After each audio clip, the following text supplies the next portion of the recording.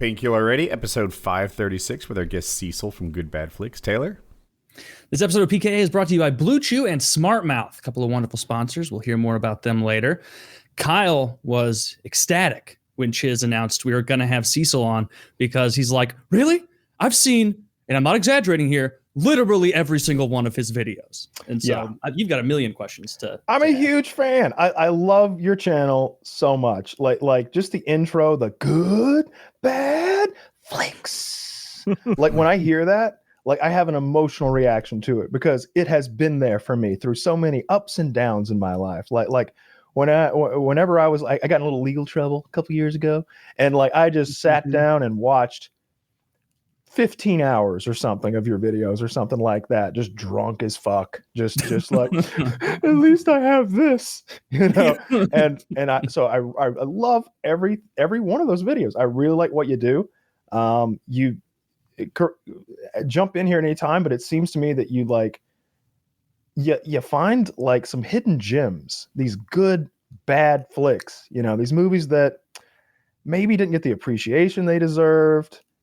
Maybe they were a little before their time or whatever, but there's a little something there to be enjoyed, and a lot of them I'm like, yeah, I remember that. Why did no one else like that movie? And I love it. I love it.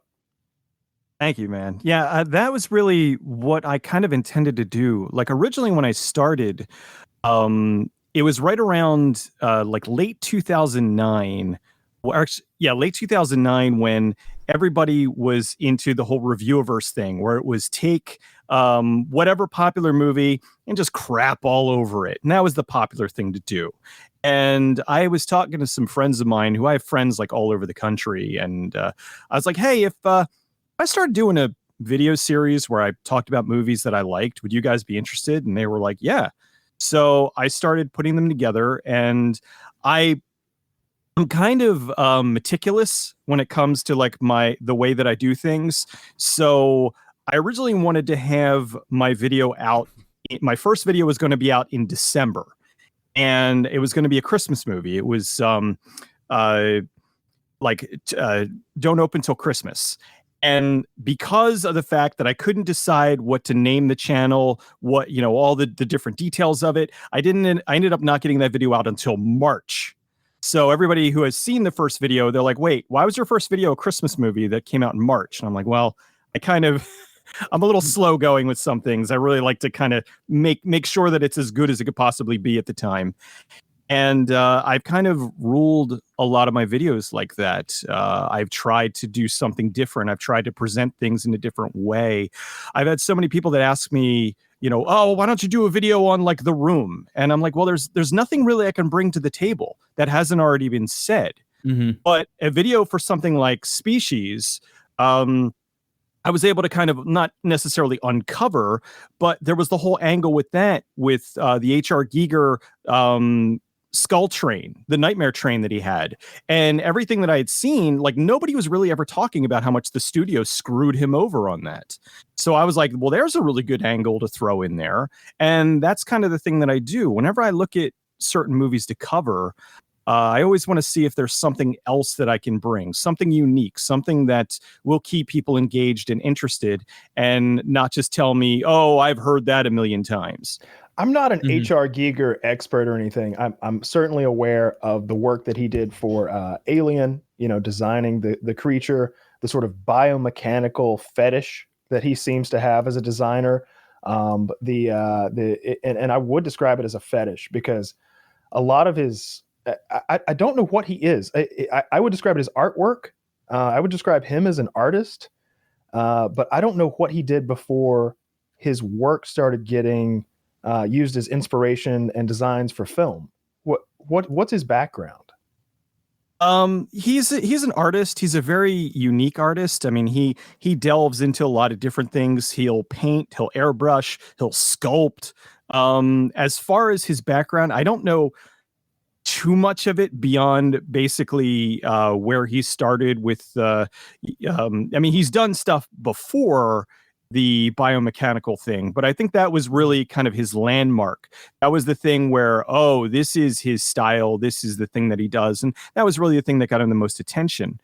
The thing with Species that really was sad was that he had designed so many things with Sil, with the alien version of Sil, where every day he would draw something and fax it over because he was still over in his home country while they were designing, they were working on the film in America, because he didn't want to leave the side of his sick mother, who she was dying at the time. So he was faxing them all these drawings and all this artwork and so many things, like you can see in the video where he had written on there, "Do not copy Alien. Do not copy Ridley Scott's Alien. Do not make this like Alien." And it seemed that the director took that as, oh, okay, let's make this just like Alien. Yeah. So a lot of the things that they changed were to make it more like Alien. And it was kind of a shame. I didn't like that they went in that direction. I don't fault the makers of that movie for steering a little bit away from Giger's design, because it's like, okay, you're a brilliant artist. You have a unique way of doing things. Your mind is something special, but we're on a budget here. We're making something for general audiences. And you want to make some sort of a woman who glows a little brighter every time she mutates more and gets angrier. And by the end, she's just a glowing piece of metal that's bioluminescent and semi-transparent. And you want to see her baby growing inside of her while she's running around murdering people. Sounds expensive. I see. And what will the vagina look like, sir? I understand you have many sketches of the vagina. No, we're saving money there. First of all, I love what Giger does. And anytime, I think you were right in your video that the studio really wanted his name attached just so they could be like, oh, at H.R. Giger designed creature. Because me as a viewer, if I see that, I'm like, all right, let's see what he fucking came up with this time. But I wouldn't want to hang out with that guy. That guy seems creepy. I bet that guy is into some weird shit.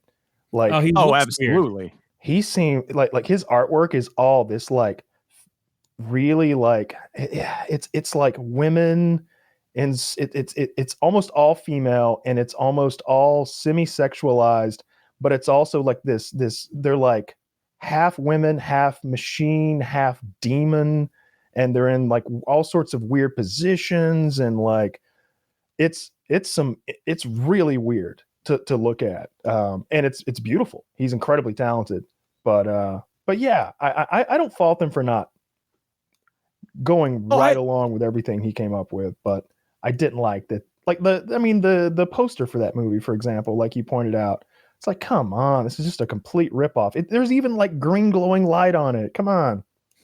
Yeah, they changed a lot of this stuff. I mean, I don't entirely blame them. Like you said, there's a lot of ideas that he was throwing out there, and they were pretty crazy. So I don't fault them for trying to steer the ship away from that. But he had a lot of really cool ideas and things that would have definitely helped to set it apart. Like, I love the movie too. I wouldn't have done a 40-minute video about it if I didn't love it. But I think that it would have kind of transcended just, oh, naked woman runs around killing people. And it might have been something a little bit special. Maybe not on the level of the original Alien, but I think it would have been something a little bit more special. And it would have been a little bit more memorable if they would have listened to him and taken some of his ideas. Because he did have some cool things where he was showing them. They were like, oh, we can't do that. And then he would do it and had them over to his house and be like, no, here's how we're going to do it. And you can do it practically. You don't need to do the CG to do this. And they were like, oh, but then they still didn't do it. So I don't entirely fault them. I mean, that's the whole thing with production and with going back and forth with producers. Sometimes it's a good thing. Sometimes it's a bad thing. For example, George Lucas wanted Han Solo to be a giant talking fish. And the producers were like, okay, look, we said you could have a giant talking dog, Chewbacca, but we're not going to have a giant talking fish with a giant talking dog. So like, you have to have some humans in here. So then they ended up, letting him make Han Solo be Harrison Ford, and the rest is geek history. So I think that's kind of along the lines of this. It's like, you have to have a little bit of back and forth with the producers, or you're either going to go too crazy or not crazy enough. Yes, we always hear about the downsides of studio meddling and how it can ruin films, and I do. You see it a lot. But I'm sure there's been plenty of examples of studio meddling that like reined in a director who was out of his fucking mind. And I think you just nailed it right there. Like the idea of, I'm picturing that movie like with Han Solo's voice coming out of a fish, but he's like a little bubbly every time he says something. Like you hear like some water bubbles or something, and I just don't think that works. No, it would have probably, I don't know if it necessarily would have ruined the movie, but I think that Han Solo would not be the beloved character that he is today. Sure. If he was a giant fish. So yeah, there are a lot of stories where I've talked to a lot of people in the industry, and I've been lucky enough to hear a lot of stories. I've also been lucky enough to hear stories that they're like, okay, I'm going to tell you this. You can't put it in the video, but I'm going to tell you this, because a lot of people are still working in the industry, and they're like, if you say this, they're going to know that it was me that told you, and it's going to hurt future jobs. And that's kind of a bummer, but it's cool that I have all this like insider information where this director was an asshole, or this husband and wife couple were filming and they were just arguing and they basically got divorced while they were making the movie, like that kind of thing. It's always funny to hear. And I do appreciate hearing that. And I like when I can just have a director or somebody who is out of the industry. Like I talked with a guy he's been out of the industry for about 15 years, and he's just like, oh yeah, I'm going to tell you all this dirt and I'm just going to crap all over everybody. And it's great because you're getting that unfiltered, like not distanced Hollywood answer. You're getting like the real story as opposed to the story that you might have heard. Are there any details you heard about someone who perhaps has now died and you can say it? Or are they all they're all still living? These got to keep it under wraps. As of currently, they're all alive. So I don't really have anything. I'm trying to think if there is something I can throw out there. Not yet. Not right. Yeah, not right. Yeah, not right now. But pretty much everybody is still alive. I have. One guy who I'll tell you one thing. I'm working on a video on A Sound of Thunder, which was a monumental bomb. But I had a feeling that the story behind it was really interesting. So I had been trying and digging, and that movie had like 12 producers, and 11 of which did not want to talk about the movie. And I finally found one guy who was, he wanted to talk about it. He wanted to tell the story. But the problem is, he only produced all the way up to them filming. So he has an amazing story all the way up to the filming. And then another company came in to finish it and he left. So I have to try to find somebody else to tell me all through the filming of it. If I can get the rest of that, it's going to be brilliant, because the story behind that movie, as far as I know, no one has ever dug it up. And I have like half of the story. Oh God, it is an absolute disaster. What is it called again? I've never even heard of it. A Sound of Thunder. Sound of Thunder. Yeah, it was a big movie that it was Ed, what's his name? Oh God, the brothers McMullen, Edward. There's a lot of people in it that you would recognize. Oh, very bad reviews. Oh God, yeah. It's an absolute mess. They went they were having major $80 million on it. Yeah. Right.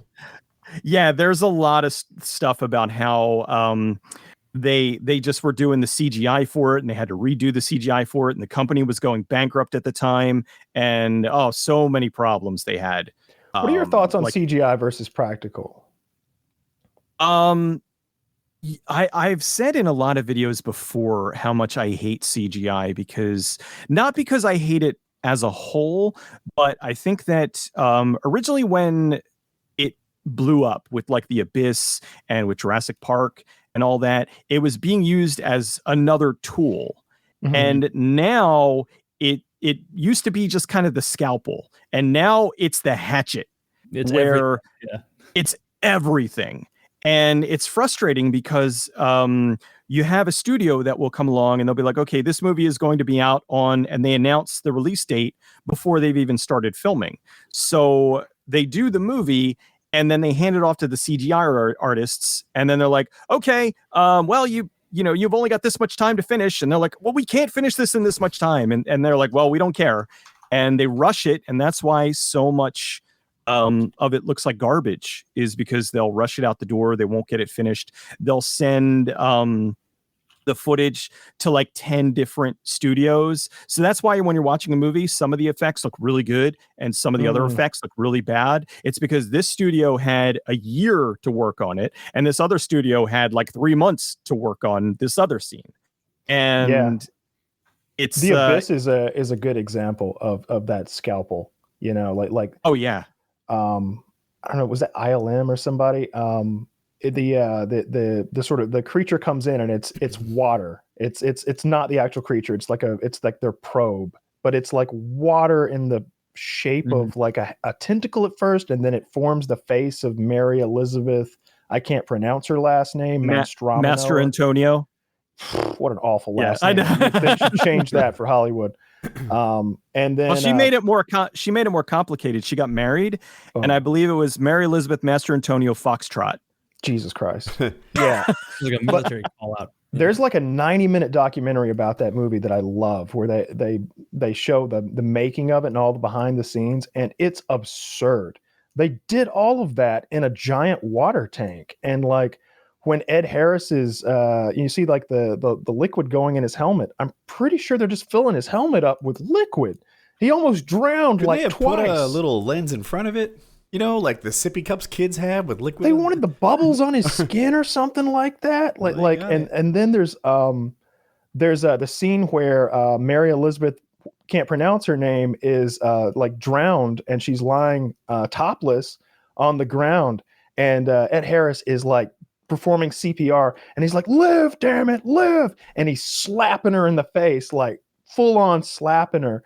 And it's I remember like there's a part where it was like, she just couldn't handle it after a while, and she just got up and ran out of the room crying. And I'm like, yeah, you've got her naked on the yeah, she's naked on the floor with Ed Harris slapping the piss out of her left and right. It looks great on camera, but still, it's like, God, she didn't care for it. We moved on. I hope they paid her well from CGI without a break, but no one talks about Wolf of Wall Street. Have you ever seen the before and after CGI on that movie? That's one I don't think I have seen. I think the whole thing with that, actually I have a buddy of mine my buddy Yoshi, who he worked for ILM. He worked on the last Star Wars movie. He's worked on a ton of different movies, and we've got into many discussions about CG where he's like, you don't know. He's like, because the thing with CG is when it's good, you have no idea. And that's the problem, is that good CGI, you don't know. Bad CGI sticks out like a sore thumb. Yeah. So that's why so many people don't like it. So I'm actually doing a video with him that's going to be out sometime, hopefully over the summer, where I'm talking about, we're taking some of the worst CGI in the past few years and dissecting them and pointing out, well, this is what they did wrong. This was what happened, and this is why it looks so bad. Are you going to go all the way back to The Hobbit to start that? Does that count as the last few years? No, we're doing like the Renesmee baby from the Twilight movies. We're doing what else are we doing? We're doing the monkeys in Indiana Jones 4. Oh, those are awful. They're so bad. What else were we doing? I would suggest the remake of The Thing.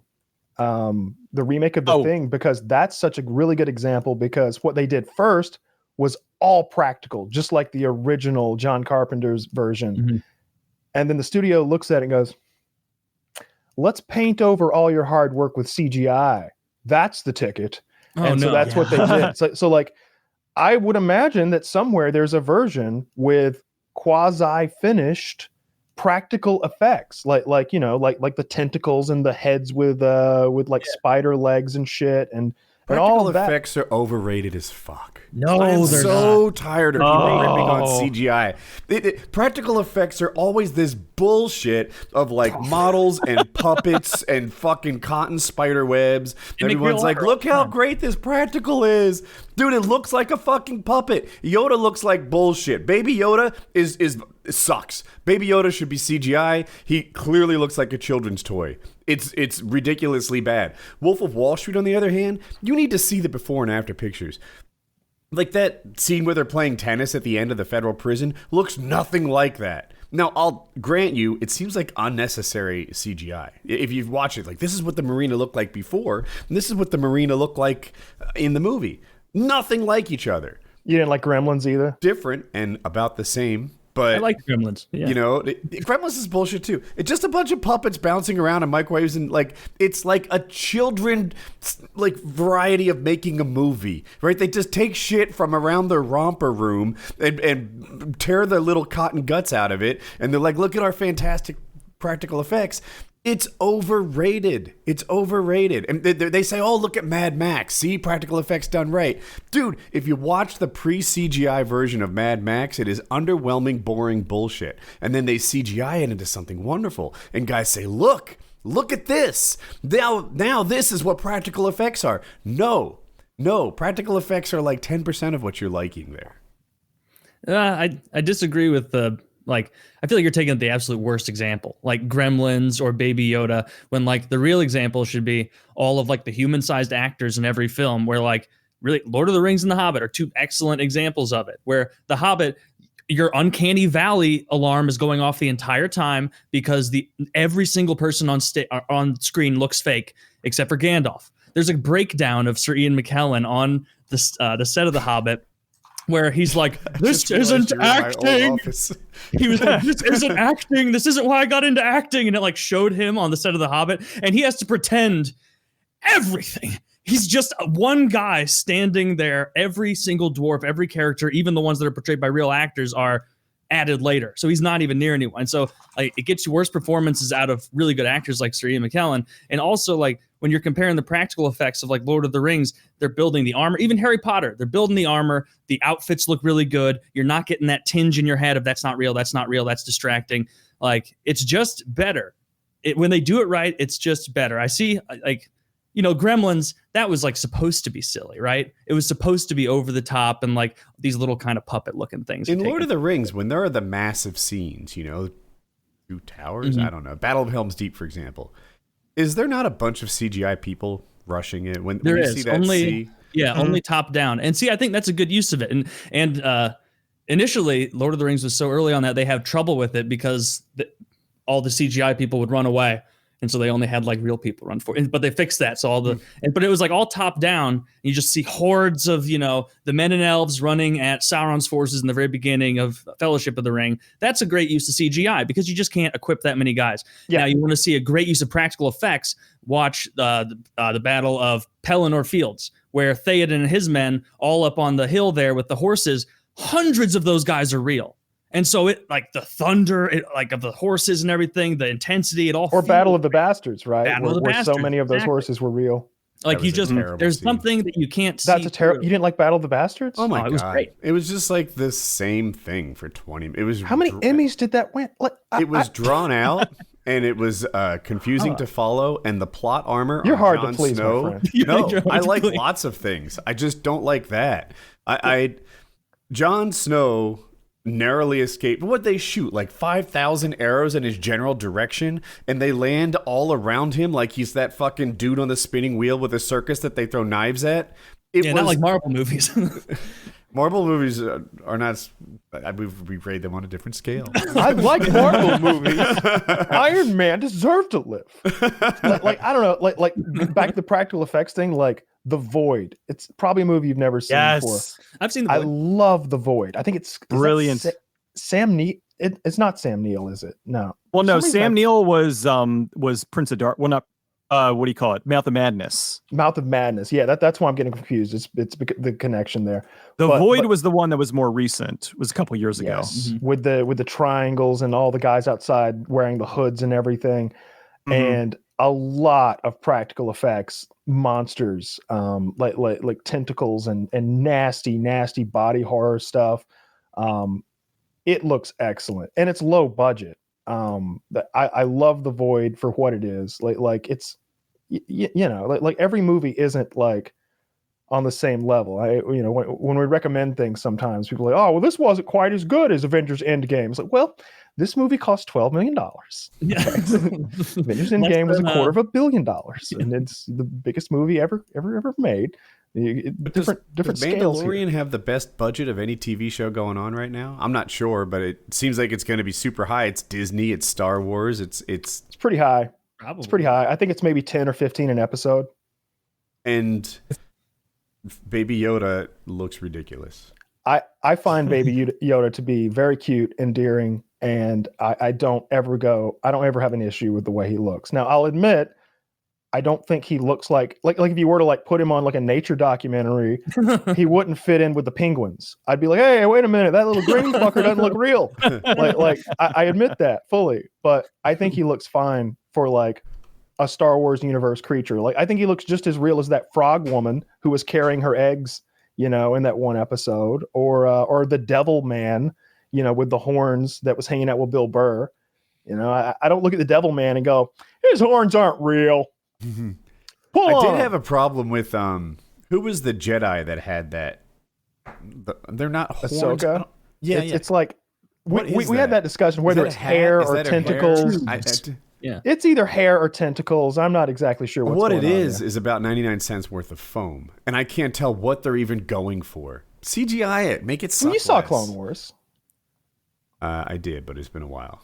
Oh, okay. Well, that she looks perfect. As far as like if you're trying to draw from Clone Wars, in the foam, like it is clearly made of 99 cents worth. It looks terrible. They should CGI it. Spider-Man's costume looks amazing. You don't even know it's not real. It's incredible, and it's more than you can even do in real life. You can't get Spider-Man to blink and use eye-based facial expressions via costume. That has to be CGI.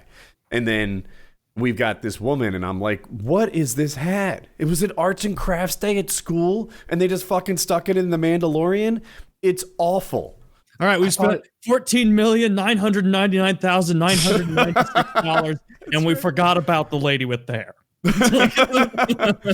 I thought it looked okay. I saw the crease you're talking about, and I was like, come on, why is there a crease in her hair tentacle thing? I'll admit that. I'm sorry, my here. No, you got get a little one over there. My son dropped in. Yeah, here, say hi. But look, hey there, little buddy. Go to bed, bud. I love you. Go to bed. Yeah, look. When practical effects are done poorly, though, it's not as bad as when CGI is done poorly. Like when CGI is bad, and you're watching like it looks like the cut scene from an Xbox OG game. When you're just like, when is this going to be over? Like in that movie Species that we were talking about to begin with, everything looks pretty good. There's a lot of practical effects where like, there's like spikes bursting out of her back, and she comes out of a cocoon at one point. And they do it all for real in camera with, lots of sex lube and trash bags and stuff. And like, it looks like a person coming out of a fucking cocoon. You're not, there's not a real person coming out of a cocoon, but it looks like it. Mm-hmm. But then there's a part where like the full CGI alien is now like widescreen, flat. Right there she is, and she's jumping around like Spider-Man or something in a cave, and it's like, this looks like shit. Is this the movie Cocoon we're talking about? This is Species. Oh, Species. This is Species. The alien movie. Aliens. Oh, 95. I was gonna say 96. Okay. I was gonna say I suspected that. I will say that practical effects that are underwhelming don't tend to look super bad 15 years later. CGI stuff that I thought was good, 15 years later, I'm like, oh my gosh, this is terrible. It looked better to me upon first viewing. Mm-hmm. Yeah, that's a good point, because like I think the best CGI we have an example of right now, as far as like full blown everything CGI is Endgame, right? From Marvel. It looks like, they spent like $300 million or something. They made that shit look as good as it can look, especially Thanos and the Hulk. The way they meld the Hulk with Mark Ruffalo's face, and they've got Ruffa-Hulk. It's good stuff. 25 years from now, we might look at that and we might feel the same way we feel now when we watch Lord of the Rings, and like the Green Ghost Army is running up, and or that scene where, and this is actually practical, where the Ents break the dam, free the river, and it's a miniature with water flowing, and that is something that you cannot do well with practical. CGI water is the best water. They mastered that with The Perfect Storm 2 decades ago. Titanic. The Perfect Storm is even better than Titanic. The Perfect Storm is outrageous. Those big waves in the darkness with the lightning flashing, and you're like, all right, that looks real. That looks 100% real. That will always look 100% real. They've just nailed it. But then when you watch them break the dam and the water rushes over Isengard and down into the cracks where the Uruk-hai are like doing their evil underground, it's like, oh, all right. Upon first viewing, I hated that scene. I was like, this is the worst. This looks terrible. It's clearly a model. It's arts and crafts day at middle school. Luckily, I liked it because I thought Treebeard was cool. Treebeard is cool. Treebeard than me. And I was 11. So. And look, if they ever decide to remaster that thing for, let's say, 8K, when 8K becomes the standard, I'd be okay if Peter Jackson was like, look, we didn't have the technology back then, but let's go ahead and slip a $50 million. It wouldn't cost that much. Like $10 million, whatever it costs to make it 50 and then add the Scourge of the Shire at the end. A little bonus content. Oh, come on. That doesn't work as far as storytelling. The Scourge of the Shire can't fit in. No, it wouldn't have made sense any other time, but just add it in now. Okay. When I read the books last year, I was like, and I got to the Scourge of the Shire, I was like, but the story's over. It's like when you're having sex, you have your orgasm, and then like, sometimes in porn, like there'll be like a dominatrix, and she'd be like, "Oh, it's not over. Yeah, how do you like this?" And the guy's like, "Oh, stop! It's too much. Stop! No!"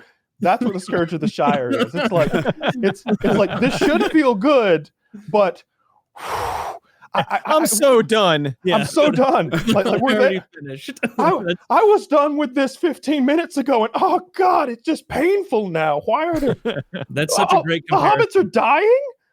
Because all it does is it leaves you off. Even watching the movie the first time in theaters, I remember like it fading away after Sam, after like the Eagles pick up Sam and Frodo from the rock, and it like fades out, and I'm like, wow, what a good ending. Like, and then it fades in and he's hanging out in Rivendell, and I'm like, okay.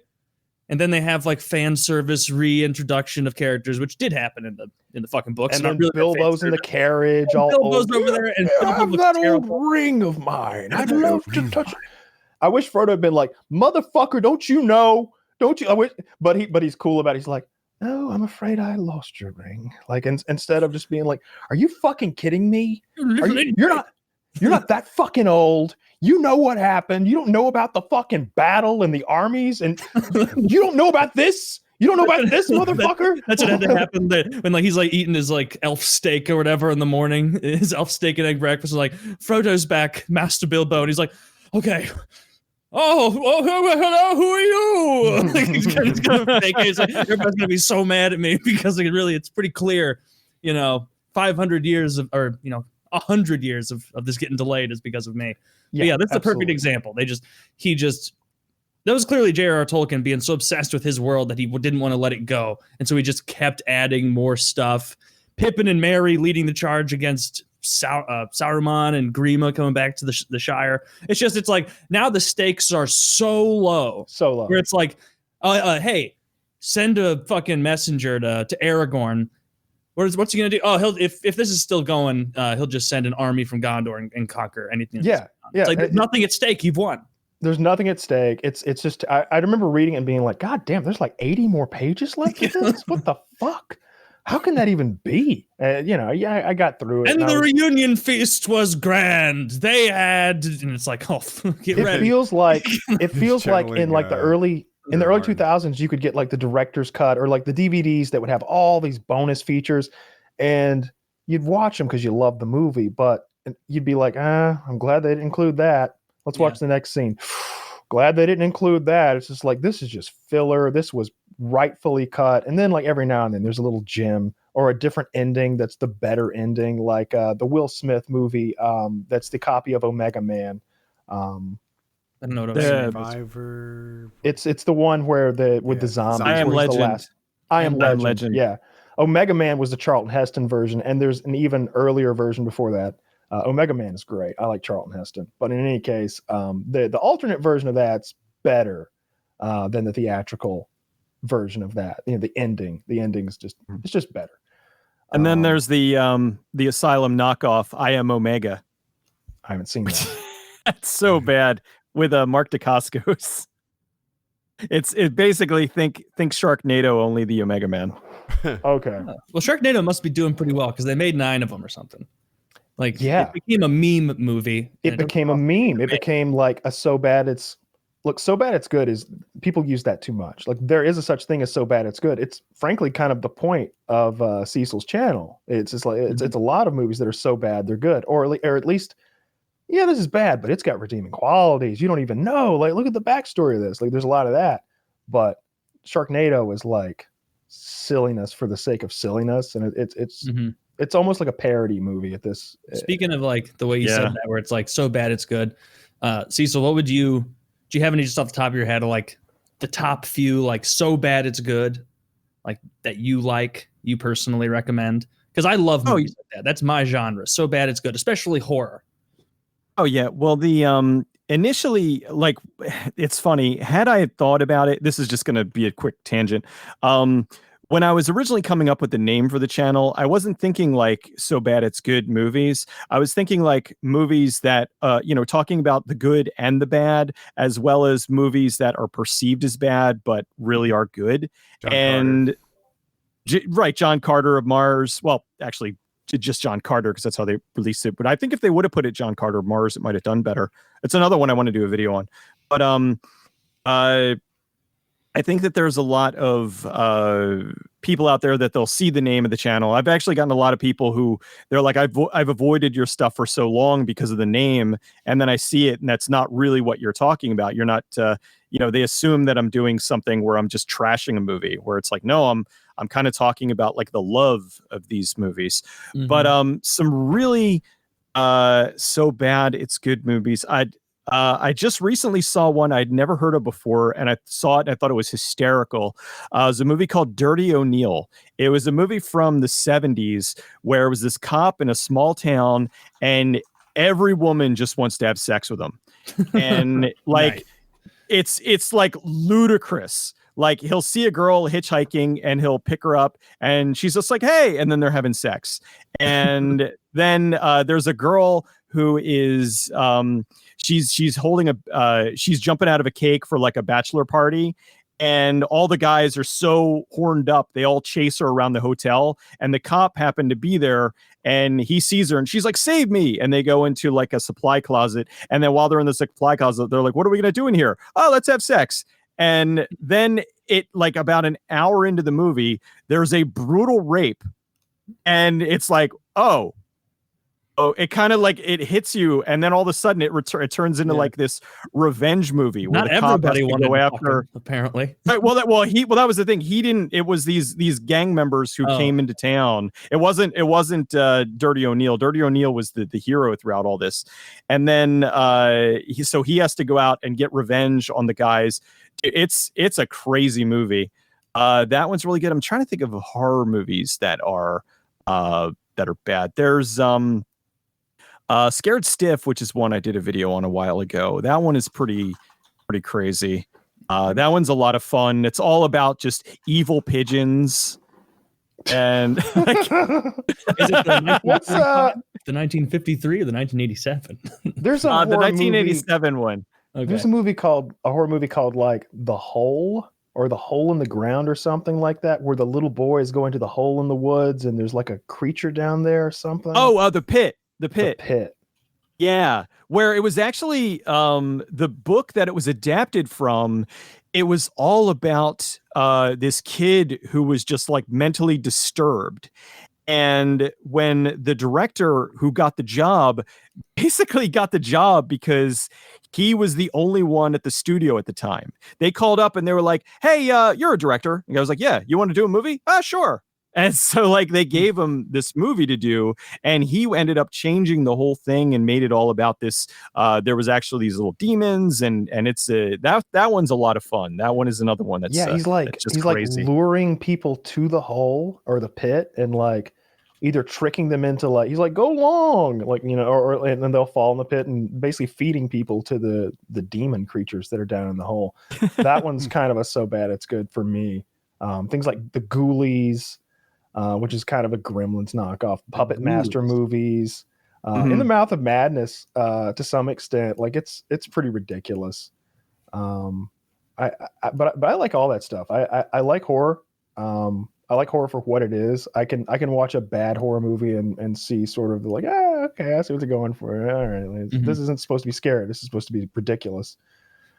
We talked about this one a while ago. I don't remember if you saw just the end scene or if you actually watched it, Kyle. The Sleepaway Camp, the 80s horror movie. Oh yeah, where the girl turns out to not be a girl. Yeah. Yeah.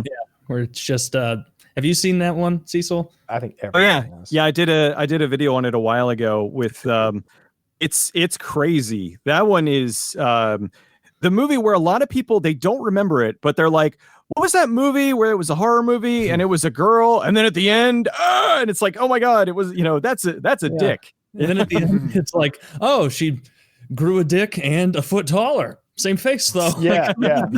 The guy, I may have heard it in your video. Like they just hired some guy to like put on a mask of the girl and just stand there like with his dick out, and he was like really embarrassed and nervous about it, so he got drunk before, so he's just like standing there like with his dick out in this movie, and maybe even they still don't know who it was. That might have been part of like the mythology of this movie. He was nervous for the easiest acting gig in history. Yeah, but his dick's out, stand there and to be fair, he's not like a super well hung guy, and this is a feature film. It's gonna be. Was this big? I mean, it's not like a blockbuster, but like it's gonna be. It's shown across the country. It played the grindhouse theaters. It played the drive-ins and stuff, and I mean, it wasn't. I don't think it really took off until like VHS. When word of mouth started spreading about it. I mean, that's when I saw it. I saw it, I think, sometime in the early 90s. And it was a kid. He was a college student, and that was really all the information that they had about him, was that he was a college student. He needed some money, and they were like, "Hey, come here, wear this mask, and just stand there naked, holding a severed head." And he got real nervous, and he got drunk, and so I'm sure somewhere on the books they have who did it, but they don't want to say, probably because nobody knows who it is, and he probably has a family now. He doesn't want to. Oh yeah, there's me naked. Yeah, that's what if the woman's head on. What if he's a famous actor now? It's like you can't let him know. That's Matthew McConaughey. It was George Clooney. Yeah, and then like Event Horizon is one of my all-time favorites. Like when people ask for that's the Sam Neill one, right? It is the Sam Neill one, and Lawrence Fishburne. When people ask for like movie recommendations and they've seen like, I don't know, the canon, you're not going to be like, have you seen The Godfather? They've seen The Godfather. They've seen The Shining. You can't just go with like your top 25, top 100 even. It's like, have you seen Event Horizon? It's like that's one of my favorite, like kind of fell between the cracks. It's not a fucking masterpiece, but it's a good movie and it's fun. And it scared the shit out of me as a kid. It holds your attention the whole time. And I need to rewatch Event Horizon again. But that's one of the videos I watched of yours before we had you on. It was focused on Pandorum, but you were talking about all like the comparisons between Pandorum and Event Horizon, and like I don't know, like I'm probably just so impressionable. I was watching you talk about it. You're like, and a lot of people remember not liking Pandorum, and I'm like, I don't remember liking it that much. And then he's like, but they're wrong. It was actually pretty good. And I'm like, yeah, I guess it was pretty good. I loved it. I love Pandorum. And they are sister Cecil's films. A Jedi. They're so much like, I love. I'm not. It's one of those movies with a like Shyamalan like twist at the end, right? Like that twist at the end catches you so off guard. And I guess if you really pay attention, like maybe you pick up the pieces along the way. But you're still not going to get the full twist, no matter how attentive you are, like going through the film.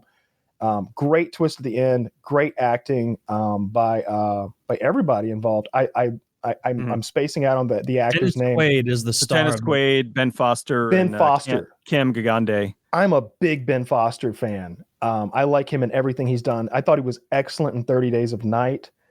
He reminds me of like a lesser known Walter Goggins, that he's just this character actor that when he shows up, he does he was in 3:10 to Yuma. He's excellent in that too.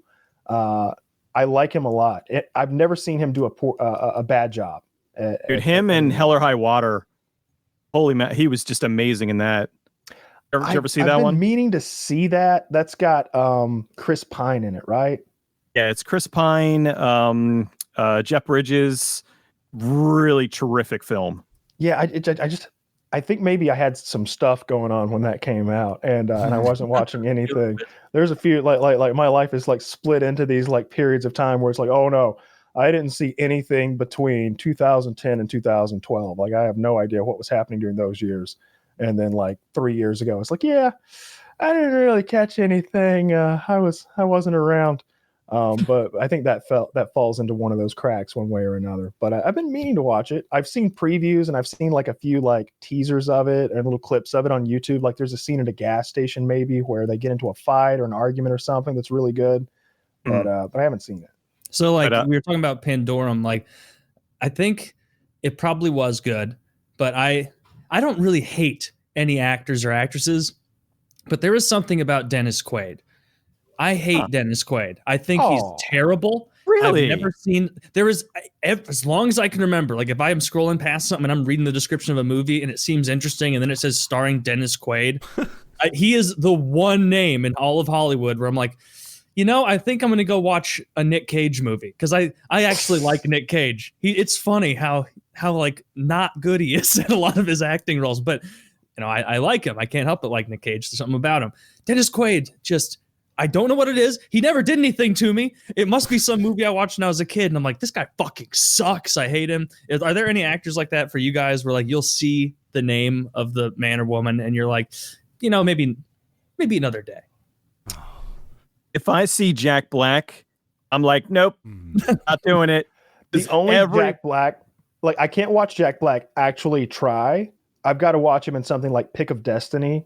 Where he's just like sort of playing himself in his own like thing, but when I can't watch something like School of Rock. Oh, I thought School of Rock was good. I thought School of Rock was good, and I think he played himself in School of Rock. So I'm not following really. Like to me, he's just got the one character really. He plays Jack Black in every movie. He plays Jack Black in every movie. I will say, I watched the Jumanji: Welcome to the Jungle. And I enjoyed that way more than I expected. Same. And he was kind of not Jack. That's one of the few movies where he was not Jack Black. But every other movie, he's always, oh, I'm crazy guy. I'm going to raise my eyebrow. Ooh, aren't I funny? And I'm just like, no, you're not funny. That's what Will Ferrell did to me. I loved Will Ferrell. I thought he was the greatest thing. And then second movie, it's like, yeah, still like him. Third movie, I'm like, so this is the whole range, huh? He's just gonna be Will Ferrell in every movie, okay? Yeah. Oh, are you surprised that this situation you're in is awkward, huh? Yeah. That's how I feel about Jim Carrey. On my couch the other day, speaking of Will Ferrell, and I was just sitting there on my laptop, and I was like, not paying full attention, not even half attention, but I'm like scrolling on Netflix or something, and I see like a movie. It's got Will Ferrell and Julia Louis-Dreyfus, so Elaine from Seinfeld, and I'm like, I like Elaine a lot, and I like Will Ferrell all right, from what I remember. Let's put this on. Oh, it's a movie about, and his description was like a wacky adventure on a ski trip, brings uproarious laughter, and I'm like, okay. Ooh. And like as I'm sitting down like working, like it's maybe like 20 minutes in, like I'm glancing up, and it's like, no laughs yet, and then like they're all sitting out. Like having they're married and then they have their two kids there. They're like on their ski vacation and they're sitting out on like, if you've ever been skiing, they have those little like mountainside diners where you can stop in and get like hot cocoa or a beer or a pizza.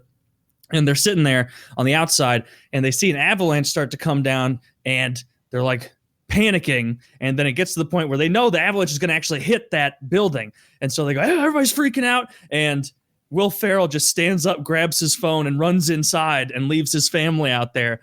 And like I was like, oh, that's kind of funny. But apparently that wasn't the joke at all. The entire rest of the movie is like couples counseling of like Julia Louis-Dreyfus like going around like trying to have fun and her being like, you abandoned us and our children. How am I supposed to ever trust you? And I'm like, this is like stressing me out because I'm just watching people in a bad relationship. The kids are stressed out. They don't respect the dad anymore, but they're also resenting the mom for driving them apart. And it's like, not only am I not getting as much done as I should, but I'm not enjoying this. Yeah, I like some Will Ferrell stuff. I really like Step Brothers. I honestly like Ricky Bobby. Talladega Nights. Yeah. Elf is good. I think everybody likes Elf. You know, it's one of those classic Christmas movies at this point. And the one I like when actors like him and Jim Carrey do serious stuff. And his borderline serious movie that I saw that I enjoyed was Stranger Than Fiction. Yes. Where he's got the inner monologue going and it's like he doesn't understand like what's going on. It's like narrating his life and he's going a little batshit crazy from it. That's interesting. And then with Jim Carrey, the Number 23 is pretty good. The Truman Show, he kind of plays it straight. You know, it's more of a drama. I would that say was a really very much sad plays movie. it straight. Yeah. And then Man on the Moon. Man on the Moon, what's the real person's name who was on Andy SNL? Kaufman. The Andy Kaufman story. Oh. That's his finest performance. Like him as Andy Kaufman. I think some people will be turned off because it's so wacky, but what you've got to keep in mind is it's a fifth as wacky as Andy Kaufman actually fucking was. Oh yeah. He played Andy Kaufman in a movie. I want to watch that. Man on the Moon, dude. Andy Kaufman was hilarious. You know his like shtick where he used to get up there and he'll be like, "I will out wrestle any woman in the audience." That's a huge part of the movie. Like him and Jerry the King Lawler. Like that's a huge part of Man on the Moon, the movie, and it tells like his real life story.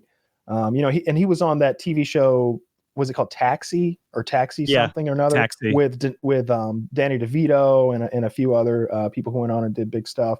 Kaufman was, I don't know. He's if you don't know who Andy Kaufman is, just watch some clips. He was a very unique kind of comedian. I don't know. He's his own kind of man. Very unique human being. A showman.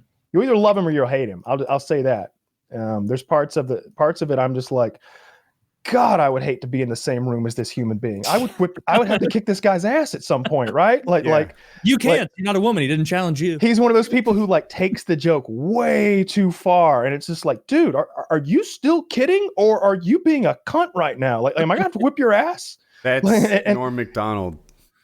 Oh, I love Norm Macdonald. I love Norm. He does this thing Norm is a piss. where he takes a joke that should be short to medium and makes it extra long until everyone is like frustrated and unhappy that this joke is super. Dude, it's one joke. He just keeps doing it again and again. And I'm like, bro, like, all right, like the first time I heard it, maybe kind of funny. I kind of admire how you don't seem to feel pressure to advance your story. But at some point, this is just bad comedy. I love him. I loved when he was on Weekend Update, and he's got that one bit. There's the bit about women or whatever, and I don't remember the whole thing, but there's this one part where like it's this real sexist bit, and the audience kind of boos a little bit, and he's like, "Oh, and just so you know, that joke was written by a woman," and the audience is like, "Oh, okay, we get it now. That was kind of funny after all." And he's like, "Yeah, how do you feel now?" And he's like, "Just kidding. We don't hire women here. They're not funny." And then they're just like, "Oh, boo again.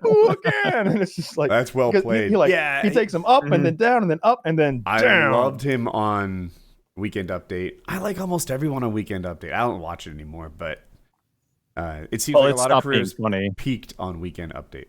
He was merciless with OJ when like people didn't. I don't remember what the case was, but there was some sort of bullshit where like someone at NBC was like an OJ supporter or something like that, one of the higher ups at NBC, and they were putting the pressure on like on the makers of SNL. They were like, "Hey, tell that Norm Macdonald guy to lay the fuck off OJ. All right, he's national treasure. All right, he probably didn't cut those people's heads off. Like tell him to lay off," because every week Norm is just Turns out O.J. Simpson cuts people's fucking heads off. Yeah, it's a thing. and just every week, and they fired him because of that, because he was just like, no, fuck you. O.J. Simpson cuts people's fucking heads off. I'm gonna pick on him on my show. And they fired him. They fired him for that. Yeah, I didn't know that's why he left. he was unrelenting with his OJ bits. He's Wow. unrelenting. It seems like such a weird line to draw. Yeah, that's what I was gonna say. You wouldn't think like that would be the hill that he dies on. Not that it's a bad hill to die on. I don't know. Like, you know what? I'm gonna take a stand. I'm against violent rapists and pedophiles. How brave of me, right? You know, you'll get banned on Reddit for that kind of attitude. I want to talk about that. Maybe not now, but yeah, we'll shift to that in a little bit. And anybody who wants to see that, it's just click this link right here. Right here. So I wonder if there's nothing there. We're not that hands-on. You might overestimate the production quality of the show. We're going to bed after this. So something that we mentioned previous to the show, and I wanted to save for it, was Cecil, you were like, Spielberg sucks. Like, Spielberg. That was me. I said that. You said Spielberg sucks. And then I think, Cecil, I don't want to put words in your mouth. You said, he is really overrated. Something to that effect. I was interested in your take on him. Well, it's not so much that he's overrated. I think he made some amazing films, but he achieved a point where I really feel like I don't know necessarily if he doesn't care anymore, but I think that the Spielberg that we got in the 70s and 80s that made some incredible films is just not there anymore. Like, after I saw Ready Player One, which I had said was because every year I do a best worst of the year, and I had said that was the worst film of 2018, I think, or 2019, whatever. And I had basically poured it down to that movie was everything that's currently wrong with Hollywood in one movie. There was just way too much CGI. Everything looked fake. Everything was just hyped up to 11. It was references, which I understand was what the book was, but it was just everything was a reference, and it was just tiresome. And I was just irritated that I'm like, I know that this guy can make really amazing films. Why isn't he making? Why isn't he still making amazing films? He hasn't made a good movie in a garbage. Decade. He hasn't made a good movie in a decade. I can't even remember the last good movie that he made. I've actually got his filmography. Actually look it up. I've got his filmography pulled up because I wanted to be fair with this. And as I look over it, I'm going to draw back a little bit with what I said before. So my biggest problem with him is it seems like he's so obsessed with the childhood aspect of what's going on in a story. Like so many of his stories seem to be told from the viewpoint of a child, or I don't know. He just sort of he fucking pushes children into the fucking story. But I've got a few of his entire filmography here. So Jaws, obviously 1975. I'm a huge fan. It's in my top 25 all time. It's amazing. Close Encounters of the Third Kind. It's very slow, but I love it. It's a childhood favorite of mine. Raiders, I love it as well. I like all the Indiana Jones movies. They hold up. Say what well. you want. I've seen them recently. They still enjoy them. They're wonderful. And like lots of good, to be fair, practical effects when they're on those tanks and stuff. It's great. The fight scenes with Indiana when he's like fighting the big fucking Nazi guy and he like knocks him into the propeller, or when he's got like the stomach flu. So he was like, look, Spielberg, I can't film that in-depth fight scene. And Spielberg's like, you know what would be great? What if what if the guy comes out with the big sword, does this big flourishing thing, goes, and you just pull out your revolver and shoot him right there in the street. And it's like, yes! Oh, that's so brilliant. Like when that happens, it's such a great moment. Love the Indiana Jones films, all three of them, because they never made a fourth. It didn't happen. E.T. the Extraterrestrial. It came out in 82. I was born in 86. By the time I was old enough to watch it, it was corny to me. At 8, I was like, I don't even like Reese's Pieces. Get the fuck out of here. It could be that it just landed on the right age for me personally. I think the Back to the Futures were incredible. That's where I was headed. The Back to the Future. I'm like, why isn't Kyle Back to the Future? That's like his number one. But it might just be I was the right age for it. Mm-hmm. When did those come out? 85. Like mid-80s? First one. 85. Okay. The Color Purple. is a fucking masterpiece. What's that about? It sounds familiar. That's the one with Whoopi Goldberg and Danny Glover. I've only seen it once. It's a but slave I just racism thing. Yeah, right? I was blown away. It's like Whoopi Goldberg living this horrible life at the hands of Danny Glover. That was a good one. It's rough. Empire of the Sun is a perfect example of what I was saying, where like I don't care about this little kid in Japan. There's a bigger world out here there's a World War II drama to be had, and you're focusing on the kid. I didn't care. It's like a British boy in like Japan during World War II or something like that. I've only seen it the once, and I didn't care for it because of everything I just said. Honestly, Hook. I've got all these movies pulled up here. Hook was great when I was a kid. I liked Hook a lot. I rewatched Hook was great when I was a kid. Times. Hook Love that is shit. Robin literally Williams? the worst movie he's ever made, according to Rotten Tomatoes. Okay. I mean, one time I agree that's with fair. Rotten Tomatoes. I don't like it either. Then he made Schindler's List and Jurassic Park in 1993. That was a big year for him.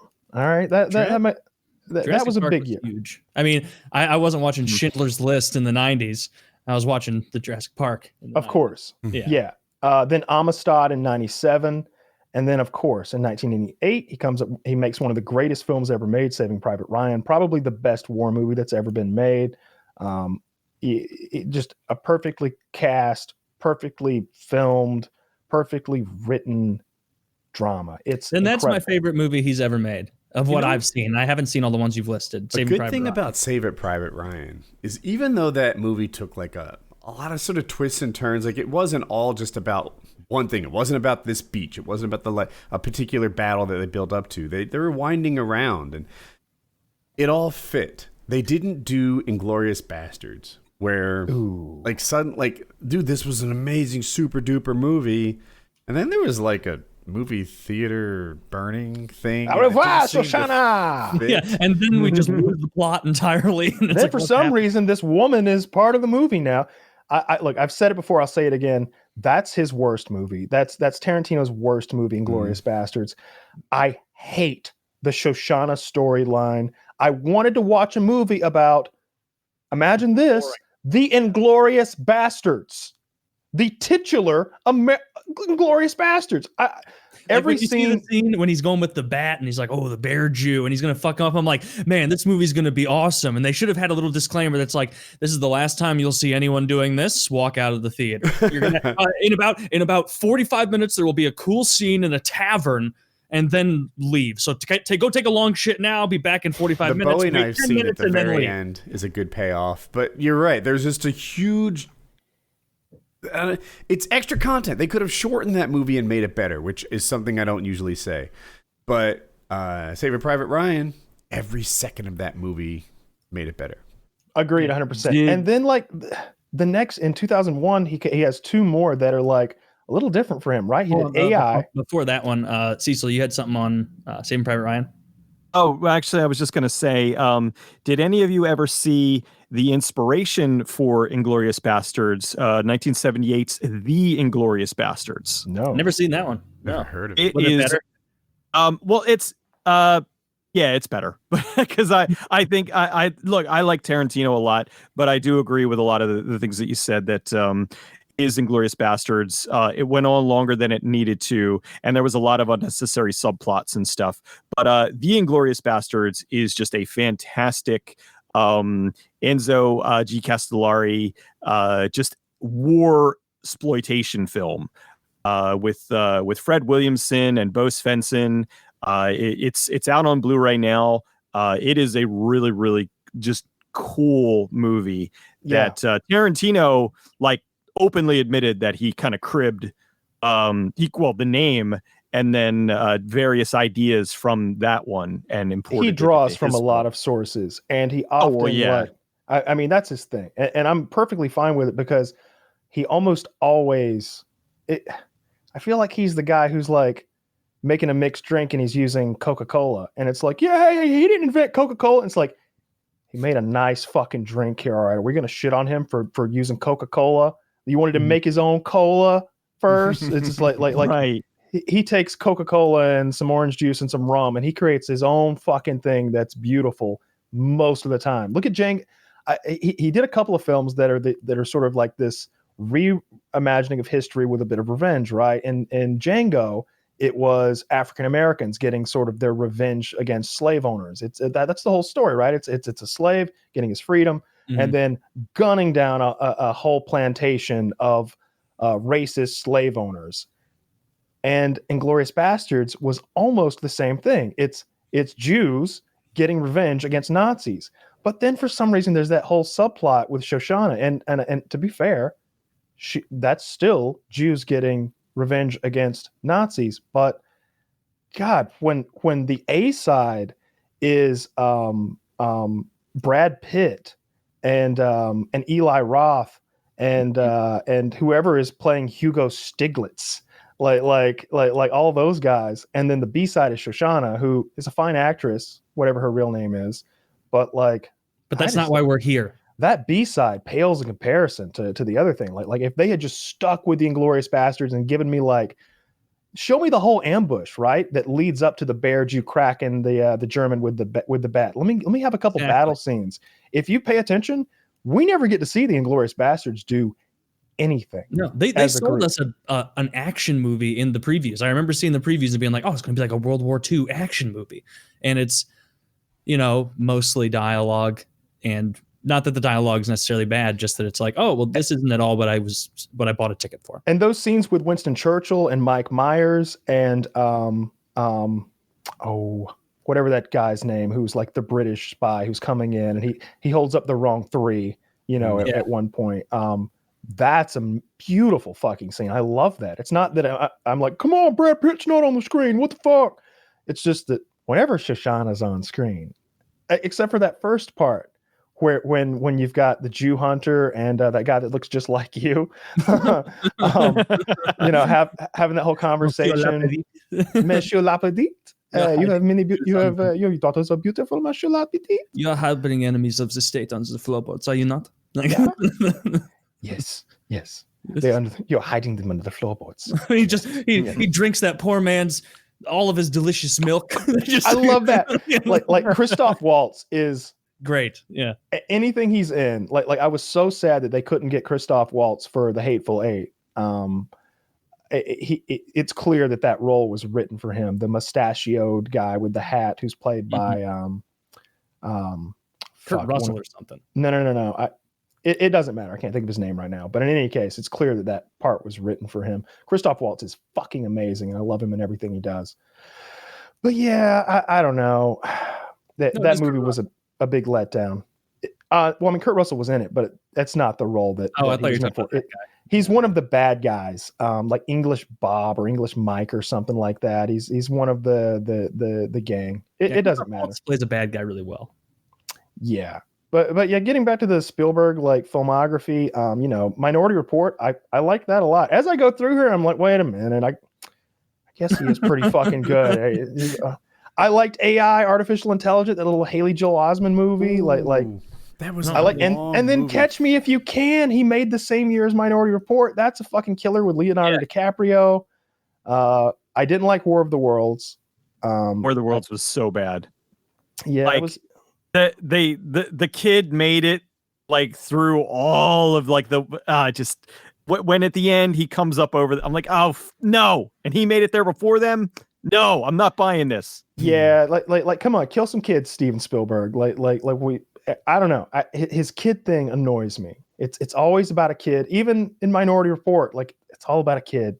It's all about Tom Cruise, and how fucked up he is because his kid has been murdered and everything like that. It's always about kids. Well, Jurassic Park was almost ruined by those kids. No, he changed ET with the they had shotguns and all that. And they changed it to walkie-talkies and everything because you can't have guns around children. Do you think what it comes down to a little too upset over that? Spielberg's too soft. Yeah, that's what it really was the comes same down to. movie within out the guns. That didn't bug me. The Han Solo shooting first, that was actually a character development issue for me. Is this guy the sort that does this or that? At the end of a recent Superman, I get their names mixed up, but he killed General Zod. Thank you. Yeah, so he killed General Zod, and people are like, "Oh my gosh, Superman murdered him." And it's like, yeah, he did. If they changed it to where he didn't, that'd be a substantial change in this guy that we're watching. He'd be a different person. Han Solo shooting first or not, we're meant to learn that this guy has flexible morality. Can you fill me in? What does that mean, Han Solo shooting first? All right, so there's this scene where Han Solo is sitting in a space bar, and this guy comes up, an alien, and sits down with him, and they're having a little discussion. And I don't remember the particulars, but it's something like Han owes this guy some money. There's some kind of a disagreement business-wise, and it's gonna come to blows or worse. It's escalating, and Han is gonna lean back all casual, and he kind of does this thing where he just shoots the guy under the table and kills him right there, and he shoots first, and it's become a meme because they went back and re-edited it so that the alien pulls his gun out and shoots, misses, and then Han responds. It's one of those things like I might have the good guy this wrong, draws but second. I think I'm right. He misses. Han Solo dodges a laser.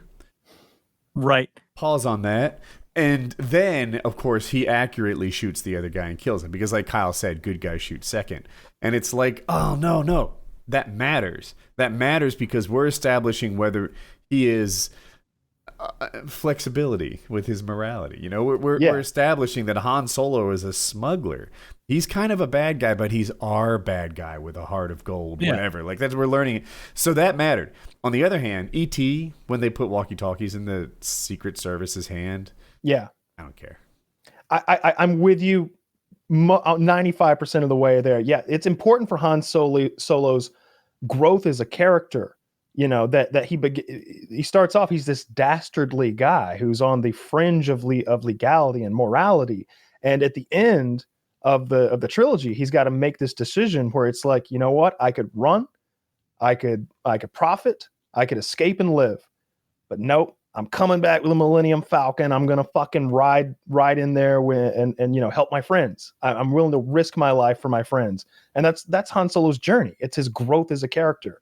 It's important that he starts if he starts off as fucking white hat wearing, hero type who shoots second, where does he have to go What's the from arc here? What's the arc? Yeah. There's a funny thing with Greedo was the character that was going to shoot Han Solo, and when they changed it to where Greedo shot first and then Han Solo reacted and shot him, they actually changed here's my nerd hat going on in the Star Wars RPG. If you wanted to make a Rhodian character, they had a negative whenever you were shooting at point blank range. So it was kind of funny where it was like, okay, this guy, essentially they explained it away that he sucks at point blank range, which is why he completely misses Han Solo. Because if you watch the whatever remastered edition of Star Wars, he misses him by it looks so awful.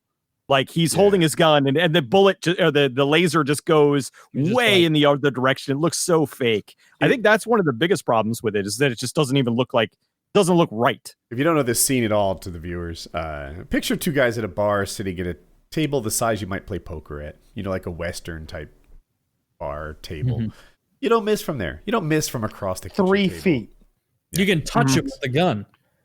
He could have touched him with the gun. Well, he's not very good at point blank range, Taylor. You know how challenging that can be. Yeah, well, you don't understand. His species has segmented eyes, and at close range, you have to understand, he's seeing 18 different Han Solos. He hit the one he was looking at.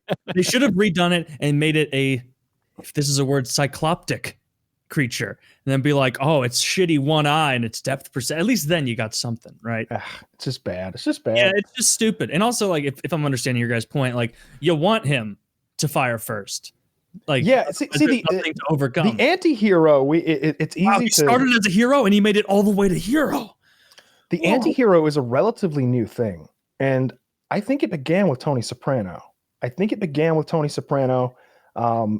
that scene in the 4th episode, I think, called College, when he kills that rat and he strangles that rat to death with a wire while his daughter's at college and murders him like it's cold-blooded murder. Like the guy's even like, hey, like giving him plenty of good reasons to like spare him. He's like, I'm sorry for what I did. I could have killed you last night, but I didn't. And that was a lie. He didn't shoot because there were witnesses, but you were with your daughter. And I said, this guy's with his daughter. There's no reason to do this. But it's a believable lie. And Tony's like, fuck you, you rat. And he strangles him to death right there and fucking kills him with his bare hands. And it, like, for that time period, in 1999, it's like, whoa, our hero, our protagonist just murdered a guy in cold blood with his bare hands. Without that, you don't get a Walter White. You don't get the guy from Mad Men. You don't get any of these great anti-heroes that we have that we all love now. Like Don even Draper. Characters like Don Draper. Thank you. Yeah. Just real piece of shit, real morally corrupt, terrible human being. And even like something like what's the superhero movie where what's his name is just a total shitbag? Deadpool. I don't even think you get a Deadpool if you haven't already set this scene that like, yeah, people love this shit. People like a bad guy who does bad things and is still likable. Tony Soprano started all of that. He was the first anti-hero that was like mainstream right there and beloved. And that's a great like scene you're talking about where when he's driving back and Meadow's like, why do you have mud on your shoes? Why do you have like why is your hand bleeding? He's like, there were puddles. Stop it with all the questions, Meadow. I work in waste management. The mafia. He's just driving, just looking forward, knowing the question's been asked. And then like they have to figure out like AJ is like, man, everybody thinks I'm awesome at school because they won't fight me in the baseball yard. And everybody's like, what are you retarded? Yeah. It's because you're your dad's son. He's like, my dad collects trash. And they're like, you're an idiot. Meadow's like, do you know any other garbage men who live in houses like this? He's like, Uncle Jackie. Yeah, and why do we call him our uncle when he's not even related to us? It's because he's part of Dad's other family. Yeah. It's like, I don't get it. AJ's just so retarded. Meadows off like an NYU and going to like scholarship. I like that Meadow to was Berkeley. smart. I love that Meadow was smart. Yeah, AJ sucked. AJ's I wish AJ had been killed in the show. I think that would have been a cool like because by the end it's like, oh my god, he's got that stupid goatee and he's got that Dominican girlfriend. That's AJ just a piece should of have shit. been the varsity athlete his father never was, and like played through that. He didn't have the makings of a varsity athlete. He didn't. That's a lie. So I watched a whole 45-minute video today about the hypocrisy of Junior saying that. They're like, in reality, Junior Soprano is the one who never had the makings of a varsity athlete. He's the older brother, but he's always second fiddle to his brother Johnny. Johnny excelled at this, at that. He had the most beautiful woman. Junior was described as a creep hanging outside her apartment, fawning over her, telling Johnny's wife on him for cheating on her. Junior is the one who like is surpassed by his younger brother and then by his nephew. He's the one who's physically weak. Mm-hmm. Meanwhile, Tony is the big hulking guy who used to be able to lift 300 pounds over his head. The guy who was a varsity athlete in football. And Junior's like, you didn't play college ball. Mm-hmm. It's just like teams, yeah. Those guys at Seton Hall were 7 feet, some of them. You thought I was going to be a varsity college athlete? Like, what are you talking about? Like, and that gets under his skin so much. He's like, oh yeah, Melfi about it. Says it on the makings of a varsity athlete. Where the fuck does he get off? It's very hurtful to me as a kid. He said to all my girl cousins.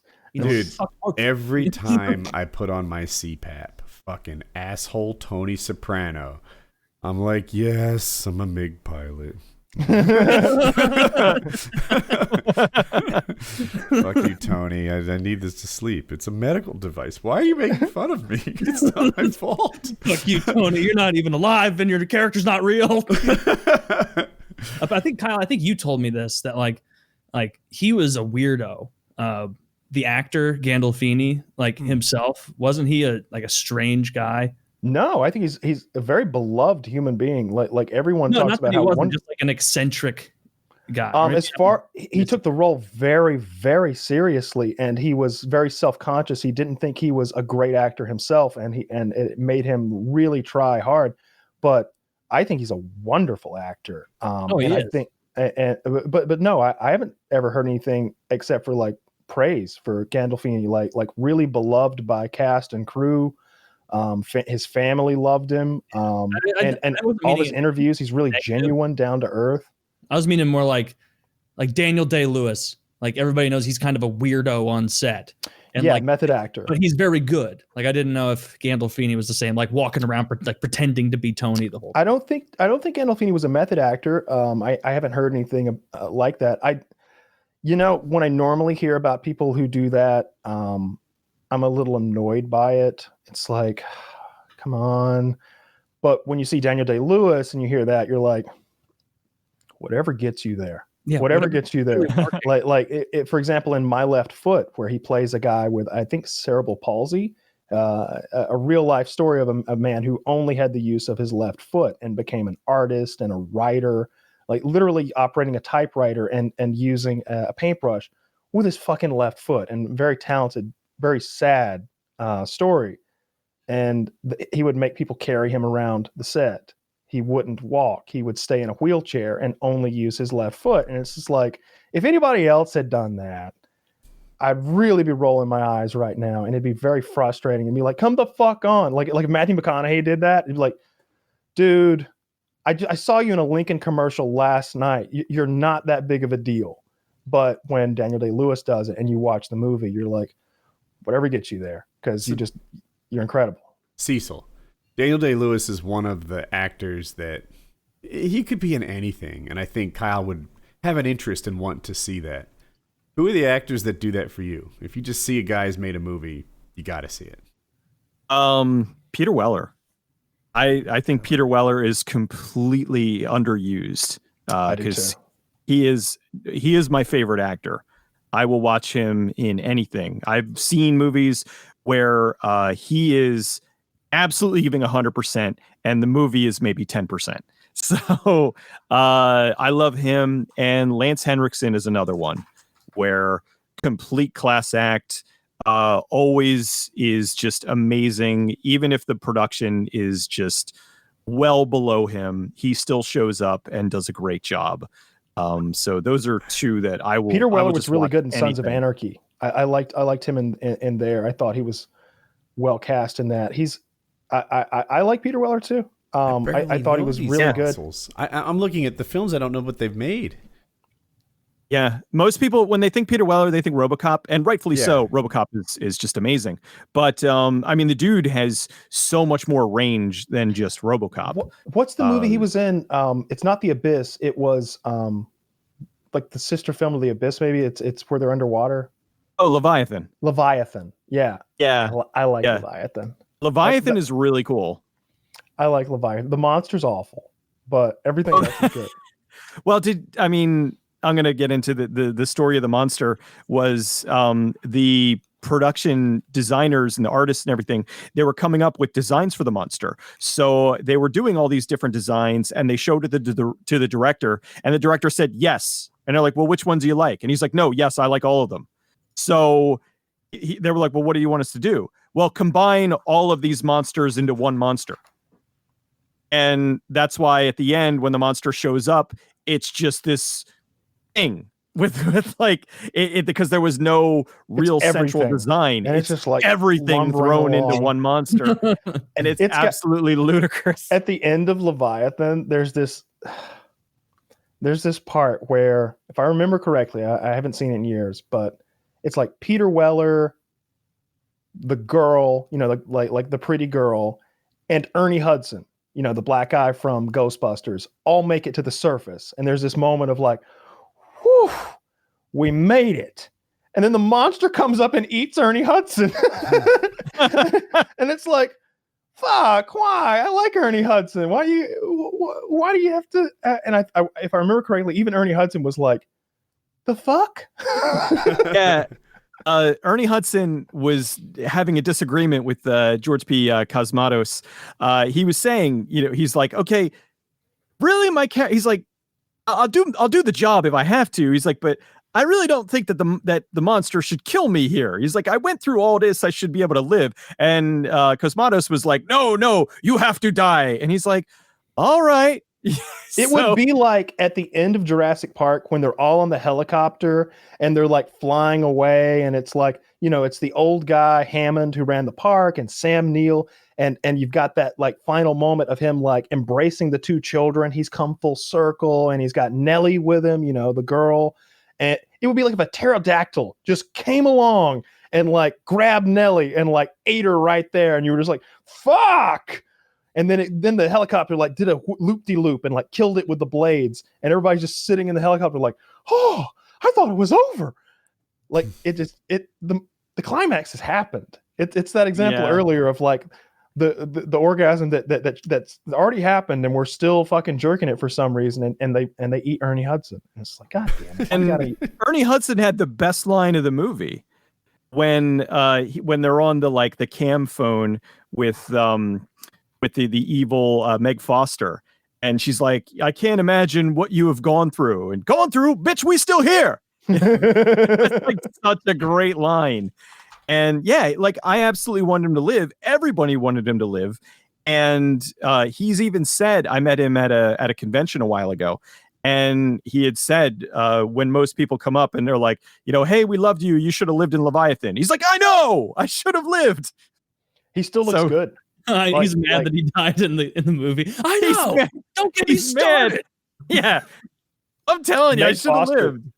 Meg Foster, by the way, has one of the most interesting looks of any actress of all time. Her eyes are so piercingly blue. They're unnaturally blue. Like they should have had her cast in Dune, the old Frank Herbert's Dune. Like oh my god, yeah, so blue. They're so. It wouldn't have had to do the contacts. Yeah, you don't even need the CGI contacts or whatever they did to like map blue onto everybody's eyes or whatever. It looks kind of bad. It does look bad.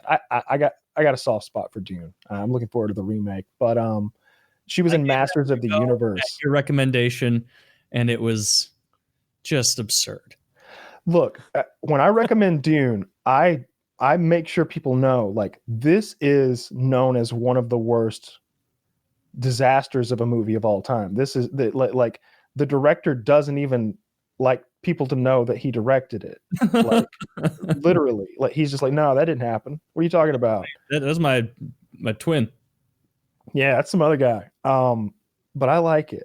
I like it, and I can't explain why I like it. I guess I just like the story, and maybe I fill in the blanks of badness. You know, like I like Sting in it, wearing his fucking like all ripped and like oiled up, wearing that like cod piece or whatever he's wearing, that space mankini. Like I like the knife fight. I like Patrick Stewart. Wait, that's one with the guy who like has all he like floats around. Yeah, the pus face. Baron von Gross guy. I can't recall exactly. Yeah. I hate when he's on screen. He's so gross. He's just so nasty. Like he's like spitting in like his underling's mouth, and they're like, "Oh, he's got like a master." Yeah, he's got like that twink boy slave with like the heart plug that he pulls out. You know, like just a real nasty group of people. It's and then his son. It was too reminiscent of the Willy Wonka scene when that lady or that girl like does all the the blueberry stuff, and she's floating or whatever. Yeah, you're absolutely right. When he's like puffed up and he's levitating around, like it's just like the blueberry girl scene from Willy Wonka. Yeah, I never considered that. It's sinister. You like this is not an original take at all, but I'm sure you guys agreed when you were kids watching Willy Wonka. That tunnel scene scared the shit out of me. I remember knowing that it was coming up, and I would look away when I was a little kid. And then once like, you know, what's the song they're playing with like the disjointed graphics and everything, and it gets faster and faster, and yeah, it's very unsettling. That's a bizarre movie. Gene Wilder's a fucking treasure. I think he might still be alive, or maybe he just died a couple years ago. He died not too long ago. Yeah. Love Gene Wilder. My favorite Gene Wilder movie is what's the Western? God damn it. The Western, directed by who? It's fuck. I can't. I'm blanking here too. It's The Blazing Saddles. He rode a blazing saddle. Oh God, He yeah. wore a shining star. Oh, Yeah. that's so fucking good. pretty fun- Everyone should watch The- Blazing Saddles.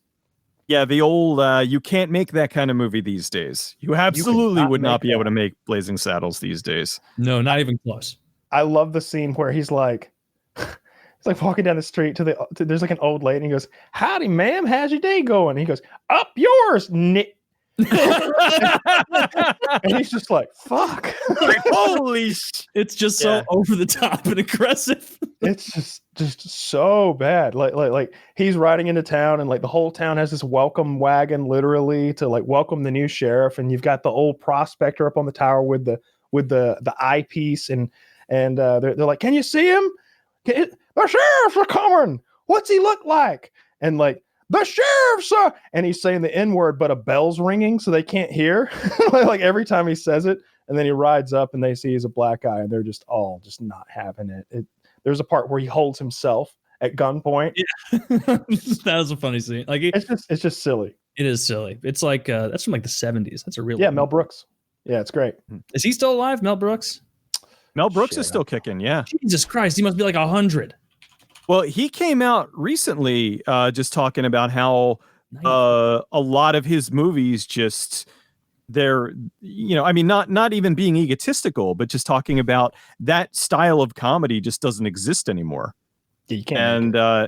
And it's brutal because you go back and you watch them and they're still like genuinely funny. I mean, I love Blazing Saddles, but I don't know. I think I know I'm probably in the minority on this, but I've always been partial to History of the World Part 1.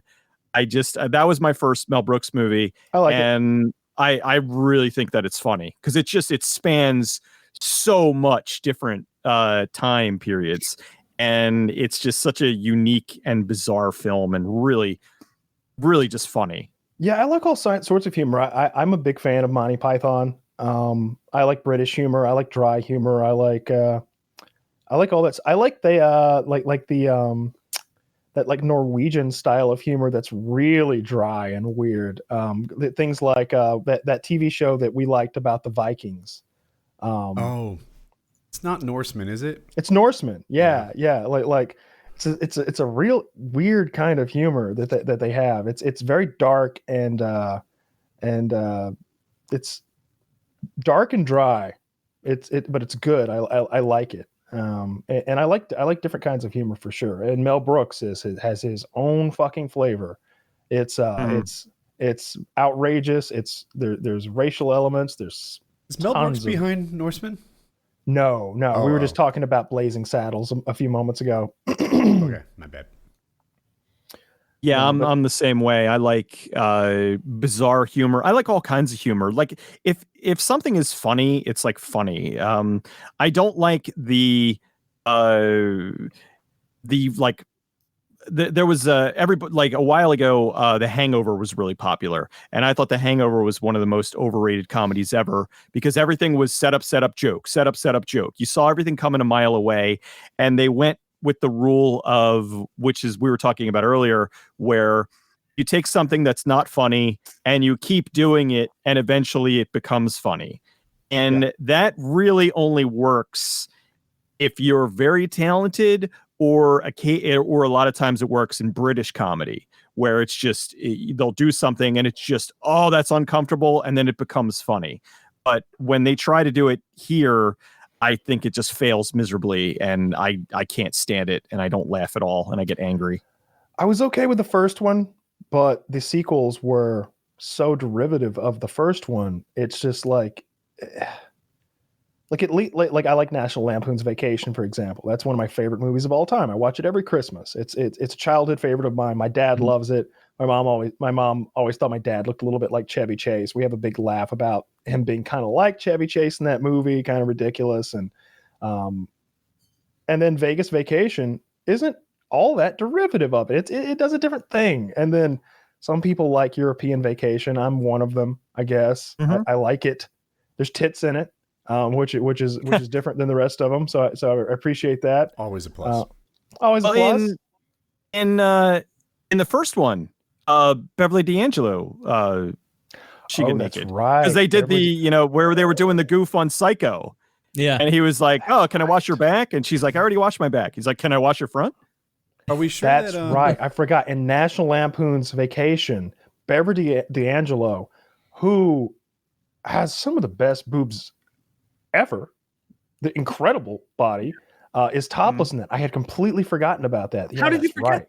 I don't know. I like that she has a great body and she doesn't play someone with a great body in the film, if that makes any sense, Yeah. You're like, holy He dressed her smokes. very frumpy. Yeah. Now, Christy Brinkley was in that. She wasn't. Did we not see her nude, or was it just No, from Christy the Brinkley back? doesn't get No. nude. Okay. She's very leggy. She's in her like Ferrari or whatever, and she's just and the music's playing, and she's like looking at Clark, and he's just like, Her nudity's implied. I think she takes her top off and throws it away in the pool.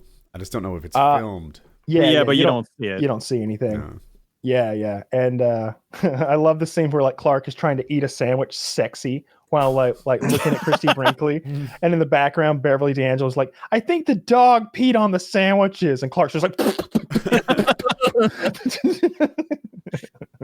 There was a great callback bit. I think it was in Vegas Vacation where Clark is driving the car and Christy Brinkley pulls up next to him in the Ferrari, and they're playing the sexy music and all that. And you're like, oh, whoa, it's her again. And she still looks dynamite. And then the car pulls a little bit forward, and behind her is like the baby seat with the kid in it. And it's like, oh, and Clark mouths. Clark goes, my baby? And she goes, meh.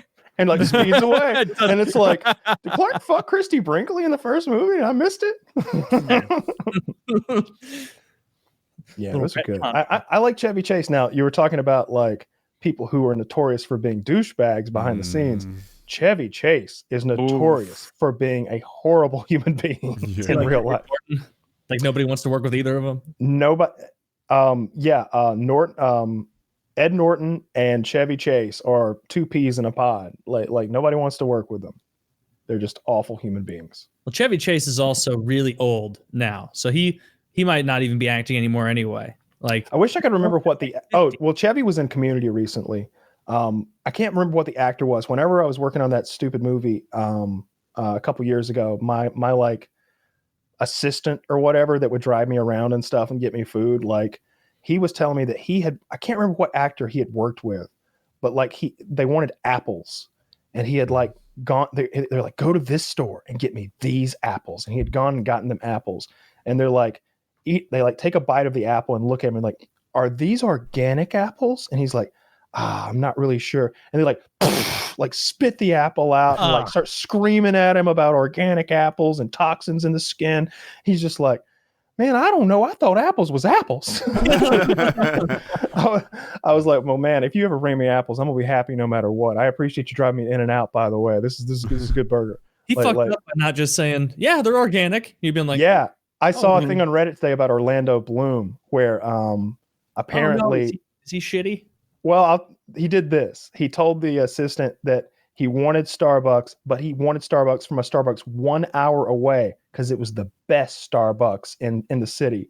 And so the assistant would the assistants would go to like the next door Starbucks, play on his laptop for 45 minutes, then order the coffee and take it back to Orlando Bloom, and he would have no fucking idea. Yeah, I like it. Maybe Orlando Bloom just thought this assistant was the most annoying guy ever. You just, I want a bagel, but I want it from the Einsteins in Manhattan. Book a flight. The old Manhattan favorite, Einstein bagels. On one hand, that's douchey, and I can get how like you don't like the guy who asks for that. On the other hand, if you're rich and you've if you've reached Orlando Bloom's stage in life, then you don't have it, and you know say like, you know what, like I like that Starbucks. I know it's an hour drive, but we'll pay you the whole time. I'm okay with that. What I don't like is people who are rude to people. I don't like the rudeness that guy was describing to me. I wish I remembered the celebrity. I used to know. I've told the story before, and I probably mentioned the celebrity's name the first time I told it. Whatever that is, that's who it was. I don't remember it. Maybe Tom. Probably not Tom Cruise. I don't know who it was. I don't remember. But I just remember thinking like, wow, there are human beings like that like spit apples at other people, like over them not being organic or whatever the fuck. So yeah, spitting food at people, very rude. Not Incredibly rude. Yeah. Spitting anything at people. There's a lot of stories of Chevy Chase just being a complete horse's ass. Like on Nothing But Trouble, he was constantly berating Dan Aykroyd, because Dan Aykroyd, he wrote, directed, produced, was playing 2 roles in the film, and was getting paid. I don't remember off the top of my head, but I think he was getting paid $2 million, and Chevy Chase was being paid like $6 million or something. And he constantly was just like, "Oh yeah, well they're paying me this much, and they're only paying you this much," and was constantly throwing his face in front of the crew. And to the point of where one of the crew members was like, "Look, I'll drop a brick on his head and make it look like an accident." It was just because they loved. Then do I get Dan Aykroyd? Yeah. Nothing But Trouble's a great movie. That's another one of those childhood favorites of mine. I don't know how many roles John Candy plays. Obviously, he plays the cop just as John Candy, and he plays the sister. Isn't he one of those gross like mutant twins that are out in the junkyard too? No. Dan Aykroyd was little Debo, and he was one of them, and then they hired another actor to do, because basically what happened was when they were casting for that, they could only find one person that was willing to do it. So Dan Aykroyd was like, "All right, I guess I'll do it too," and he signed on to do that. So he did that. He did the judge, and he just really threw himself all in on this. And at the time, they were filming Bonfire of the Vanities, and that was going to be Warner Brothers' big movie for the year, and that was having all kinds of problems. So the studio was paying attention to that and just let Dan Aykroyd go nuts. And he was going into the producer's office, literally giddy and laughing, saying, "We need $35,000 to build a model train set." And they were like, "All right, here's the money." Just there's no one here to say no. So they just kept giving him money. And I think the end result, it's a shame we never saw the full director's cut, because when the studio finally did see the movie, they panicked and they just took a hatchet to it to bring it down to it's bizarre. Like that. Yeah. How did Dan Aykroyd's penis nose make it into the final cut? Like he's got this prosthetic nose on, and it's literally a cock. Because it's only in the one scene.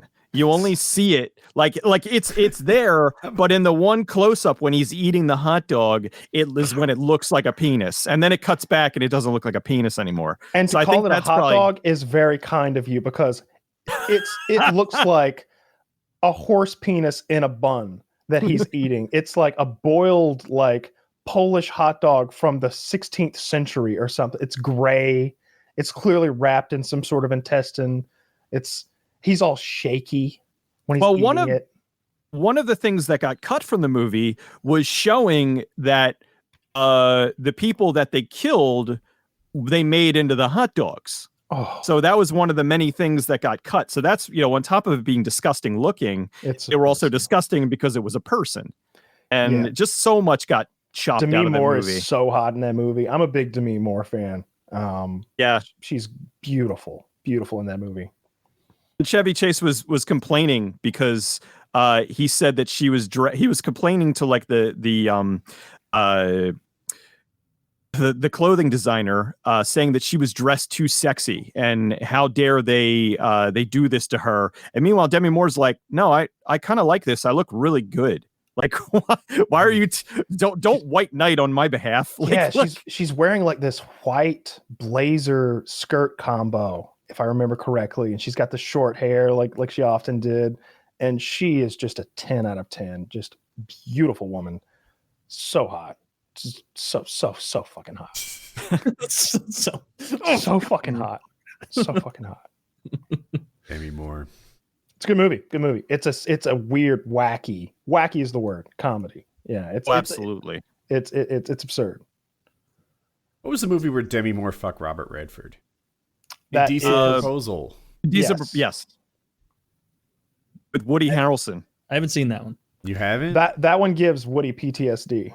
I don't like that one. Would that be? Woody's greatest fear in life is that a billionaire is going to offer him $100 million for a night with Jackie. Oh, I don't get to fuck him in this scenario. No. A billionaire offers $10 million for a night with Woody. Yeah, 100 million, go for it. Jackie, he's like, no. With you. And you're like, well, now we have to 200. That would be a fun one to ask Jackie. Like what if an eccentric billionaire wanted to spend a night with me for $10 million? She would not be down. Well, I think we asked her that on the show once. I texted her, and there's no amount of money that makes it worth it to her. Yeah. I don't feel like she's thought it through. There's a lot of money at stake in these hypothetical scenarios. I'm down. Right? I would think that you could get that offer, mention me. Tell them you're I'm very live. You could hire a hypnotist to just remove that memory. Like, no, that didn't really happen. I won the lottery. Or maybe it would work. It seems like you could gaslight somebody, right? If you worked at it. You'll need to hire a team of hypnotists. Well, you can afford it after $10 million. Look, I'll fuck Robert Redford for free just for the story. Yeah, be gentle. He's old. Yeah, he might be dead. Yeah, how is he 80? He seemed that was old a handsome man at one. ago. That was one of the best looking men ever at one point. I agree.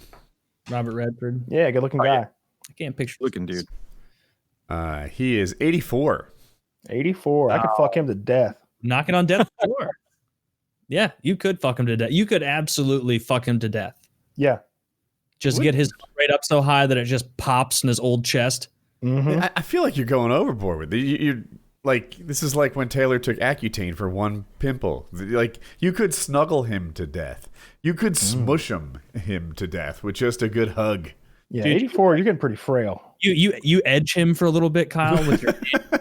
He's done. And he'll have like one of those with my smooth, non-calloused hands. Non-calloused hands, and it'll be like who is that guy? David Carradine. It's like as Redford is busting and coming, he'll just die. It'll be too much. Poor David Carradine. Wait, did he unbelievably finish, soft? Autoerotic asphyxiation, and he passed out and hung himself to death while masturbating.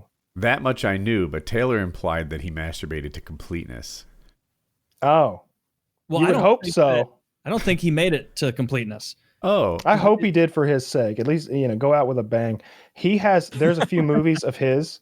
Now, everybody knows Kung Fu, and everybody knows Kill Bill. Orgasm. Yeah. That would be an upgrade. Go ahead. But he made like 30 other shit tier movies where he's just blasted drunk.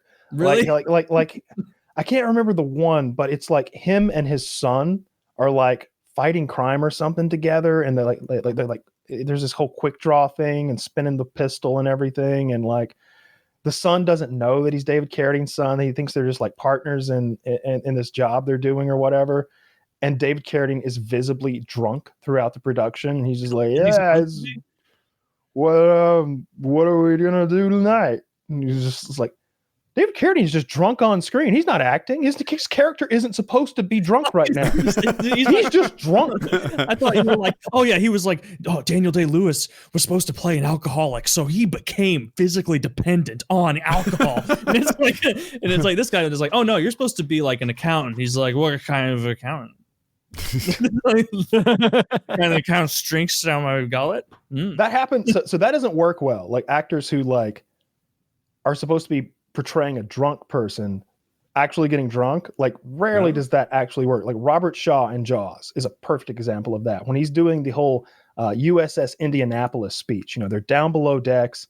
It's like the second night of their journey out to get the shark, and he's like they're showing off scars. Him and what's his name from Close Encounters of the Third Kind, the Jewish fella.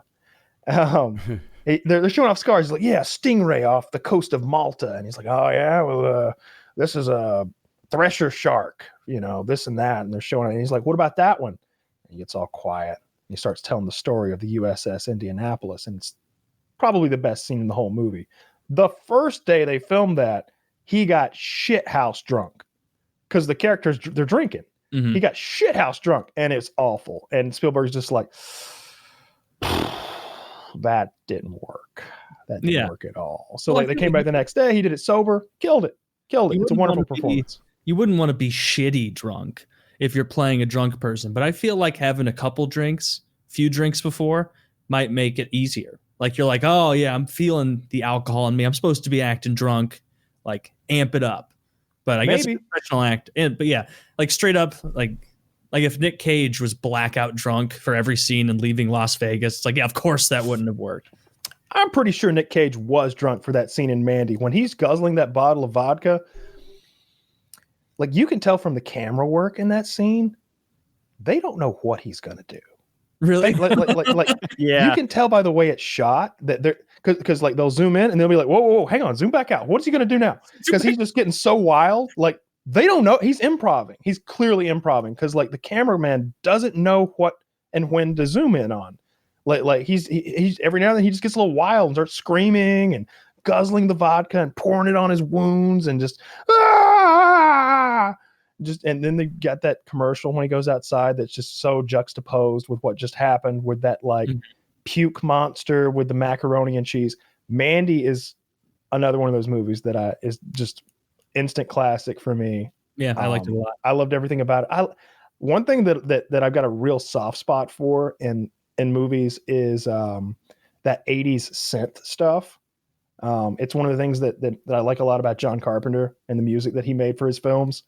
That 80s synth music really like does something for me, and I liked that in Mandy.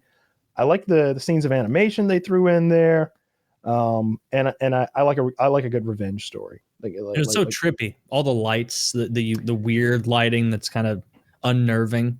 I liked that. Yeah. I really dug Mandy. It's an acid trip. Mm-hmm.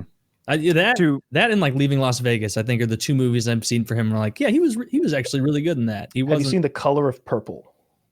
No. Or The Color Purple. It's one of the others. He made it right after Mandy, and I was like, is this the resurgence of Nicolas Cage? Has he like found his genre? These wackadoo sci-fi picks, like not that Mandy was exactly sci-fi, but it had a vibe to it. You know, those bikers were almost supernatural and with their vibe about them. The color, it's either The Color of Purple or The Color Purple. I don't recall exactly. The Color Out of Space. Oh, is that it? Color Out. Yeah. Oh, I may have seen that. Yeah, I'm thinking purple because there was so much purple. Yeah, there was a lot of purple. Yeah, that's it. Oh, and just a quick aside. The guy who directed, to kind of tie this back to what we were talking about earlier, Panos Cosmatos is the son of George P. Cosmatos, who directed Leviathan. So kind of continuing with the director's thing. Interesting. Yeah, Color Out of Space is this weird thing where like Nicolas Cage and his family are in like this farmhouse. They've moved out of the big city. The wife has been recovering from cancer, and they've just kind of gotten away from it all. And then like interdimensional aliens come into play, and all of a sudden there's a lot of practical creature body horror effects with like cows turning into tentacle monsters or maybe it's sheep or something like that. I've only seen it once.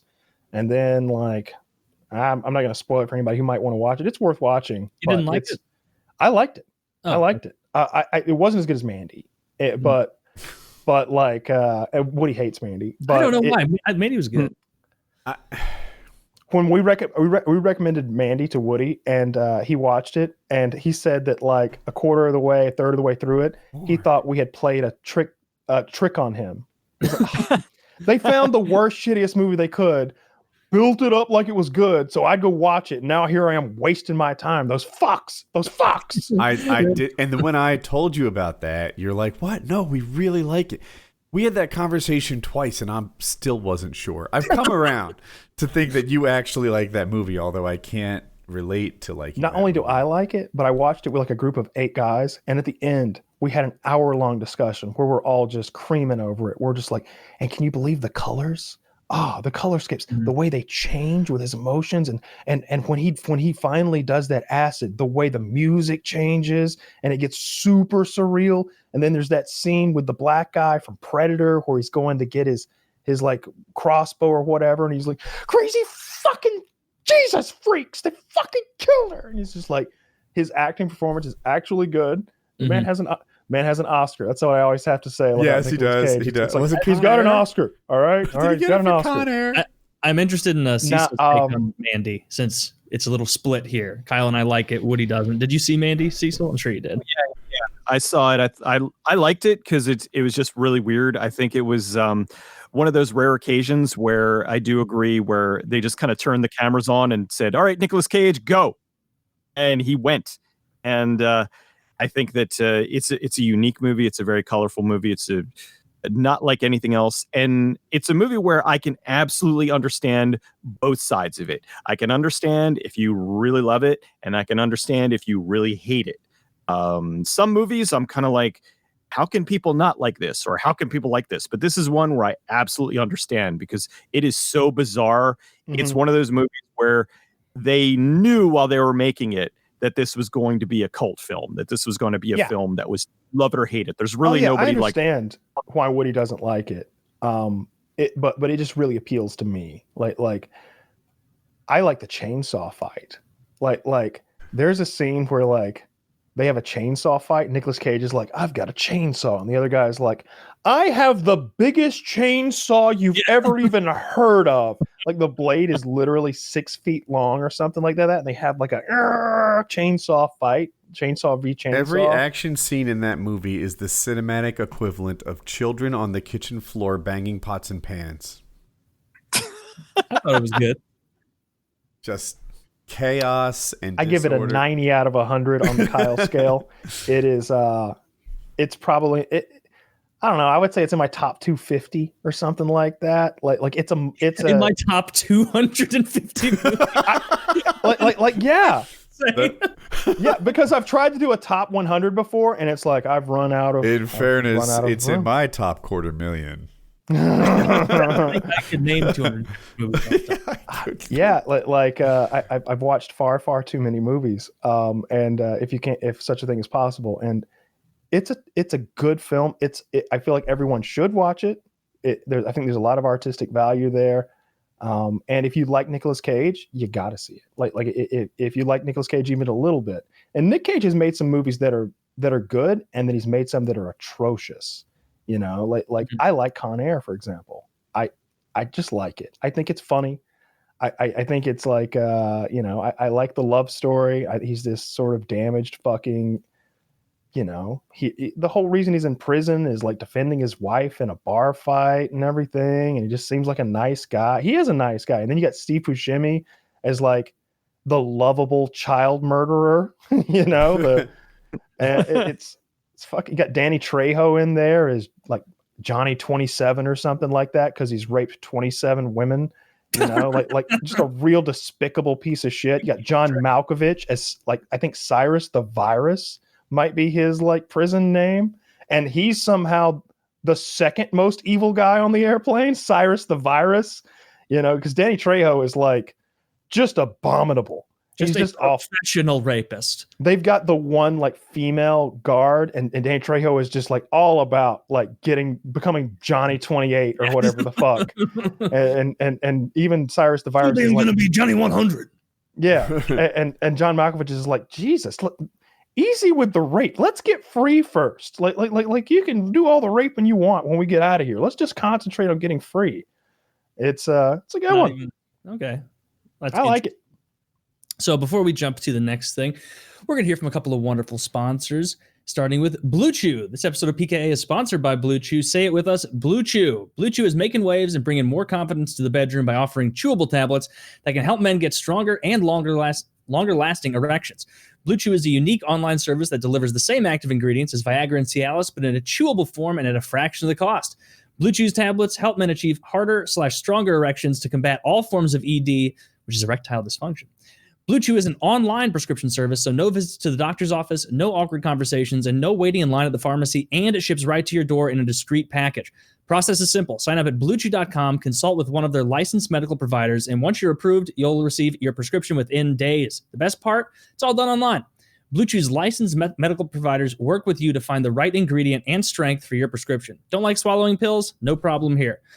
Blue Chew's sildenafil and tadalafil tablets are chewable. Blue Chew's tablets are made in the USA and they prepare and ship direct, so it's cheaper than a pharmacy. So if you could benefit from extra confidence when it's time to perform, visit BlueChew.com for more deals and important safety information. We got a special deal for our listeners. Try Blue Chew free when you use our promo code PKA at checkout. Just pay the $5 in shipping. That's BlueChew.com, promo code PKA to receive your first month free. We thank Blue Chew for sponsoring the podcast. Once again, try it for free. Just pay the $5 in shipping. BlueChew.com, promo code PKA. So check that out. Free's a good price. It's the best price there. The best price. This episode is also brought to you by SmartMouth. Everyone hates talking to someone with bad breath. That humid, awful smell keeps you from focusing on anything other than finding an excuse to leave. Now just think of all the times you were the gross one and the other person was thinking about getting away. You probably can't think of any examples. That's because we rarely have an accurate read on our own breath odor. In other words, you could be walking around with trash mouth, not even realize you're grossing everybody out. That's why SmartMouth was invented. SmartMouth's clinically proven 2-liquid formula combines to instantly eliminate bad breath and prevent bad breath from returning all day long. Rinse once in the morning for all-day clean breath and once before bed to prevent morning breath. Just 2 uses a day, and you'll never have bad breath, guaranteed. Whether the boardroom or the bedroom, having confidence in your breath spells success. Go to smartmouth.com/PKA now for a free coupon. You can find SmartMouth products in the oral health aisle at Walgreens, CVS, Target, Rite Aid, Amazon, Walmart, or wherever you shop. Once again, that is smartmouth.com/PKA. So go check that link out. SmartMouth and Blue Chew. You're going to need great breath to get your dick wet. And you're going to want a hard dick when it's getting wet. It all dovetails. Look, we're setting you boys up for success here. Absolutely. So I was going to make another mistake about the ads, but I won't. Taylor just saved me a lot of editing work. Taylor, I love your background. It took me like 15 minutes to notice. Cecil, you surely don't know. I moved like 4 or 5 years ago, and that is my old office. That's me, younger me. Yeah, I bought a green screen, and so I was like, what's something that's like kind of distracting but not that distracting? And I was like, I gotta find a high def image of Woody's old thing, and I was like, oh, fucking easy peasy, just kind of in there. Yeah, you've really that's hilarious. You've got a much nicer space now. It's bigger. You know what? I'm gonna steal that space. Want me to get rid of the pull-up rack for you? Yeah, get rid of the pull-up rack. The green screen's fun, man. I was having a good time on my stream. The first like 40 minutes of my stream last night was just like switching to different things, like doing impressions and voices. And like we spent like 10 minutes just on King of the Hill stuff. It's like, it's silly, but it's like, I'm having a lot of fun with it. It's the kind of silly I like put myself, you are muted, Kyle, just in case you don't know. I know. Okay. I didn't know. Yeah. I don't want to loudly shotgun your, seltzer water or whatever that is. I'm just very loudly enjoying this Diet Hansen Diet Black Cherry Soda. I was just like, very nice. I like the idea that someone had on our Hangout who was like, I need to record me, doing things in the room and then like play that as like I'm already sitting down, like have myself bring me a beer. Have myself bring me, and then have the beer just off screen so you can thank you, bro. Get out of here, you fucking loser, fat ass. Make Dude, fun of myself. You could get on live stream fails for that. I'm sure. I haven't seen it done. Maybe it's been done. Yeah, I got drug tested yesterday. My I was out. My probation officer called me. He's like, "Hey, Kyle," and I didn't have his number saved in my phone. I'm just like, who's this? He's like, it's me, your probation officer. I'm like, oh, hey, how's it going? He's like, yeah, can you meet me at your house? I'm like, yeah, I'll be there in 15 minutes. So I meet him and everything. Was he at your house? He wasn't yet. Okay. But 15 minutes went by and he was. Mm-hmm. And we had a good talk. He's a great guy. I genuinely like this guy. I think I'd be friends with this guy if we didn't have a professional relationship. Yeah. Seems like a real nice guy. I honestly, all my probation officers have been like that. Like the one guy, we both shared a passion for cooking, and like he saw my fancy kitchen knives and stuff like that. Because I was like, so I've got these knives. He's like, oh, yeah, that's the Japanese. Oh, yeah. Oh, you've got the German ones too. Yeah, I was like, yeah, the Japanese is kind of for fish and the German ones, yeah, for meat, right? I'm like, yeah, it's great for meat. Yeah. And we had this whole great conversation. We like the same cooking channels and stuff. But yeah, this guy I've got right now, we got some stuff in common too. Cecil might think you're a murderer. I don't think we've. I am. That's what it is. No. Yeah. No. It's I got arrested for possession of marijuana like 3 or 4 years ago, and I did a little time in federal prison for it, and now I'm serving the last of my 2 years of federal probation for marijuana possession. So I get drug tested somewhat regularly. So someone asked, what the drug test like looks like. So I saved it. I saved my P cup. And it looks like this, it's just this little jar. It says drug test cup. And it's just like, the thing you like check your pool water with. Oh, yeah. Uh-huh. You see all those lines there. It shows up right away. Yeah. Almost instantaneously. I'm going to try to like, yeah. So like up here, these solid things, the blue, the orange, the things I'm touching are different drugs. And I'll read them off in a moment. Down here, you either get a positive or a negative, just like a birth control test. And this is sort of a guide for that down here. That's what that is. If there's 2 lines, obviously I don't have it. I realize this one is a little faint, but there are 2 lines there, I promise. Because I'm here, not in federal prison or in lockup somewhere. But the drugs tested are amphetamine, MDMA, which I think is like ecstasy, stuff like that. Benzos, THC, MOP, which I don't know what that is describing. I'm Oxy, which I'm guessing is like OxyContin and stuff like that. And meth, MET, which I'm pretty sure is like methamphetamines. MOP is morphine. Good call. Excellent. Good to know. Should be more MOR. So yeah, that. So yeah, that's the deal. It's sometimes written as MOP/MOR. Yeah, it should be MOR. Oh, we're going to use the silent P, the F sound P. Dicks. So yeah, and he also had like a secondary thing he like dipped in there. I don't ask questions, but I'm sure it was some sort of one more secondary. Drug. Yeah, one more thing on top of whatever this is. I'm sure part of you, like every time you take those and you see all the drugs, you're like, whew, I'm glad I only ever had a thing for pot and not these like real deal, hardcore ones. These all sound good. I'm sure they're all fun, but like never done any meth. But as I look down the line, like amphetamines sound great. I loved Adderall. I still have a prescription for Adderall. The only reason I don't take it is because I don't want to have to deal with this. I had to be like, oh, just so you know, I'm going to test positive for methamphetamine because I take these. That would be fine, but I just don't want to add any complications. It's a pain in the ass. It seems MDMA. Like most drugs don't knock you on your ass. Like, so I'm not a drug person. Like, I expect them to. Taylor was talking about the first time he ever used marijuana, and he was like, "This is what high is."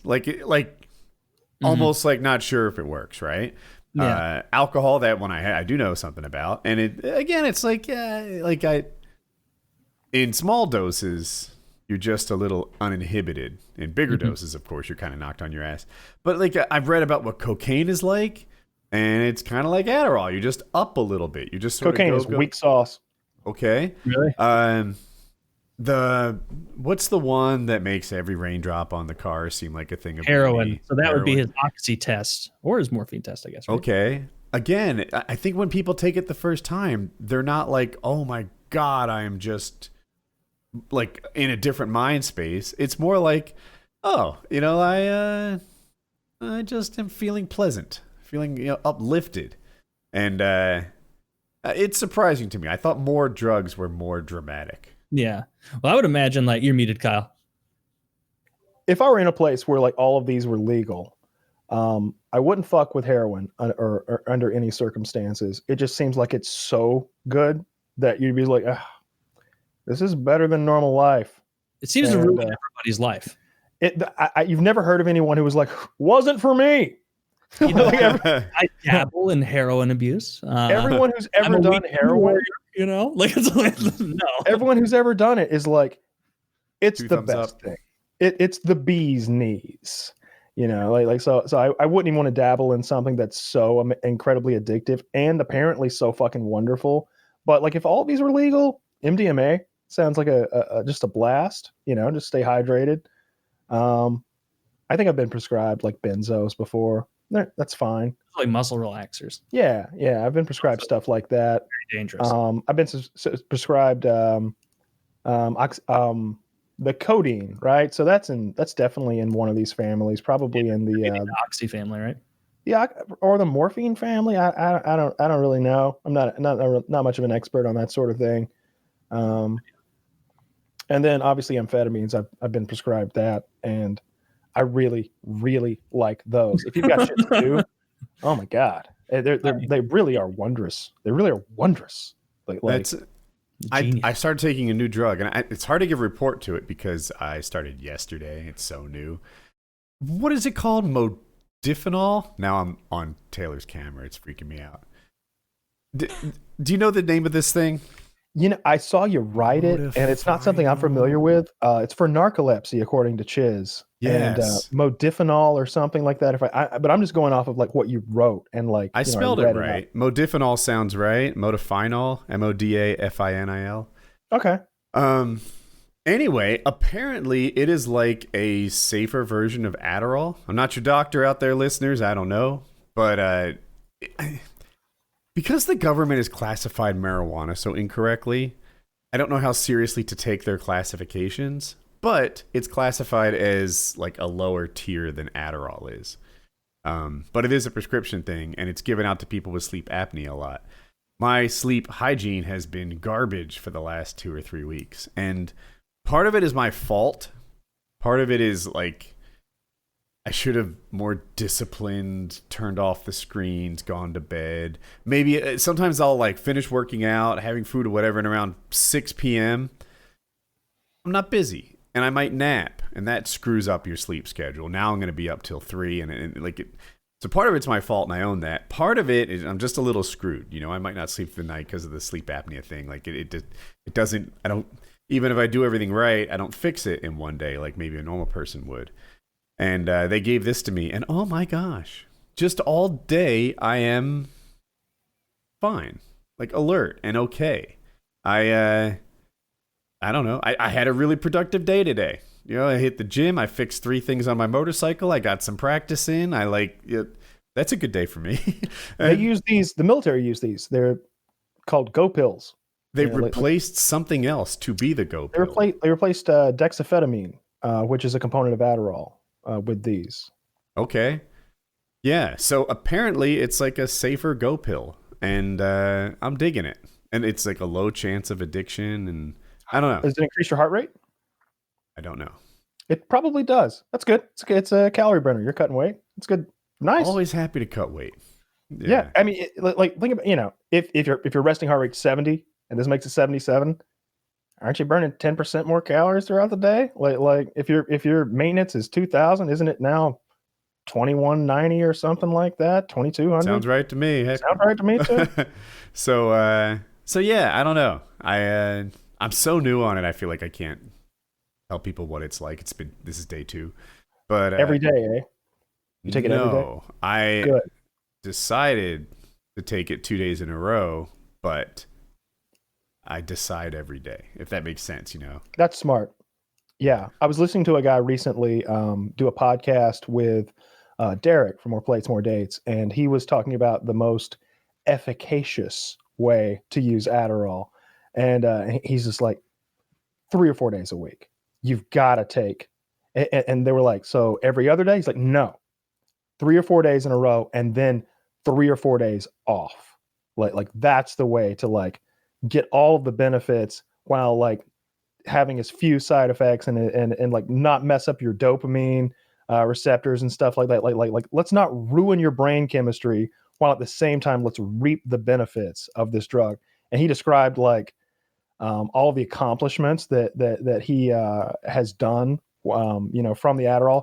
And it's one of those things. It was like I was sending you guys like my lawyer's like acumen, like the stuff he's done is like, leader of the blah blah blah and first in the world to do this and that, and Princeton, Harvard, Yale, not la la. And he tacks off a list like that. He's like, I couldn't even sit through math in high school, but I was the #1 mathematician at NYU, and it's just like, wait, you couldn't figure out algebra in high school and you became a mathematician? It was shit like that, from his Adderall use. But yeah, that sounds good. I'm glad you got something. Is it helping with the sleep, or is it too early to say? I would say it's too early to say. Last night I was dumb and I like powered my way till 3 a.m. just researching motorcycle trip stuff, and I'm like, you're just making bad decisions, Woody. But have you ever used valerian tea? No, I don't. Maybe you told me about it before. So valerian root tea, I got this from The Sopranos, but I did some research and it's pretty accurate. Like, there's a part where Christopher has this fucking dope addict girlfriend, and they're talking about taking like a lot of valerian root tea bags and putting them in a tea, and she's like, it's equal to a Valium if you do like 8 or 10 of them. I had a girlfriend who always took valerian root before she went to bed. She just took like a supplement, and it always helped her. And I would take them too sometimes, and it always gave me like restful sleep. It's one of those herbal, like, dude, no side effect, frou-frou, hippie kind of things. Yeah, it's not an inability to fall asleep sometimes. Like I described it as I powered my way to 3 a.m. I wanted to sleep on time, which for me is like midnight-ish. But I don't know. It's kind of nice when I'm alone. No one wants any piece of my time. This is when I get to do whatever I want. I'm interruption free. It's that like block of time that I wanted, even though I know it's bad for me. And that's what happened. I didn't mention it before. I was kind of embarrassed. But on Monday, when I was driving home from the COVID shot, for, I don't know, 5 seconds, I fell asleep driving. And I woke up on the the safety strips there on the side. Yeah. And you've maybe hit them through inattention before, perhaps. So maybe everyone has. But I was like, too. I was asleep. I've done that. Yeah. When I was commuting back and forth from Franklin County to Alpharetta, Georgia, that like 4-hour drive every morning, and then at night, same thing. I was getting like 5 hours of sleep for like a month straight and working 12-hour days, and then driving 6 to 8 hours a day. And it was just like, there's just enough time to shower, go to sleep, shower, go to work. And like I did that for like 40 days or something like that. And toward the end of it, I'd be driving and I'd just be like, literally, I'd smack myself in the face, like hard. I'd be like, I can't hit myself hard enough anymore, like to keep myself awake. And I would fall asleep, and it felt so good. Yeah, to, it felt so good. It felt so good to like let yourself like get like let your head fall and let your eyes rest for a moment, because that drive was just so monotonous. It was very dangerous, and occasionally I would just fall asleep, and I would tell myself, I'm like, wow, if traffic's light, we'll get there 30 minutes early and we can sleep in the parking lot for a little while. But I'd get there and I couldn't, and then I couldn't sleep in the car. I'd be, this is such bullshit. I'm here. The doors aren't even open. No, I'm the only one in the parking lot, and I can't even fall asleep.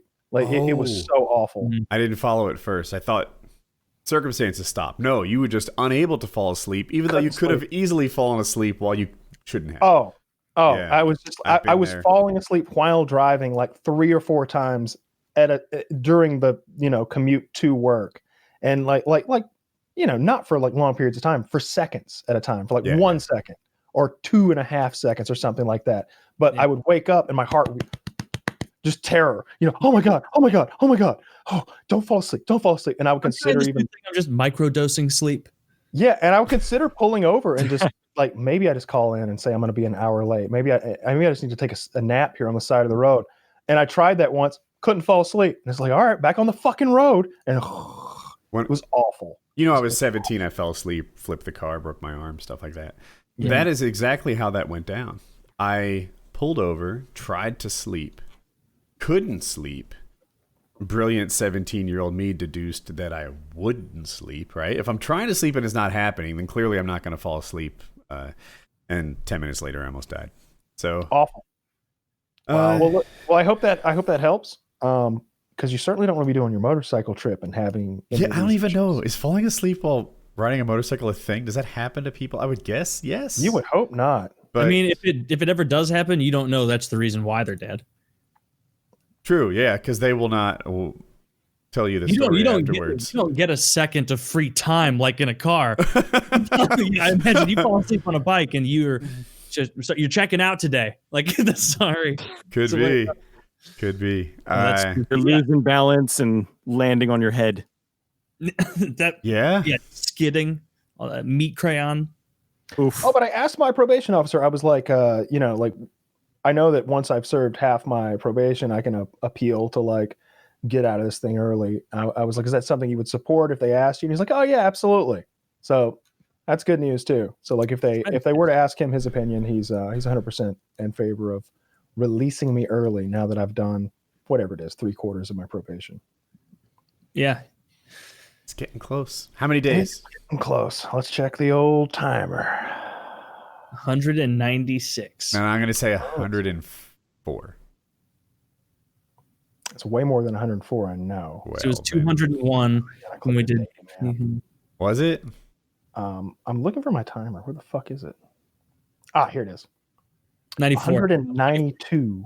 Damn, 192 days, 2 hours, 32 minutes, 12 seconds. Now, I'm curious about the end date. Will it end when you just pass a certain time of day on the calendar, or after that paperwork needs to be filed and someone needs to stamp something? And my understanding is it's the former. I think what I'll do obviously is, let's say I have to do the full bit. I'll call him a week before and I'll confirm all this. I'll be like, hey, the 4th is my last day, right? And he was like, yeah, the 4th is the last day. Is there any paperwork for me to do? I'm pretty sure the answer is nope. When on the 3rd, when midnight rolls over, do as you wish. And I'm pretty sure that's the deal. And so literally what I'm going to do is like be at the airport. You're going to be like Fred Flintstone leaving work. Fucking bird scream, the steam and everything, just beating feet. I'll be at the airport at 11 p.m. On the 3rd, and I'll be ready to board a flight on the 4th and get the fuck out.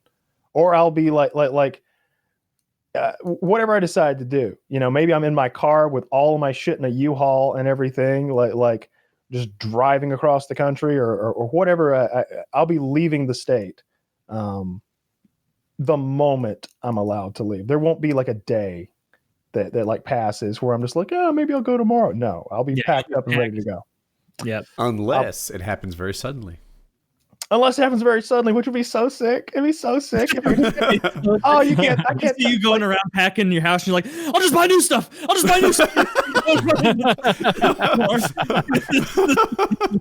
I could get my bags packed in 20 minutes. I guarantee it. Like I would just grab shit, throw it in the bag, grab this whole setup. That's not true. Your TV is too big to fit in a Camaro. I don't mean my belongings. I mean just for like a trip. Okay. Yeah. To move. It's gonna take at least one full day to get everything because I got a good amount of stuff. Yeah. Like it's not crazy. Like but I've got a 4-bedroom here, and my guest bedroom is like full of stuff. My other guest bedroom has some stuff in it. This bedroom has stuff in it. I've got a full living room set. 4 TVs or something like that.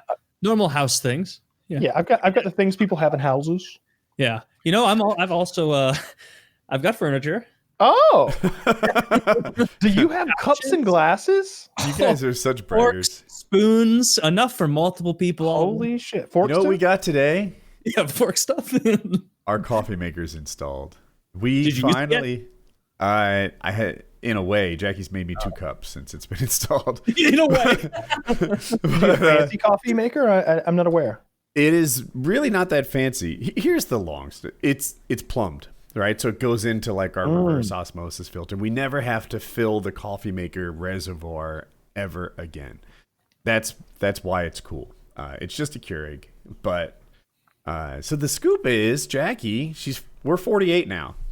Not super young, and her hands aged early. That's just what's up.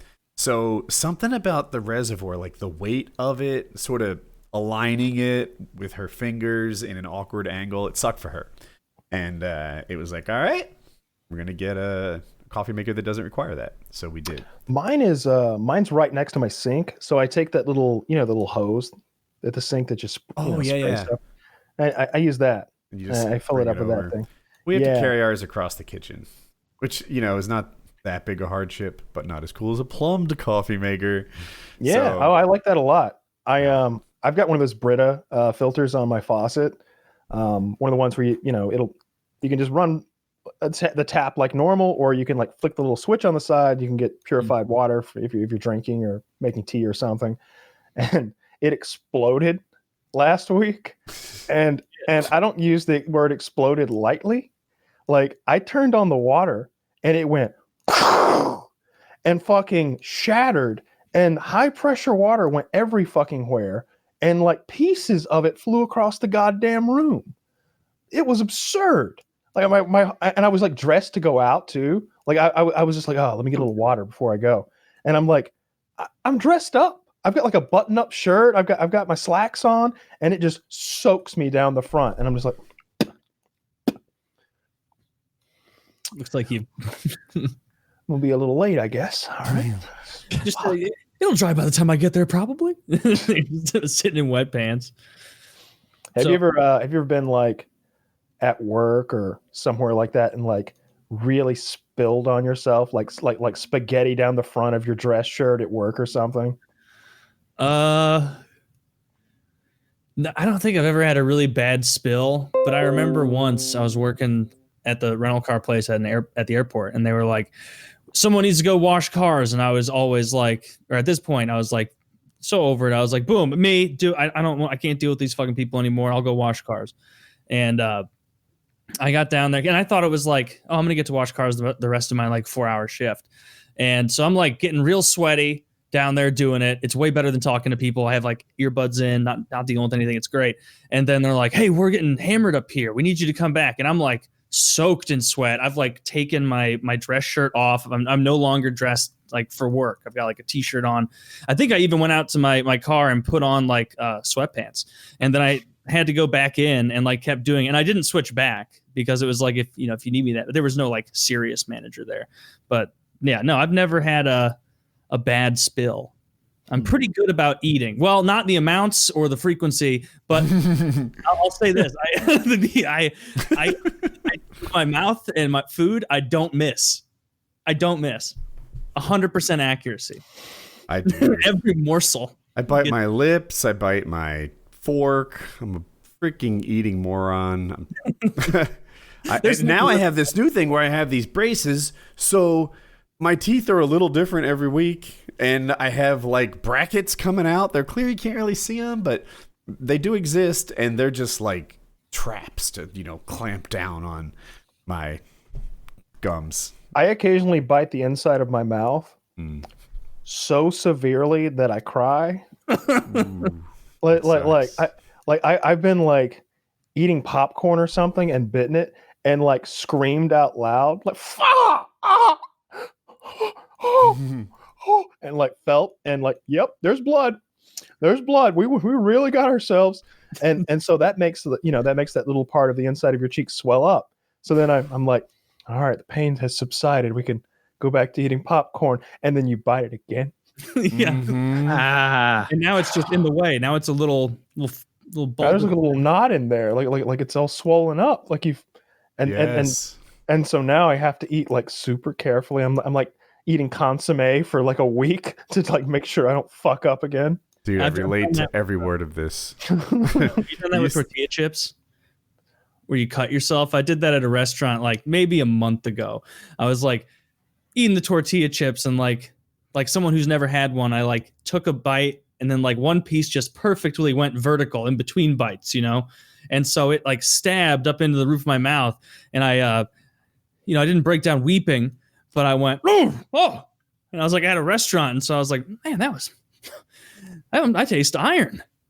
And then I like the next morning I woke up and I'm like, I didn't even eat hot pizza last night. Oh, the fucking chip. It just cut a big, I could feel it in the top. It was, I was just too excited for the queso, I think. Queso's too great. excited. I can relate to that too. Oh, I love, like I get so much more eager when the lady at the Mexican place brings out the queso dip than when she brings up my entree. Like if they could just bring me like a salad bowl of that and salad bowl, infinite chips, that would be great. What's Cecil? What's your go-to food when you're being naughty? All right. I can't tell if you're a very good guy or someone who loves their food. No, I used to really love hot wings. Like that was kind of my like, oh my God, I need hot wings. But I kind of slowed down on them because they're not exactly the best thing for you.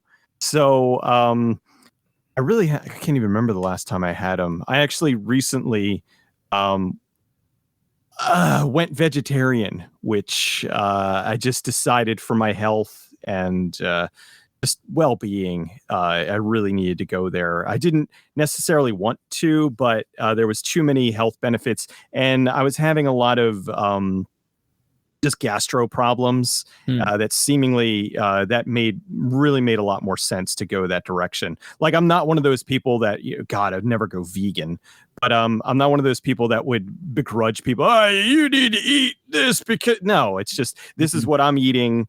And it's really what's good for me. But I'm kind of learning new things to enjoy, and it's going to be interesting. It's not going to be easy, but because I do love ribs and a lot of that stuff. But this past year, everybody's kind of been cooped up, and I think maybe I wasn't as I'm not. If I this isn't a matter of not me being on camera, I just don't have a webcam. But I was in 2 documentaries, so I have a lot of fans who they're like, "Oh, I always wanted to know what you look like, and I got your documentary, and now I know what you look like." So if anybody's seen my documentary, you know that I'm not a big dude. I just I don't really go on camera because I have a background in radio, and I'm more comfortable being behind a microphone than in front of a camera. So, fair enough. But so anyway, so just basically saying that I'm not. I don't know what am I don't know what I'm getting at. I like all kinds of food, and but I recently went vegetarian, and I'm pretty happy with it so far. And are you gonna treat yourself to some meat occasionally? Oh yeah, well I'm kind of most likely going to do because Arnold Schwarzenegger right now is a vegetarian. Yeah. And he's doing like the 90-10. So he's doing 90% vegetarian, 10% meat eater. So I'm looking into doing something along those lines where every now and then I might have a hamburger, I'll have a steak or something. And I know that there might be a little bit of pushback. My stomach will be like, what are you doing? But I guess it all comes down to how, if I eat it and it really makes me feel like shit, then that will remind me, okay, you know what? Do you really want this? And I had a girlfriend that was a vegetarian for gastrointestinal reasons. She just couldn't process meats. It was just a problem. They would make her really violently ill. And but maybe once every 2 months or so, she'd be like, let's get some Zaxby's chicken fingers. She'd get 3 chicken fingers, and she'd just be like, oh God, this is so much better than quinoa and furkey. Bullshit. Yeah, like faux turkey or faux chicken, like all those all those fake meat patties, black bean burgers, and when she would cook, that's what we would eat. So I can't tell you how much fake meat and quinoa I had to choke down over the years. It was not awful, but it was still man, some meat would be good. Oh, for sure. So are Yeah. you, Cecil, are you finding, because I know a lot of people who go vegetarian, they fall into a rut of like eating like, well, I eat broccoli and I eat asparagus and I eat a salad and then cheese and eggs. And it's like, and that's what I eat. Have you like experimented cooking a lot more stuff, expanding your horizons? Like how long, I should ask, how long have you been doing it first? It's been about a month, so it hasn't really been too long. Like I'm not sick of anything yet, which is good. I'd be really upset if after a month I'm like, ugh. But I'm also a pretty good cook, so experimenting with like new ideas and new recipes and stuff, it hasn't been too terrible. I'm at the point now where I'm not really disgusted with things. I hope that I could kind of keep that going because there's a lot of recipes and things that I've never tried before. Some things though I try and I'm just like, no, I don't like this at all. There's been a couple of recipes where like tonight we had like instead of a basil pesto, it was an arugula pesto. And I'm like, okay, yeah, this kind of sucks. But arugula is so much more bitter than basil. But things like that, it's just a matter of trying to find something that is good. But the thing is, my gastro had gotten to the point where it was like physically making me incredibly sick. And I was just miserable for days. And the thing, too, is largely my job consists of my voice. And it was messing up my voice. I also stream on Twitch, and there were a lot of my fans that were listening, and my voice was cracking like numerous times a night. And at the time, I didn't know what the hell was going on. I was going to different specialists and doctors and everything, and they were trying to figure out what the hell was going on. And they finally nailed it down to it was gastro problems. And if I have to go vegetarian, and if that's going to make me not feel like complete garbage and not ruin my voice, well, I'll suffer, whatever. And honestly, the food isn't so bad versus how bad I felt. So even though it's only been a month, I already feel better. So that to me is like, all right, I'm definitely going in a good direction here. If I can sleep at night, if I can go through a day without constantly burping and having my voice crack, and that's a good thing. Yeah, that makes sense. I could do that. I could do the vegetarian thing. I wouldn't want to do it long term. I really like beef and chicken. Yeah, meat tastes so good. Yeah, meat's so good. Oh, I do too. But like I could definitely do it for like I could do the 90-10 thing, I think. Like especially if I can still eat eggs and I want to say fish and seafood, but that's a pescatarian. So that's not exactly. That's kind of cheating. If I can have fish, I could really make the switch. If you're doing a 90-10 and a bunch of fish, isn't that just like eating healthy? Yeah, essentially at that point, right? like because like if I can have that's like kind of how you're supposed to 80-20 with some fish. If I can have some salmon and some tilapia and some shrimp, it's like the fuck. We're a meat eater still, it's fine. But even if it was just eggs and dairy, like that's the point where like it just seems impossible. It's like how do you even go somewhere and order something if you can't have anything dairy or anything with eggs in there? Because those are like the bases of so many foods. Yeah, you can't. Oh, well, first of all, anything with sauce, I need it without the sauce because that's got eggs in it or whatever. Like going to any restaurant would be a pain in the fucking ass. Yeah, you'd have to go to a special restaurant. Vegetarian, unless I'm completely wrong on this, but vegetarian will allow you eggs and milk because you're not killing the animal to get them. It's exactly. I'm really talking about being vegan and how like vegan is when it's just vegan is no way, especially because I briefly dated a vegan and I was hanging out with her one day and she's like, here, have a not dog, and she's like shoving it into my mouth and I'm like, oh god, like this is the worst. I'd rather just eat dirt. It's terrible for you. yeah, exactly. So, no, there are microorganisms in the dirt. You can't eat that. Do you know how many little bunnies are killed by threshers in those fields every time they're harvesting? We should eat the bunnies out of respect. Yes, respect for their life force. But so, have you tried any of the like tofurkey fake meats? Like, found anything good there yet, or not? Not really venturing out. The only thing, like I've had black bean burgers, but I had that before I even went vegetarian. They were they're really good. You know, I mean, they're not a burger, but they're pretty good. Yeah. I've had the Beyond Meat burgers. Yep. And they're pretty good. I mean, again, not as good as a hamburger, but you know, not something I would have all the time. But sometime if I really wanted a hamburger and for whatever reason I couldn't have meat, I would probably go there. But then I've had some wacky stuff. I had a General Tso's cauliflower. I was like, "Ooh, this is going to be good." And I'm like, "It just tastes like cauliflower with hot sauce on it." Yeah. I've had seitan. I had a Reuben that was made out of seitan instead of the meat that they put in Reubens, and that I was surprised at how good that was. What is seitan? Yeah, I don't know. Seitan is some kind of soybean. Not a big soy eater, but that was one of those things where I'm like, okay, you know what? That looks pretty good. Let me try it. And it was like legit good. I think that's probably the best thing that I had as far as, and that was actually a vegan thing. That wasn't a vegetarian thing. But again, I wouldn't be able to go like full on vegan. Hydrated most of the stuff gluten, the main protein found in wheat. Yeah, it's just wheat gluten. Yeah. Oh, okay.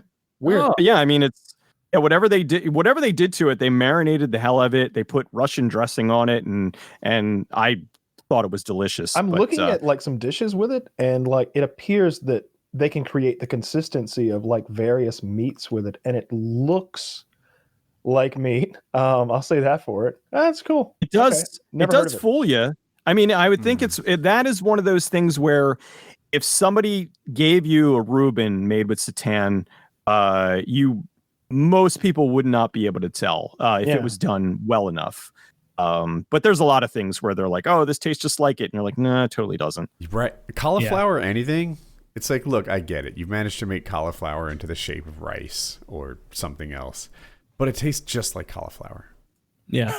And you put a pile of cauliflower rice on your plate, it wants to return to its original form. So like, quickly emulsify. Like you put a bunch of rice on a plate, leave for an hour, come back. Oh, that's rice. Yeah. This, like, it's just a cake now. It's just a pad. It's like you're buying some sort of Voltron cauliflower over there where they assemble. Let me send you my mashed potato recipe because you're going to be blown away. It's like the Dippin' Dots of cauliflower. When I made Valentine's Day dinner for my lady friend, I was like, let me know what you think about these mashed potatoes. And she was like, they're the best mashed potatoes I've ever had. And she wasn't bullshitting me. Like, oh, of course not. Like, no, I'm serious. Like since then, she's like been bugging me. She's like, "Oh, the what's Yankees! the recipe?" I love the Yankees too. We share all the same interests. Tell me more about Tiger Woods. He's their best player. This is the exception to that rule. Like when I cooked Wings of Redemption food, I was like, what do you think about these stuffed bell peppers? It's the best food I've ever had. This was a rare instance of him being polite, clearly, and he was very hungry. But in this situation, it's like she's been bugging me for the recipe since then, like 2 or 3 times. She's like, how does this work? But I took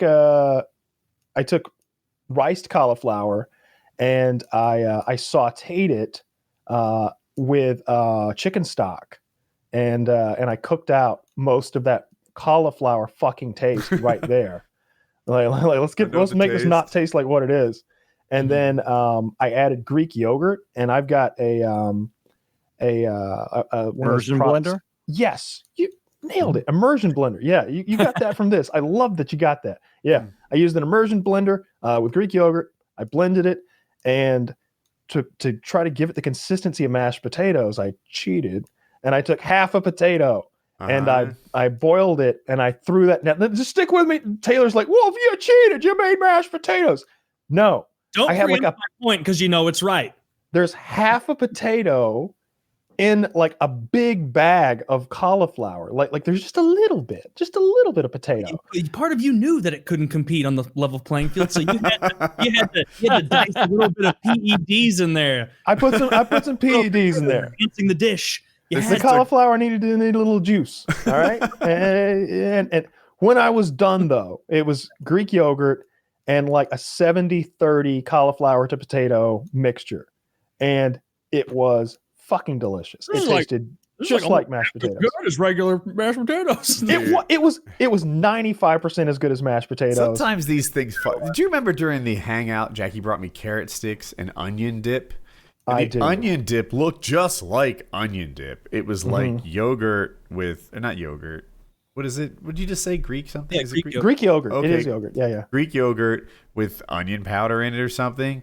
And I had a couple dips, and I'm like, this is not onion dip at all. I mean, it's the same color and shape as onion dip, but I'll just eat the carrots. totally what I did. Yeah. A lot of those like faux foods, like you've said before. Yeah. And Kyle have said like, it's 80% is good, only 20% as many calories. But there's some of them where it's like rice cakes, where it's like, what am I doing? Like this Rice cakes aren't even that good for you. They're 35 calories. That just- bread that I sent you is the same amount of calories, and it's bread, and it has 4 grams of protein in it. I do eat rice cakes sometimes. Mine are 50 calories. They're rice rollers. They're on Amazon. Yeah. And they kind of satisfy a sweet tooth. Like it's like apple. PB2 on there. No, it's coated with like apple caramel, probably fake sugar. Okay. And it's a snack. It's 50 calories. If you have it, you can have a sweet thing if you want it. They're And, terrible. Awful. Like I'm a big fan You of have not had them. No. I'm talking about the rice cakes I've had. The rice cakes I have They're are just like legit a lightly snack. salted rice cakes. Just lightly, Like it's like that's what they'll be serving at the Whole Foods run gulag. It took me a long time to put together that rice cakes are just rice. Like I know it seems obvious to everybody else, but I was like, rice cakes are like totally healthy. They're like super over the top what you eat if you're on a crash diet. Rice cakes. It's carbs. It's literally fucking rice. It's not a lot of it. It's all puffed up, but you're having rice in cake form. Usually every time I've seen it like promoted as a diet food, it's been more not from what I've seen. I've never seen it like this is really good for you. I've seen like if you need a full stomach feeling, you pile like 3 of those, twice as large as a hockey puck things in your stomach. Like I don't even think it's good at 10 that. calories in it. No, it still is. Kyle. You know what is Yeah, good? like all right. So let's say you take 3 of them. It's 150 calories, right? Okay. That's a serving of oatmeal. Like you could make a bowl of fucking oatmeal for the same thing, and oatmeal's so filling. It's like putting fucking cement in your stomach. It's just like, well, that ain't going nowhere. Mm-hmm.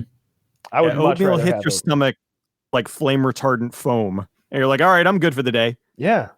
There's no more filling meal than like a thick bowl of oatmeal. I hate rice cakes. I haven't eaten a rice cake since I was a kid, and they were just happened to be some in the cupboard, and I was like, "Ooh, a snack!" And it's like, nope, false. Like you can't put enough frosting on this thing to make it good. Mom, you bought one of the bag. They forgot some of the ingredients. They must have. They're steak. You could put cake frosting on that thing, and it still wouldn't be very good. No, you would have to put it under a ribeye. Yeah, not even The rice last cakes. time I tried rice cakes, I got one, and it was like cheddar cheese rice cakes. I opened the bag; they smelled like feet. I immediately threw it in the garbage. I'm like, this sucks. Not even going to give it a go. Yeah, I'm not gonna try this. Yeah, I mean, if that like one of my favorite snacks, like always, has been peanut butter and jelly sandwiches. Like that's what I'm vaping right now. This is peanut butter and jelly. Like it's one of my favorite flavors. And shit, you can get like PB2 or one of those powdered peanut butters. To me, it's just as good as peanut butter. It's not 80% as good. It's like 99% as good if you mix it just right. And sugar-free jam and preserves, that shit tastes just as good to me too. Like you can have a peanut butter and jelly sandwich that's got 150 calories total. Like I'd much rather have that than 3 naked rice cakes. that's true. Yeah, Mm-hmm. but PB Fit or PB2, whichever one, it's just not. I don't think it's. I think it's closer to 50% as good as regular. When you mix it, is it the consistency of peanut butter when you're done, or is it watery? It's like peanut butter. Is that not right? Yeah, it should be. That's right. Like I use milk to mix it instead of water or syrup. I think I'm just going to go back to regular peanut butter. Is that even less calories with milk? Yeah. Well, I mean, it's cashew milk. It's 25 calories for 8 ounces. Okay. Yeah, I hadn't even heard of cashew milk. I thought I was doing well with is it almond milk? I think is it. Yeah, that's 40 calories or 35 calories. He found waterier milk, I'm sure. But it comes with vanilla flavored. You can get vanilla cashew milk. It's 25 calories for 8 ounces. Cashews are just nuts that heard a rumor about milk. They're not milk. I don't even want like I'll pour a full glass of it and I'll drink it and I'll be like, God, that was good. You know what? 2 glasses. Can I scare it? Yeah, it's so fucking good. Like I would, if I had the choice right now between this whole is hard milk, to believe. I swear to God, like it's so tasty to me. Like the vanilla kind, not the plain, like the vanilla cashew. Is it 20 at Whole Foods? I go to either Publix or Sprouts or Ingles or Kroger. Those are my options in Atlanta. The same as vanilla almond milk? To me, it tastes better. Because I like vanilla almond milk. That's pretty good stuff. To me, it tastes better than any milk that I've ever had in my life. Like I would rather have that vanilla cashew milk than like the fanciest of whole cow milk. That's like 120 calories for 8 ounces. I don't know about that, but it does make sense what you're saying because like cashews are like the premium nut. The macadamia nut is the premium. So nice. No, they're not nearly as. It's the king of the nuts. No, cashews blow the pants off a macadamia nut. Then why are they so much more expensive? Because of a lack of demand. There you go. Fair enough. That's how that works, I guess. No, that's just delicious to me. I use that to like mix my my peanut butter powder, and I'm licking the spoon. Like it's so fucking delicious to me. I also add salt to it. Like I add like a sprinkle of salt to the PB powder, and maybe a little bit of sweetener too. By the time you're done, it tastes like Jiffy or something. It tastes like one of the like least healthy peanut butters, like the best peanut butter you've ever had. I need to try the delicious additions you're doing because I bet that takes it to the next level. A little bit of salt. A little bit of salt. I'm searching for for artificial Kyle's sweetener. milk. There are so many things that milk comes from. Like, I do oat milk. I've done that too. You can get milk from oats. Yeah, you can get oat milk. That's really my personal favorite. Our Lord and Savior put so many things on this planet to milk, and you're getting it from oats. Can you milk a cat? Yes. Yeah, you can milk anything with teeth. Anything with nipples.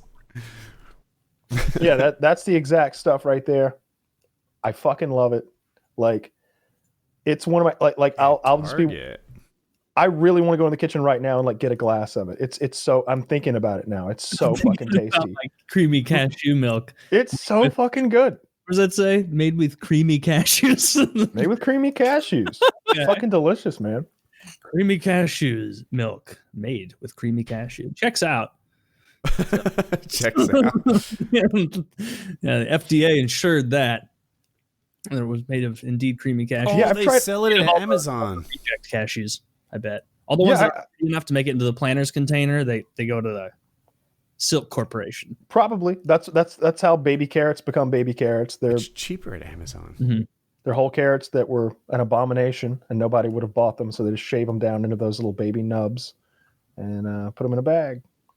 No, that shit's delicious. I've had the oat milk, I've had the cashew or the almond milk, and obviously I've had cow milk. But that's my favorite, the cashew milk. It's fucking delicious. I put it in the Amazon cart. I will at some point have it. Yeah, let me know what you think. I really dig it. You can get hazelnut milk. Will they deliver it, or you have to do the thing where you reach like a certain threshold and then they mail it all from like Trader Joe's or whatever? This is Amazon, you're asking me? They I think free delivery. Okay, Amazon's really confusing for food. There's Amazon proper, where you can sometimes buy like potato chips and things that hold up. There's Whole Foods and Amazon Fresh. That's it, Whole Foods. And they're different. I think one of them has a $100 threshold for free delivery, and the other is $35, I think. And I think this is the $35 one. I don't know why Amazon is 3 stores. It should be seamless to me. I shouldn't have to know or care where it comes from. Work it out, Amazon. I want to get that. I'm going to see about that Amazon pharmacy stuff because they're doing drugs now. Really? Oh, I remember reading about that, and then I hadn't heard about it since. Yeah, I got a little like pop up from Amazon today or yesterday. It was either in an email or even on the Amazon app, but I kind of glanced over it and was like, oh shit, I get all my drugs from there. Amazon is going to take over everything. I got no problem with that. Everybody's like, Jeff really Bezos is a slave master. And I'm like, fucking whip them good, Jeff. Keep it coming. Yes. Prime needs 2 days. I should be able to wake up confused about what day it is, have my package arrive, and figure it out. That's what needs to happen. I missed the 2-day delivery. It's true. It's true.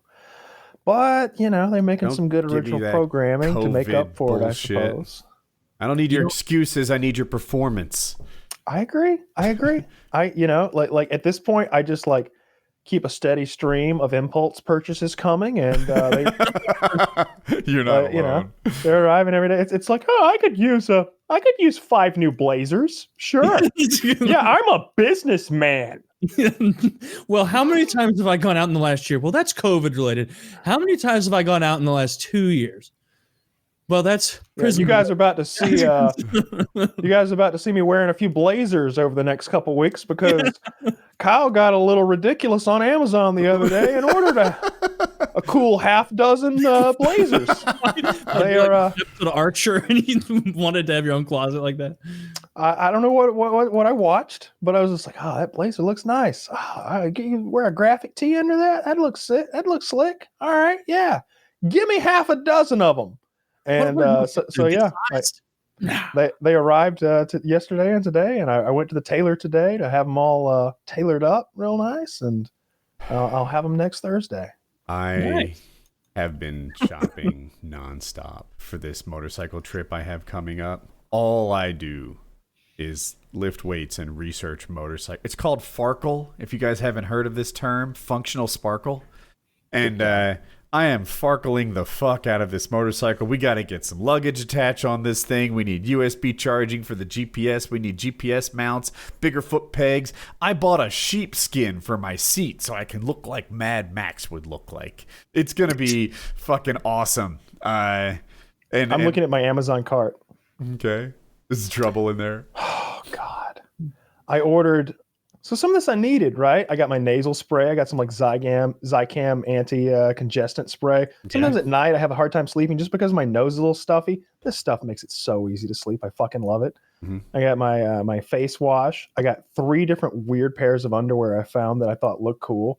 A t-shirt. I got some wood glue so I could fix one of my kitchen drawers that broke the other day. I got a memory stick so I can take all the videos off my phone and stick them on there because I got a bunch of old... You got a plan for clamping that wood glue? It needs clamping pressure. I'm going to go to Home... I was going to buy the clamp on here, but you have to buy a pair. And so I'm going to just go to Home Depot and get one clamp. You're absolutely right. Through? Okay. Yeah. I got a new leather jacket. That came with the blazers. I may have spent an ungodly amount on this leather jacket. I hope you all like it. How much was it? Let us know. Come on, you're dodging it. Tell the truth.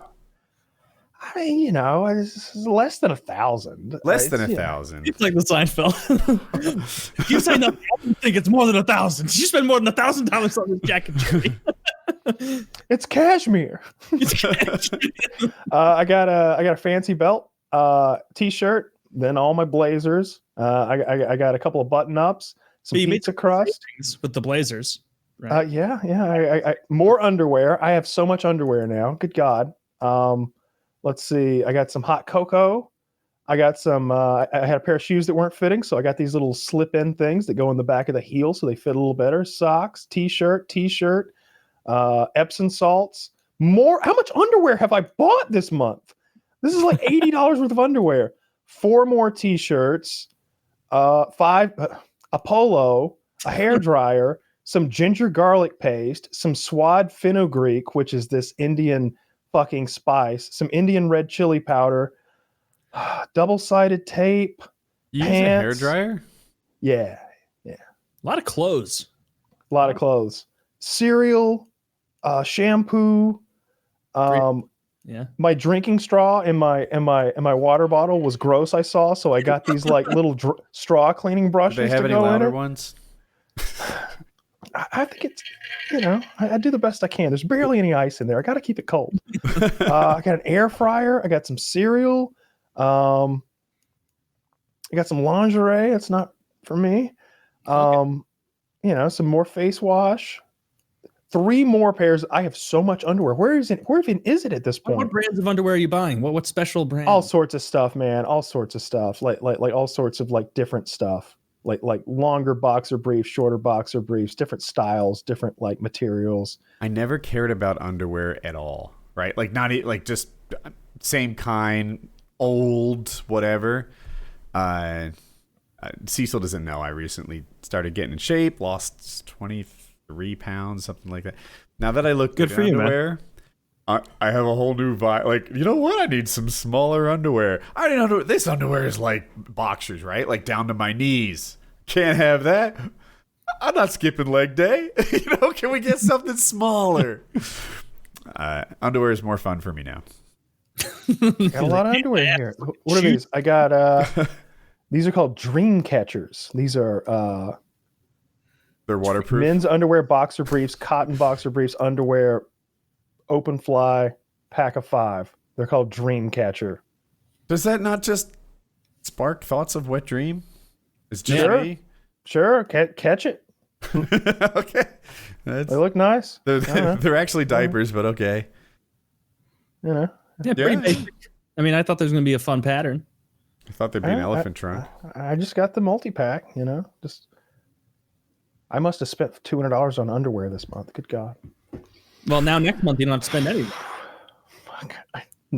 I need to have to. None of these were have to purchases, Taylor. You need to uninstall Amazon on your phone. I need to uninstall it. Every now and then I do that. I'm like, this app is just not healthy. I don't need this app in my life. It's got to go. I feel like have to had nothing to do with most of these purchases.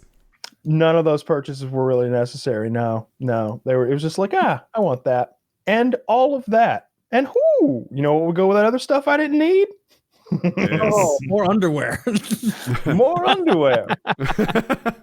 You like ordered some and then you pick a different brand. Like, well, it's not stupid. I'll like A/B test them and then see which one I'm going to go with in the future. Yeah, I went to the tailor and she's like, "Oh, you got so many suits." Like, wow, yeah, you fucking idiot. Did you order all 6 of these off Amazon? Like, yeah, I'm a businessman. I need 8 suits. Oh, that's fine. You know, 4 other people can be in 6 suits. Yeah. I don't think I've owned 8 suits in my life, and I'm really old. Yeah. That is one of the nice things about being off camera. I just sit here in my pajamas all day long. Pajamas I think I have 1 suit, and that's for weddings and funerals. Yeah, that's the way I would prefer. Well, I don't like wearing suits. Yeah. I got 1 for every day of the week. There you go. And I don't know why. Cecil, when obviously movies are a huge passion of yours, what are your kind of go-to hobbies when you're, I mean, I guess for you, because anything you turn into a job is a job. And so like when you're trying to get a break from all that, are you a video game guy, fitness guy? What do you kind of spend your time doing when you have your druthers? My 2 things that I do is video games are probably my number 1 go-to. When I just need to like zone out and just not think about work and whatnot. I got hit with like 3 copyright claims in a day and I'm just like, I need to, blow stuff up. So I'll go and do that. And my other one, I play the guitar very poorly, but I'm trying to get better. I've been playing on and off for years and I finally really said, all right, you know what? I am really going to learn how to play this year. So I've been doing that a lot more, and it's getting to the point of where it's starting to be fun again. Like I'm starting to remember all the things that I had since forgotten because I hadn't played in a few years. So between video games and playing the guitar, because I long time ago, I was in a band and I sang. But I always wanted to learn how to play. I always wanted to learn how to play the guitar, and I have a bunch of them. And I mean, I can kind of play, but I'm not like really good. Yeah, I can play I can play Pearl Jam and stuff. And but that's, I want to play like Megadeth. I want to play Opeth. I want to play stuff like that. So that's the stuff that you really have to like learn how to play and not just learn how to play power chords. So, between those 2 things. Yeah, you can see I dabble with the guitar as well. It's off camera. Yes. Oh well, no, that's his. That's his. Yeah. It's off camera. Yeah, I'll fix I it. forgot. I see his shoulder back there. I keep thinking it's a beanbag. Oh no, that's him. That's him. I know. Oh, it's Yeah, you can see Woody's old guitar. Yeah, I haven't gotten the new systems yet because why? Like there's nothing good on them, and why are you going to rush out and buy the first Xbox, first PlayStation 5 when you'll have like one game to play on it? You'll end up just going back to the old systems anyway. So yeah. So right now, pretty much I'm just playing stuff on the PC, or I'm playing stuff on the PS4. What games are you playing? On the PC, I just finished Honey Pop 2, which Never heard of that. was Honey. oh god, it is a hentai dating game. I guess it's really a piss. It's just wrong. And it's called what? I'm sorry. Honey Pop 2 double Honey date. Pop. Yeah, double. Yeah. Good God, man. What is this? Can adults play this game? Yeah. Oh. It's So I'm Yeah, looking at the it's- cover art. This appears to be a 12-year-old girl making the cunnilingus? I can't say the word. Cunnilingus. Yeah, thing with Yeah. her fingers and tongue. Clearly a lesbian porn scene about to take place. well, the whole game, you get to choose, like, do you want to be a girl? Do you want to be a boy? And you basically go to this island named Isle de Inadipuna. And you have to get into It's called Inadipuna. Inadipuna. You have to get into, I think you need 20 threesomes in order to get, like, every time you have a threesome, an angel gets its wings. And so you have to have 20 threesomes in order to have enough angel wings to sacrifice them, because there are two demons that are waking up after their 1,000-year slumber, and they're going to destroy the earth if you don't present them with the 20 wings and then have a threesome with them. And it's it's just stupid and fun and wrong. Did you live But stream it? I had fun with it, but then to play something serious, I've Can been you play playing this on Twitch? No, you can't. Actually, it's banned. You can't play that on Twitch. Okay. Because there's like hardcore nudity in it. I've been playing Surviving the Aftermath, which is a post-apocalyptic city builder. That's a lot of fun. It's very depressing, but in a good way. And then on PlayStation 4, my go-to is usually I just play the Surge 1 and 2. They're kind of like Dark Souls, but in like a sci-fi universe. They're really fun. And but yeah, they're kind of my go. I'm looking. I'm not sure what I'm going to play next, because right now there's not really a whole lot out that's interesting to me. Like, I'm teasing you a lot about of the this games- game, but really my attention is still stuck on it. And I'm I'm watching. I wanted to see like what it's like, the nudity and everything. So I went on YouTube and put in Honey Pop 2 nudity, and there was one that says double date ending. It's like 9 minutes. I just clicked through, and it's like 3 alien women where like you can see like pussy underneath their little thing, and like the little frozen bit of dialogue on the bottom. I don't know what the context is, but the middle woman of the 3 is saying, "Think of all the pussy you've crushed to get here. Do it for them. Do it for the pussy." So, yeah, It's shit funny. Like the writing behind it is largely why it's so good, because it's so like they know the kind of game that they're making, and they just kind of went all in on it. It's just really silly and Oh, wow. dumb. Yeah, This It's, is- I'm it's- looking at this thing that you do.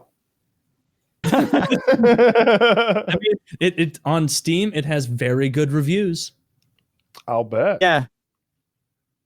And it's like right now they're kind of. I'm waiting for them to announce like a DLC or something for it, because there were a lot of there's there were a lot of women that were in the first game that didn't make it into the second game. And so a lot of people are like, hey, they're going to make it into the second one. And yeah, it's a piss. Like it's just really stupid and fun. And I mean, it's a match. If you boil it down, it is a match 3 game, and your reward is anime titties. And it's really all it is. It's just funny. My wife thinks it's hysterical because she's like, I hear this like laughing, and she's like, and I come in and it's you. It's not even the game. And I look and like, man, that you must need to use your right arm a lot in that game because you were using your left hand to click around. Well, there are not that. Oh God, what was the one? There was some anime game on Steam where they had like a one-armed mode, and I'm like, oh, come on! Like, they're not even. You're not even being subtle about it. It should be funny. They're like, oh man, we made this great game, and then it's like everybody's buying this game and playing, but 9 minutes in, they're logging off. They're getting halfway through the intro scene. We're setting the world, and we're too aggressive.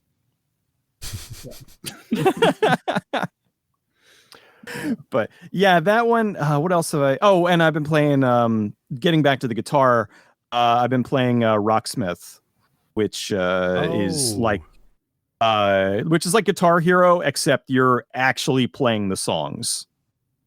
Yeah, I know that. They I think you can use a regular guitar too, like your guitar. Like they sell guitars that are actual guitars, and you can also put a device on your own guitar and you learn to play.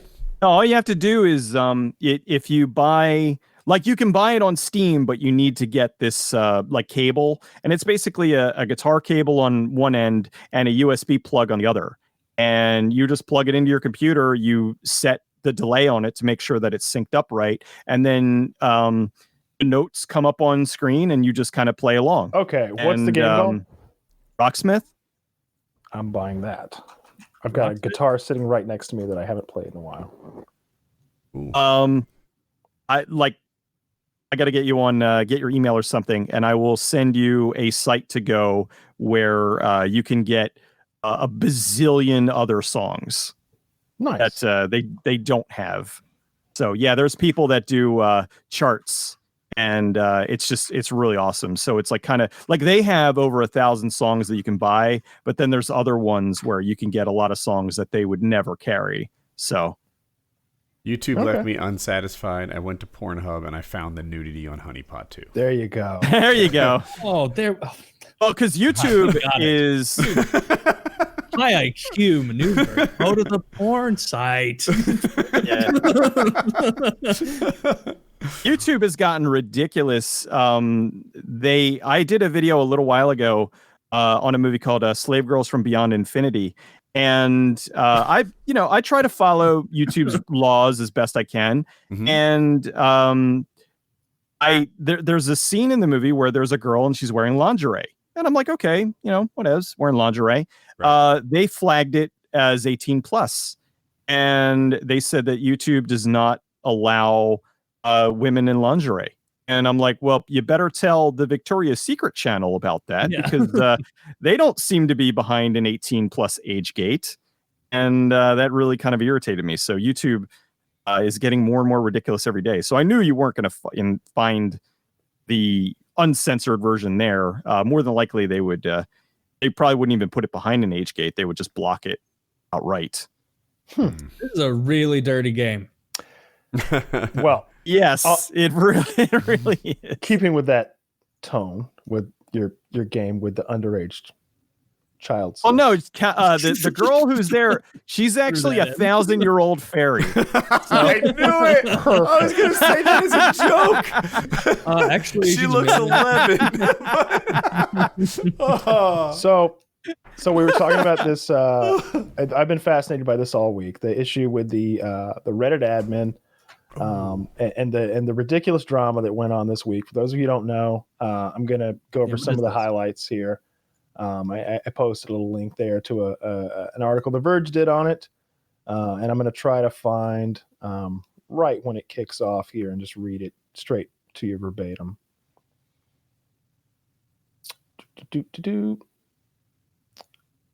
Okay, so essentially, I can't find the right part of the article, but the issue is that this transsexual woman was hired as a Reddit admin, and her background is that she witnessed her father rape and torture a 10-year-old child when she was growing up.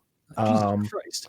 As a member of the Green Party, if I remember correctly, she was running for some candidacy not so long ago. She made her father part of the campaign with that as his background. Her current husband, he had some interesting tweets recently.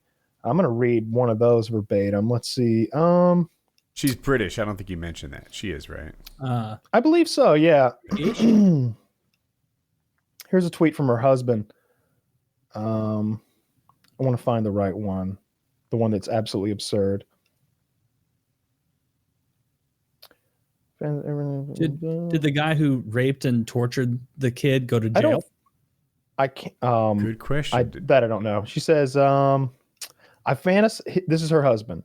I fantasize about children having sex, sometimes with adults, sometimes with each other, sometimes kidnapped and forced into bad situations, sometimes coerced through fantasy mind control. That's straight from his Twitter. And there's about 8 others that are, Good God. pretty similar. So he's into pedophile stuff. Her father was a pedophile. She watched her father do pedophile things, but we don't hold her responsible for that, I guess, because she was super young. Yeah, she was a kid.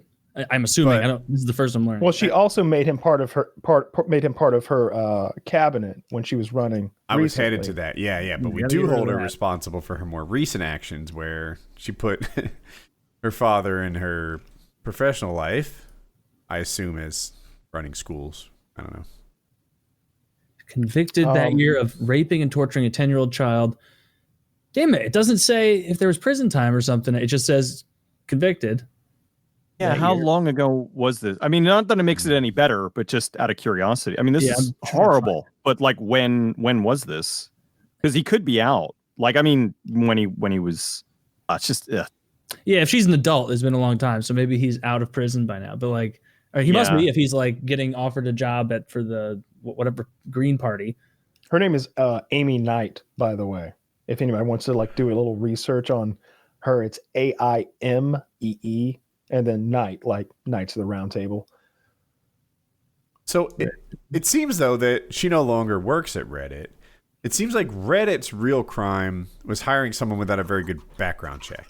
They knew all of this going in, and they only fired her after many subreddits privated out of protest because there were people who were saying, hey, wait a minute, this person is pro-pedophilia. Her husband is pro-pedophilia. Her father is a literal pedophile. And you've got her on here. And they were saying, how dare you dox this woman and be transphobic? Yeah, Kyle, you're coming off as a little transphobic right now. I've called. Listen, here's an image of Aimee. I have referred to Aimee as a woman every step of the way.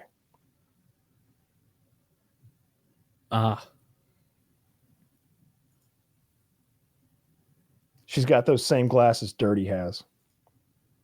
Does she? Do they share the same glasses? So much magnification. Oh, yes. We're not.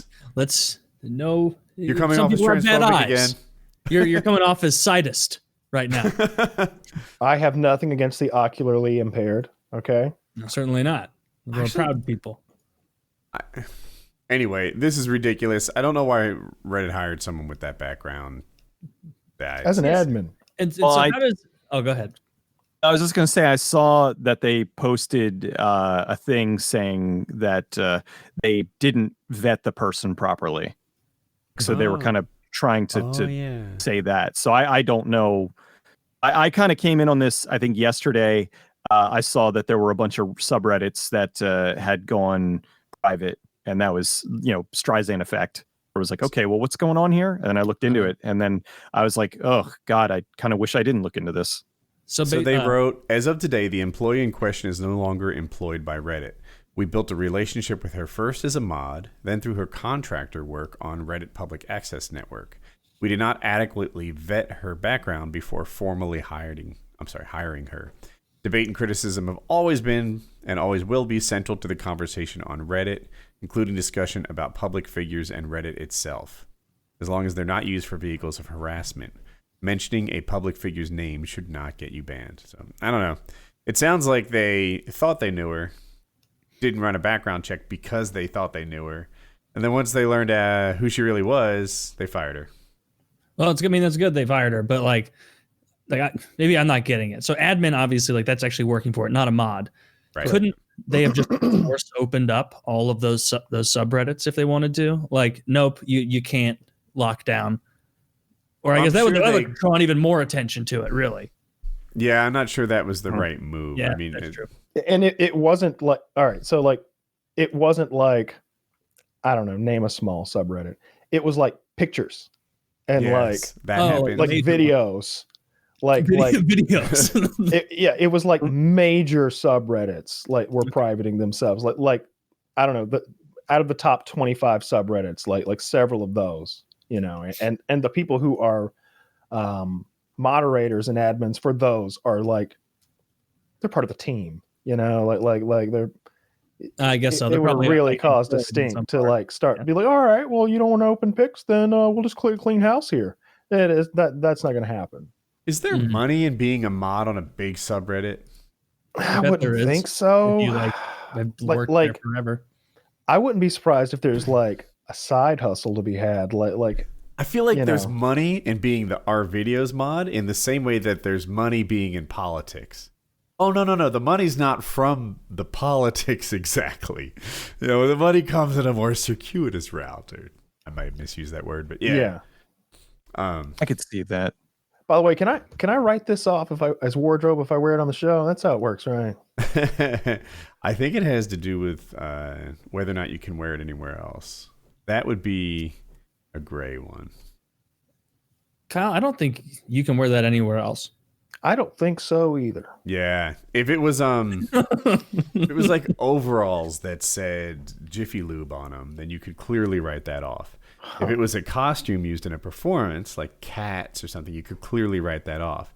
On the other hand, if you bought, I don't know anything about men's pants, Dickies or chinos, or something you would wear to like a business conference because you didn't have them already, you can't write that off because those are normal clothes that you're going to make as part of your wardrobe. Fair enough. That's how I don't cut any corners with my taxes. Yeah, I don't think I've ever written off clothes. Never thought about that before. But I've also, I have. I've done that with costumes for the show. I was totally gonna say those Al costumes. Yeah, now, unless you're trying to convince me you wear them on weekends with the wife or the ex-girlfriend, as we call her. Those all hang out in that closet right there. A big bunch of costumes. There's no closet there. I know that room like the back of my hand. That's a window.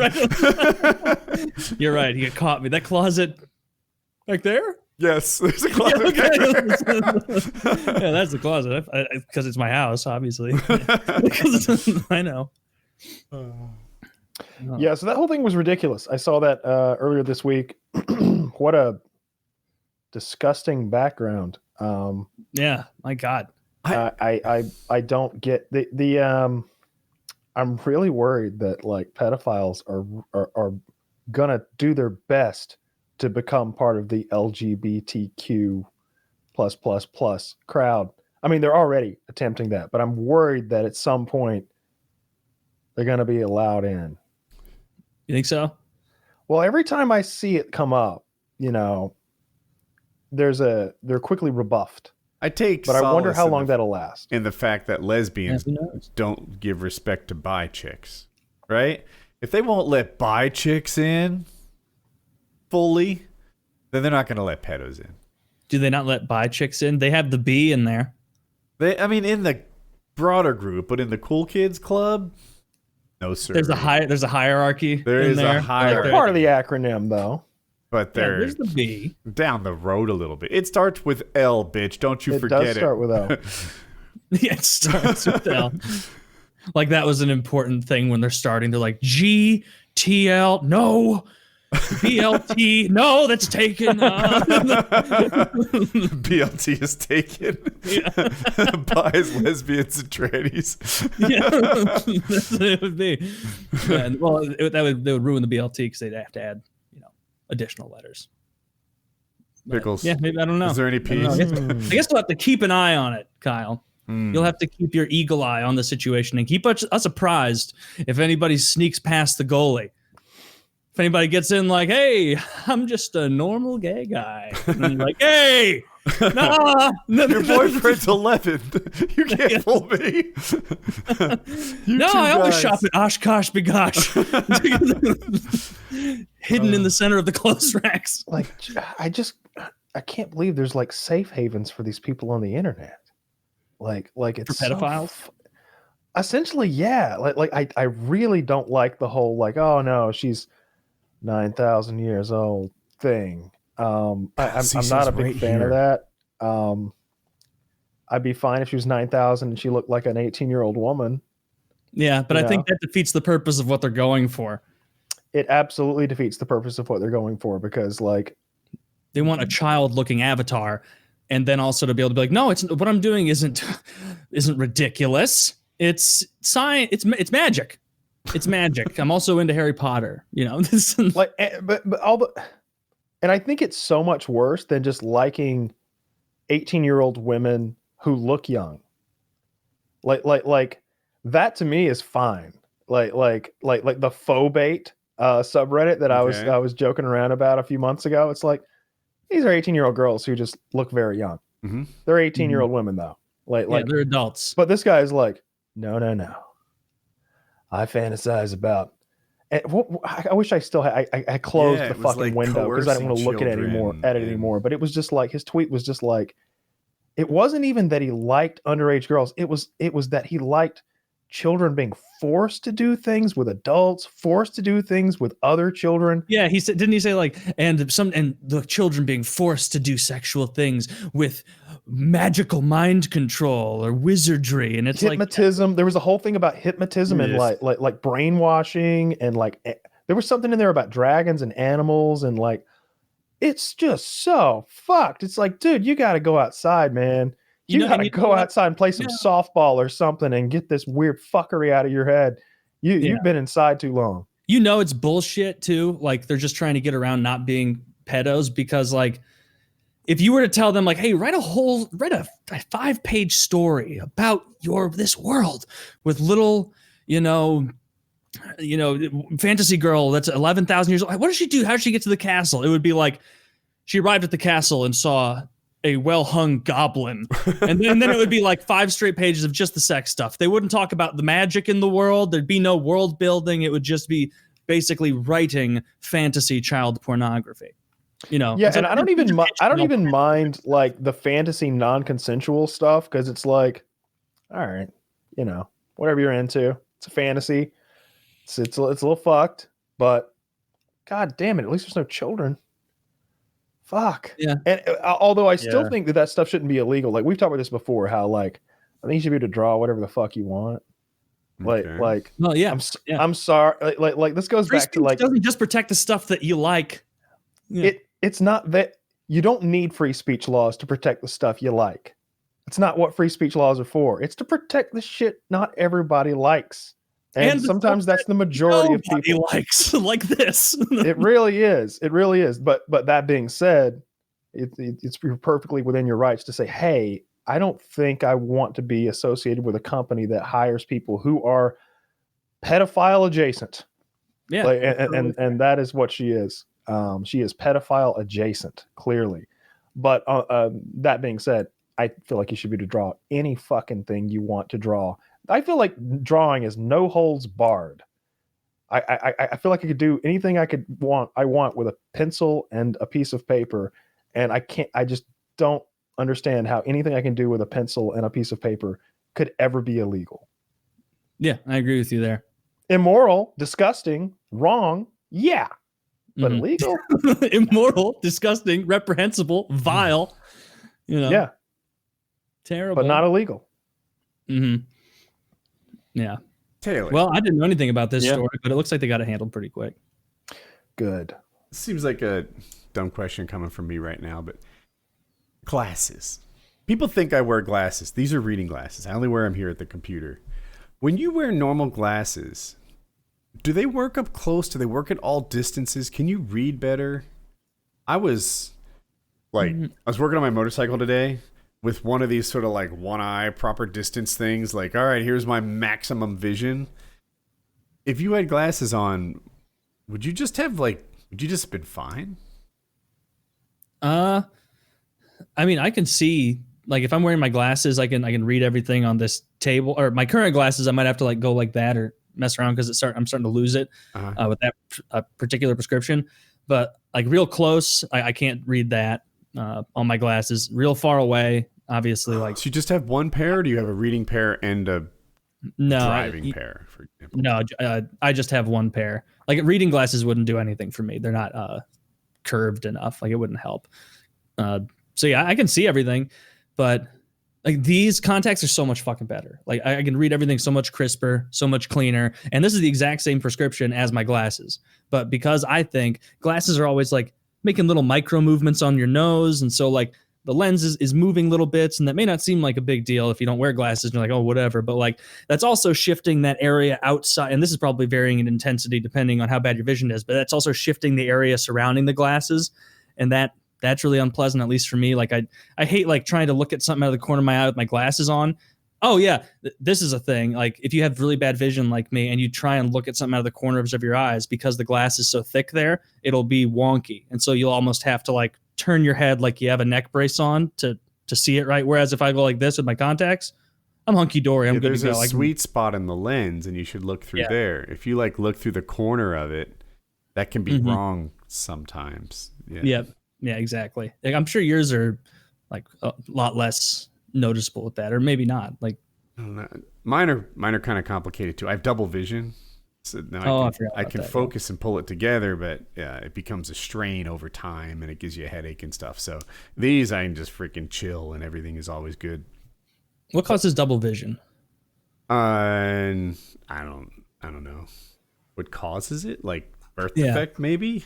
Like I was curious because like causes all the rest of shitty vision. Oh, astigmatism is like that eye isn't the right shape. Like my left eye has astigmatism, so I have a toric lens in that one that rotates slightly every time I blink to keep it centered so it doesn't float off. So like I was wondering just if they ever told you like, oh, you have double vision. That's because your corneas are swapped or something. I think that you can't see it. Like no one has ever in my life, and I can't see it myself, like cross-eyed, but I think that's what it is. One's just a millimeter off or something like that. Oh, okay. Do you have good eyes, Cecil, for watching all those films? Yeah, surprisingly, I'm the only person in my family, my mom, my dad, and my sister, like they all have horrible vision. And I somehow, I guess I ate a lot of carrots when I was young because my vision's fine. So I don't know. Even I lucked out. But yeah, my sister is like one step before legally blind. So her glasses are like ridiculously thick. And I was just like, nope, not getting to that point. So I don't know. I mean, I might get to a point sometime in my life when I might need glasses, but as of currently, I'm fine, which is funny because I stare at, monitors and TV screens all day long and haven't destroyed my vision yet. I learned this year how the carrot vision myth started. Do you know this already? Yeah. No, I don't. So apparently the British during World War II had invented radar, and the Germans didn't know how they were seeing them at night. So the British started a rumor that their heavy carrot diet allowed them to see planes at night so they wouldn't suspect radar. Yeah. It's really interesting. Wow. But like, I wonder, but also like the German scientists like making rockets and stuff. So I imagine like whatever like non-scientific general was like, we have to have carrots for every single soldier. So be like, he was fucking with you, right? It's like, that's not true. like I know you like totally like, oh my God, you outrank me. I mean, like in 5 years, I'm going to have a cush job at NASA and you'll be fucking dead, but who cares? But anyway, like, you're an idiot. Let me get back to the rockets. Oh wow, we must give them all the carrots. Did you hear that retard? That fucking idiot is in charge. Dude, we are fucked. We are fucking lose this. Dude, we have the dopest launchers in all the planet and we're going to fucking lose. This is trash.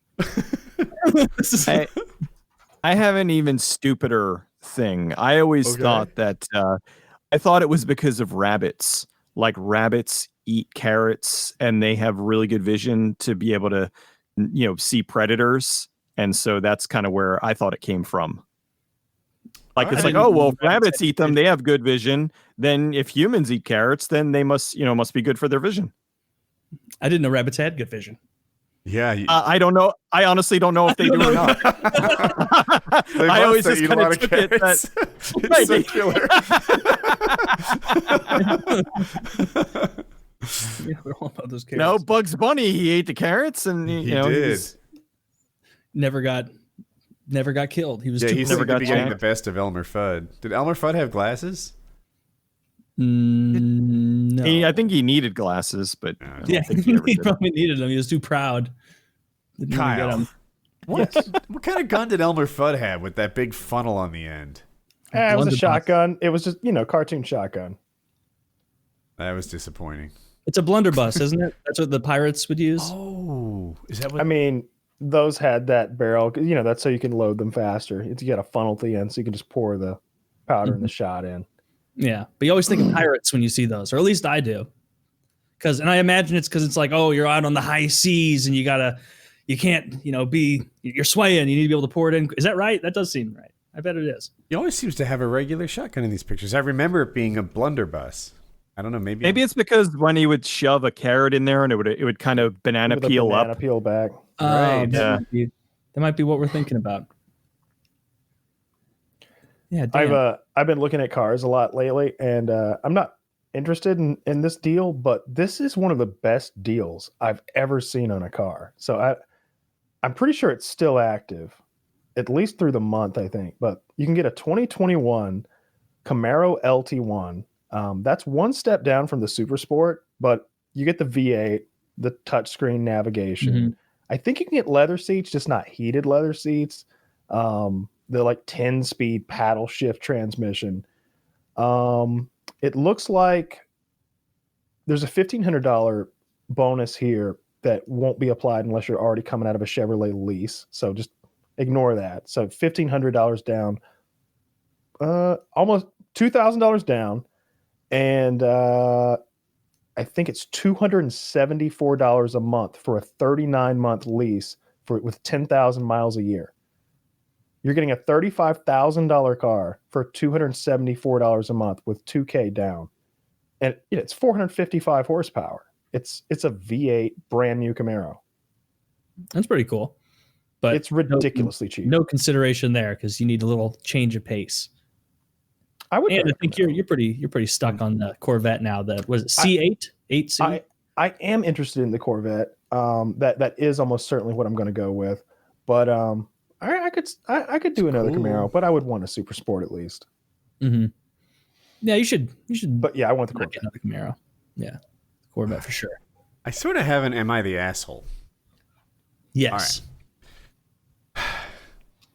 Super quick before I get into the layout. I am telling what I think is the truth. It is possible if you heard the other side, I get something wrong. But this, I'm not intentionally lying. All right, so I'm going to get my motorcycle fixed. They tell me it'll take 3 days, something like that. It ends up taking 14 days. And I am head over heels enthusiastic about getting it back, practicing. I'm buying equipment for it. I really wish I could see it up close and make sure things fit, and it is the way I remember. So I anxiously want it back. At first, I wasn't really nagging them too hard because, they said it would take 3 days. You don't call on day 2 and is it done yet? Fucking chill. So I call on day 4, hey, can I come get it? And they're like, no, trouble so far. We need to buy a new computer. And it's and we need you to approve the purchase of the computer. It's more expensive than original. So, okay, misdiagnosed out of the gate. That's cool. I'm not a good mechanic, but I enough that I know you don't always get it right on the first try. Cool. But why didn't you call me instead of me calling you? Yeah. How long was it going to sit there unordered before you called me? That would be my first question. Right. So I approve it and they order it. And then I call 2 days later and I'm like, hey, status update. And they're like, oh, it didn't come in because we ordered it the wrong way. We have to order it a different way. Oh, Woody, you don't understand. BMW's so hard to work with. They're such a pain. They're this, they're that. Are you the BMW parts guy? You should be an expert at working with BMW at getting parts. This is literally what you do for a living. But they're like, don't worry, we'll order it the correct way now. And I'm like, all right. So then I call. Has it come in? And they're like, no, it turns out it hasn't come in. I'll open a case. Every time, it's like Kyle mentioned, like progress hadn't been being made until I called. And I'm like, I should have called 2 days ago. You know, like this sat unfollowed up because I didn't follow up. And if I don't follow up, like when I follow up, progress gets made right on the spot. They really get grease. Like while I'm on the phone, they open the case and something, you know, that makes them like kick it into gear. It gets shipped. While I'm on the phone, they're like, oh, turns out this was never going to come because we ordered it incorrectly. Like it's me calling that's making this progress. Well, I put 2 and 2 together and realize I need to call all the fucking time, right? A couple times a day if I need to. They don't pick up the phone. Like hardly ever they're picking up the phone. So I'll call 3 times in a row, just ring, ring, ring, ring, and like, you know, up, okay. You know, the service isn't picking up parts because there's like this voice tree thing.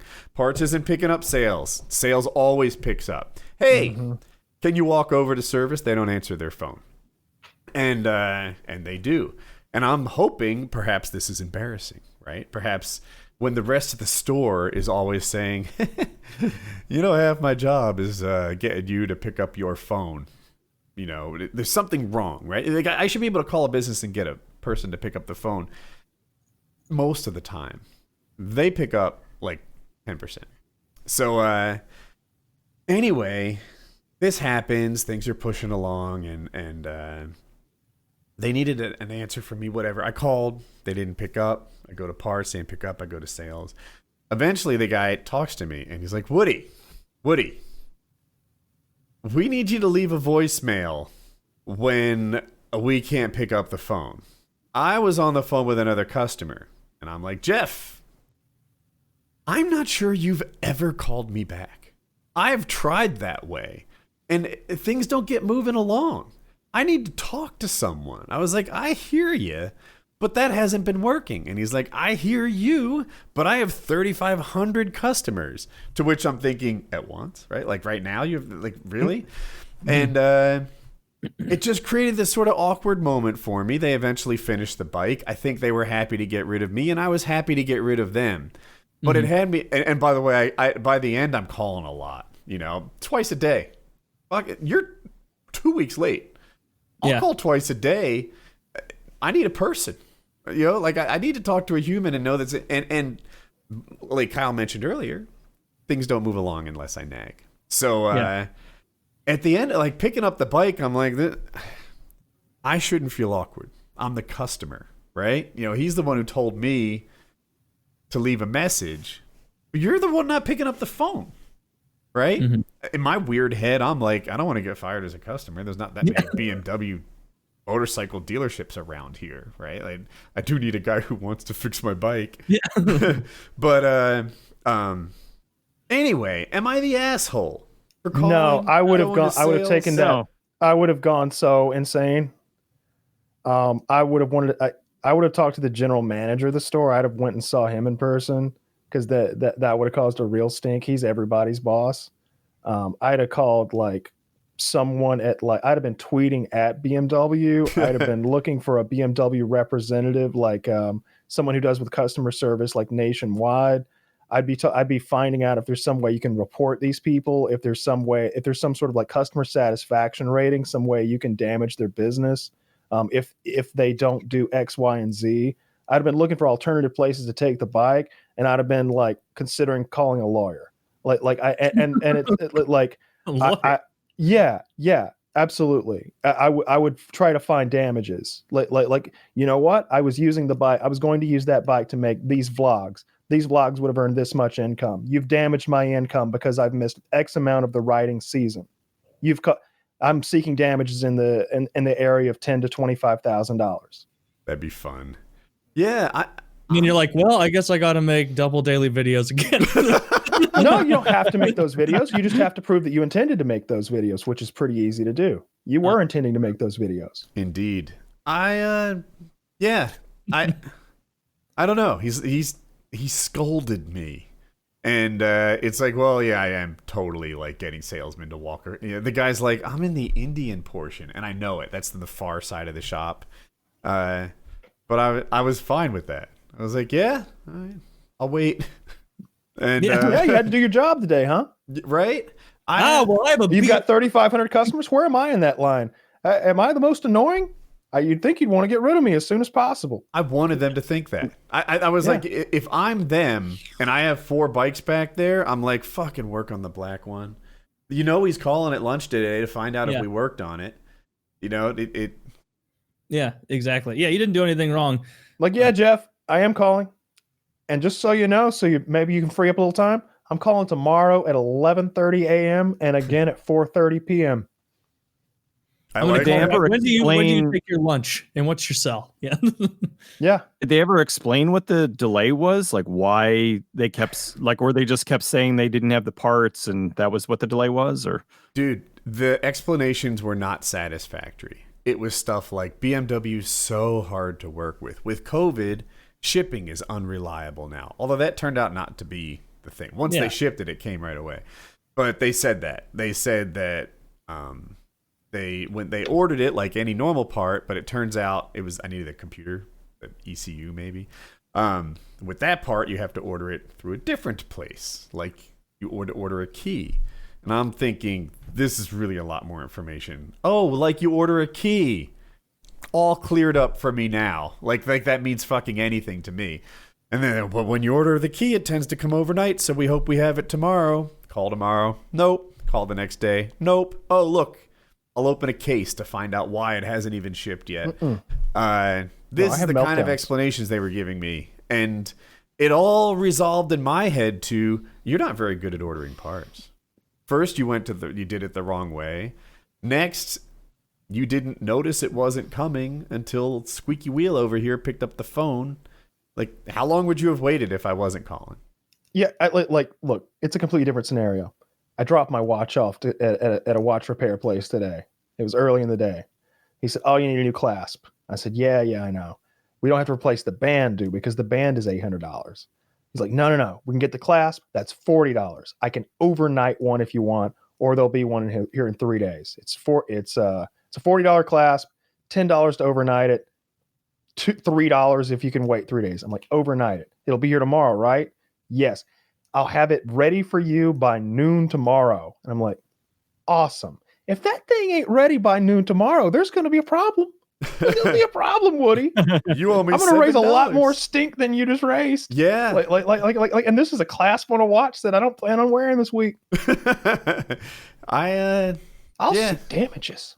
I think I was in the right on this thing. I didn't know what time it was. I was late to a very important meeting. I was going to vlog. I was going to start doing watch vlogs. I was going to buy a lottery ticket. You owe me $6 billion. Welcome to FPS Russian Watch Review. Everybody's like, what the fuck? This content sucks. My watch better be ready tomorrow at noon. 6 years and he comes back with 4 years. An intermediate level knowledge of watches at best. This one's very, very gold. Now he's Borat. This one is blue and this one is black. I'm looking forward to getting my watch back. That clasp's been broken for a long time. Yeah, you've been enjoying looking at watches recently. I bought a silicone wedding ring. I don't know. I don't even know how I feel about it, how I wear it. I'm not sure I know how to measure my finger. But I was like, why aren't I wearing it? The reason I stopped wearing it 5 years ago or something is because we mow with farm equipment and I was working on the stable and it was like, I'm going to get degloved. And but then the silicone thing came along around that time and anyway, I bought a black ring. We'll see. It seems the way to go. The silicone thing, that seems like the smart move. That's what I'm going to do, I'm sure. Yeah, I used to wear one a little bit. My girlfriend didn't like me appearing to be single. On the internet. Okay. What? So I was like, would it make you feel better if I wore a wedding ring? And so he said, yeah. So, you know, going on. Huh. Wow. We'll see. I want you appear single. Put on the ring. I like The One the Ring. gold one. I used to tap it, and I remember it a long time, and it looked like it. Like it was shiny, and now it's almost like a machine roughed it up or something. Like every, I don't know, micrometer of it was scratched, and it was almost like it was supposed to be. And that, I don't know. I like things that have a little wear to them. Things that have been through life with me. But the deglove thing. Yeah, Ooh, don't want that. Yeah, that's Don't want that. Does lifting ever deglove people? It seems like it's a Nah. It wouldn't deglove you, but it would probably cut you if you caught it wrong on like any hard pull You'd movement. have a hard time catching it wrong though. Like you, like how? Like even if you're You'd doing almost power, have to try. I could see don't even- smushing it and having something on your finger that's not round anymore. I guess, but that might even be better than just destroying your finger. Yeah. I don't know. I wouldn't worry about it. Well, with the silicone one, that weightlifting. definitely With the won't. silicone one, yeah, we're talking about a gold one and not a silicone. Yeah. No harm, no foul with a silicone one. Nothing bad can. I mean, I guess it could melt to your hand. Maybe the silicone one will be so good at improving grip that you just You got one on every finger. You're like Mr. T. I look like Michael Jordan on his 5th championship. Yeah, it's like, oh, we'll work out tip. You know, get yourself rings. Yeah, you're gonna look ridiculous. Your hands aren't gonna go together all the way. They're gonna go like that. 27 of them down your fingers. It's called a straight finger deadlift. You gotta hook your hand. You want to talk about going somewhere and like seeing a lot of shiny things that are tempting? That watch store today. Yeah, reignited an impulse. I mean, I always like things that are shiny. But sometimes and, it burns brighter than others. Always. I like okay. shiny things, you know. And he had like lots of nice watches, and then lots of nice like gold and fucking jewels and shit. I'm like, oh, I mean, I could use a diamond ring. I mean, why not? I mean, he's got like this big like men's ring that looks like a fucking Super Bowl ring or something like that. It's got bunches of gold chains and shit. It's just, I don't know. I like shiny shit. It looked like fucking Smaug ought to be sitting on top of his countertop in that place. It's ridiculous. He had a lot of nice watches too. Huh. That's not my jam. I don't relate. I like them. Yeah, a lot. watches I relate to a little bit, but Not dude, They have the Fitbit bling. That's about as far as I go. does Fitbit still make nice stuff? I feel like they disappeared with Apple Watch. Are they still kicking? I don't. Well, you know, it's funny. I call it Fitbit, but it's like a knockoff Fitbit. So I don't even know if they're.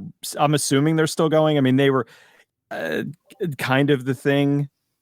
I don't even know what brand this is, but it essentially does the same thing, and it was a lot cheaper. So, because the last one I wore, I was on the subway, and somebody bumped into me, and it like hooked onto like the side of the subway door, and it tore right off. And I was like, oh great, you know, now I'm at $150.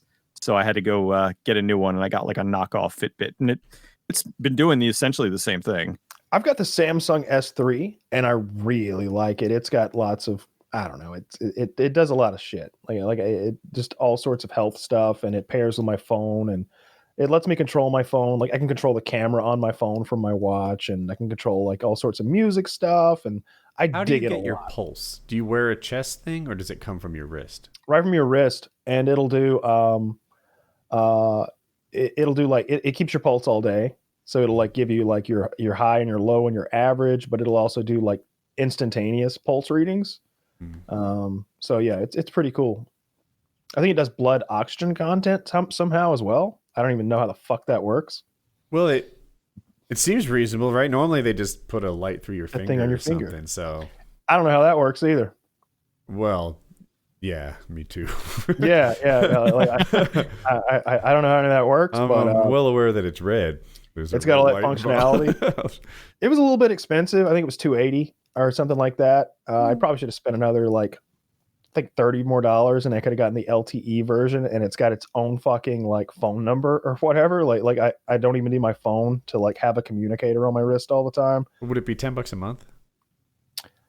That I didn't look into. I think maybe if I've already got a Samsung, it like pairs for free. I don't know how it works exactly, but it's I've way always easier to got my get phone. 400 out of me than $10 a month. Like it. Agreed I on hate that. signing up. Yeah. But I've always got my phone in my pocket, so it's so easy just to like Bluetooth them. And they're both connected, and anytime like I keep my phone on silent, but if I get a message or something, my wrist will go vibrate a little bit, and I can like swipe to the right, and I've got my messages, and I can do everything from it. I like it a lot. You know what I like about the iPhone? It has facial recognition to log in, and Yeah. when I first saw that, I was like, "Oh, that sucks. I'd rather have the thumb." Like, why is that even good? Here's why it's good. Your phone goes zzz, right, like it's vibrated. You look at it, and by the time I like observed it, it's recognized that I am me, and now it's unlocked. And instead of just saying like WhatsApp notification, it says Kyle wrote this because it's unlocked. It's not private. Yeah. That's probably great for you. As someone who has had their phone become federal evidence before, I don't like the idea of a cop being on, what do we have here? Let me just, all right, let's see what we got. Right? They just point it at you, and they'll do that. Yeah. I wouldn't doubt that. No. Yeah. Right? I don't have any evidence on my phone anymore. What do you have to do? Just be like, sunglasses. You're sitting there making a ridiculous face. They're like, what's wrong with him? He doesn't want us to get into his phone. I need my attorney. Fuck yeah, I'm smart at us. Yeah, this guy must be the genius. It doesn't work with sunglasses, and it didn't work with a mask, like for COVID. Makes sense. But Apple said, I don't know if they updated it or if they're about to, but it will work with a mask. Mm-hmm. That seems like code in. enough. I just I've got like a 10-digit code, and at this point I can type it so goddamn fast. I'm in a second and a half. It's fine. 1, 2, 3, 4, 5, 6, 7. 0, 0, 0, 0, 0, 0, 0. It's the same combination on my luggage. Exactly. Yeah, I saw that was the most secure to just have like the number pad thing. I don't like the idea of biometrics. Not because I'm like paranoid. I don't think Bill Gates is going to inject me with any microchips, and I don't care about my biometric data. I just don't think it's very secure. Yeah, that's definitely what jumps out. And I've got like financial stuff on here. I got like PayPal and bank information and stuff. So might as well keep it secure. Better safe than sorry. I get it. I want to eat so bad. I'm so hungry. Oh, hold on. I actually have. So we were talking about motorcycles. Woody, what do you think of this Japanese lady going around? What is gonna happen on her motorcycle? Everybody, Kyle, you should look as well. I'm looking. Oh, I had her as a topic too. Did you? I did. So what do you think, Kyle? What am I missing? Do you think she's posed? Do you think she's a real biker, a poser? I'll tell you, there's something off. Scroll down and look at the top, 4-way picture. You seeing it? As I look at her here, I think that maybe, Yamaha. Yeah, I'm positive. That's like a 45-year-old man. You knew. You didn't know. You knew. Yeah, a 50-year-old man with great hair. Yeah. So I have this linked. I'll share my link with you guys.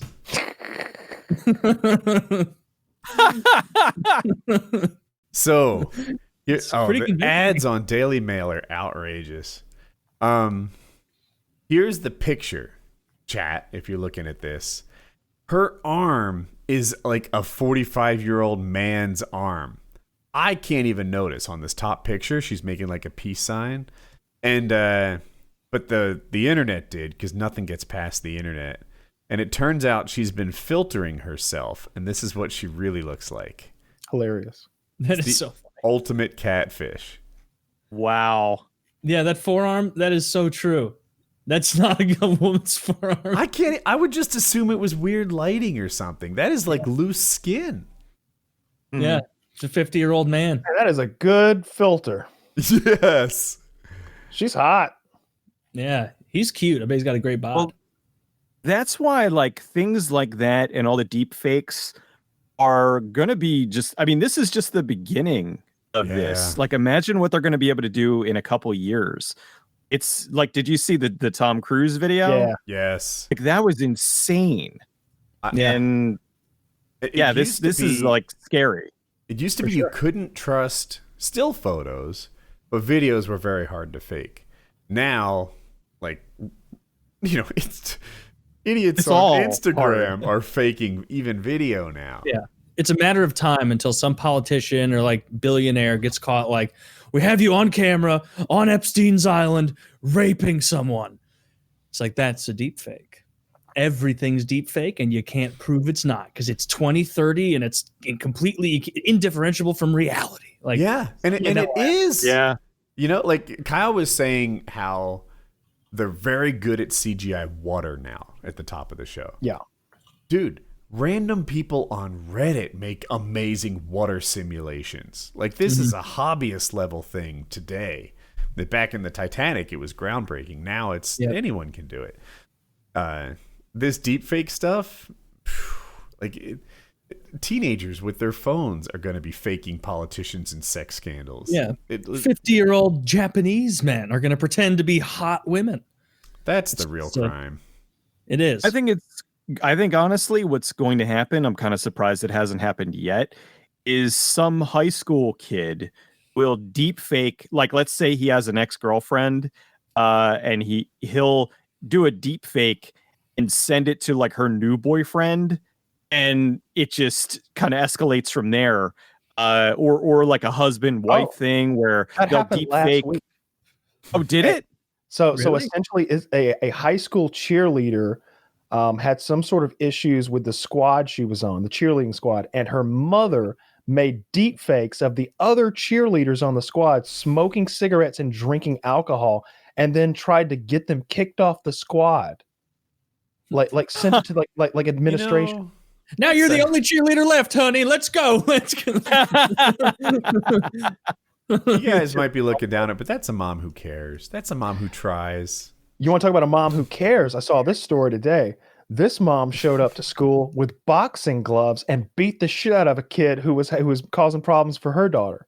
I like it. She's arrested. Did she bring boxing gloves for the girl? No, she showed up with her own boxing gloves and beat the shit out of a child. It's not very sporting at all. She went full like, what's the Step Brothers when John C. Reilly and Will Ferrell just beat the shit out of all those kids on the playground. Damn. And she's in jail now because she beat up a child. I used to daydream about that as a parent, right? You know, like Hope having some social issue at school. It's like I could beat the fuck out of all of her. I don't mean to act like a badass, but she's 11 at this point. I mean, I could just maybe I'll get a mask. I could really scare the fuck out of an 11-year-old. You just threaten to rape an 11-year-old, and they are terrified. Believe me, you sissies. You're just going around giving like fake punches to the kids, just like throwing heavy things at them. Think fast. Just nobody's gonna believe you, you little cunt. Guess what? Nobody's gonna fucking believe you because I'm a grown up and you're a little shit nosed kid. Meanwhile, I'm actually a boomer and she's recording. Yeah, right. What's that? Whatever, boomer. What the fuck is Facebook Live? Just say some shit that's so ridiculous that it'll sound like it's being made up. Right. You like notice her like recording again, like, you're a little shit-nosed kid. I'm gonna beat the shit out of you. Is what I would say to someone who threatened you or anyone. It's like, you have to try and pivot away. Set your house on fire and shoot your parents while they run for cover. What? No one will believe you. And they wouldn't. If an 11-year-old went and said, Casey's dad said he was going to set our house on fire and shoot mom and dad while they were running out. I don't think that sounds like Casey's dad. And then when if they came to you, you'd be like, what? Now, Mr. Myers, we were entirely on your side for the first time this happened. This is now 5 separate incidents. I You know can't what? say I'm that. gonna I was going to say something even more horrific, but I can't even say that. I won't even make it. So, oh well, Cecil, where can everybody find all your stuff, all your Twitch, your YouTube, everywhere you are online? You can find me primarily on YouTube at GoodBadFlicks, as well as Twitch, Twitter, Facebook, and the under construction, but it should be back soon, GoodBadFlicks.com. So I had a very nice person was redoing the site for me and fixing all the SEO problems and all that stuff because I had built it way back when, and I didn't know. I'm not a web designer. I didn't know what I was doing. So I got somebody who was a fan who wanted to do something nice for me and said, "Hey, can I? I've been watching you for free for years. Can I do something? I'll rebuild your website." I was like, Very nice. "Absolutely, dude. Thank you very much." So Nice. Well, check him out. All those places. Thank you so much for coming on, Cecil. Yeah, if you're going to check out one of his videos, I recommend Exploring Galaxy of Terror. thank you. Yeah, that one, I was actually really happy and also shocked at how well that one did. Because I had a lot of people that it's funny. The majority of people were like, "Oh my God, this was an amazing episode." And then I got a lot of other people that were like, "Oh, what the hell? This was all about James Cameron." And I'm like, "Well, yeah, that kind of was the story." That's the one where- with the slug rape, right? Yes, that is the one with the slug rape where the Let's just leave that just as we. yeah, leave it there. It was leave it like the that. one with the slug rape, the one with the slug rape that almost killed the woman. A woman was almost raped. She was to death almost- for reals. Well, she By was a almost slug. crushed by a 2-ton animatronic slug. Oh, so you don't explain it. See, don't explain now. Everybody's got to go Now- watch the video. Everybody's got to But there's more. go. But there's more. Go check it Wait, out. It's there's great. more. It's really good content. One of my favorite YouTubers. I watch hours of your content. Will continue to. Thank you so much for coming on. Really enjoyed you. Thank you so much for having me, guys. I had a really good time. PKA 536.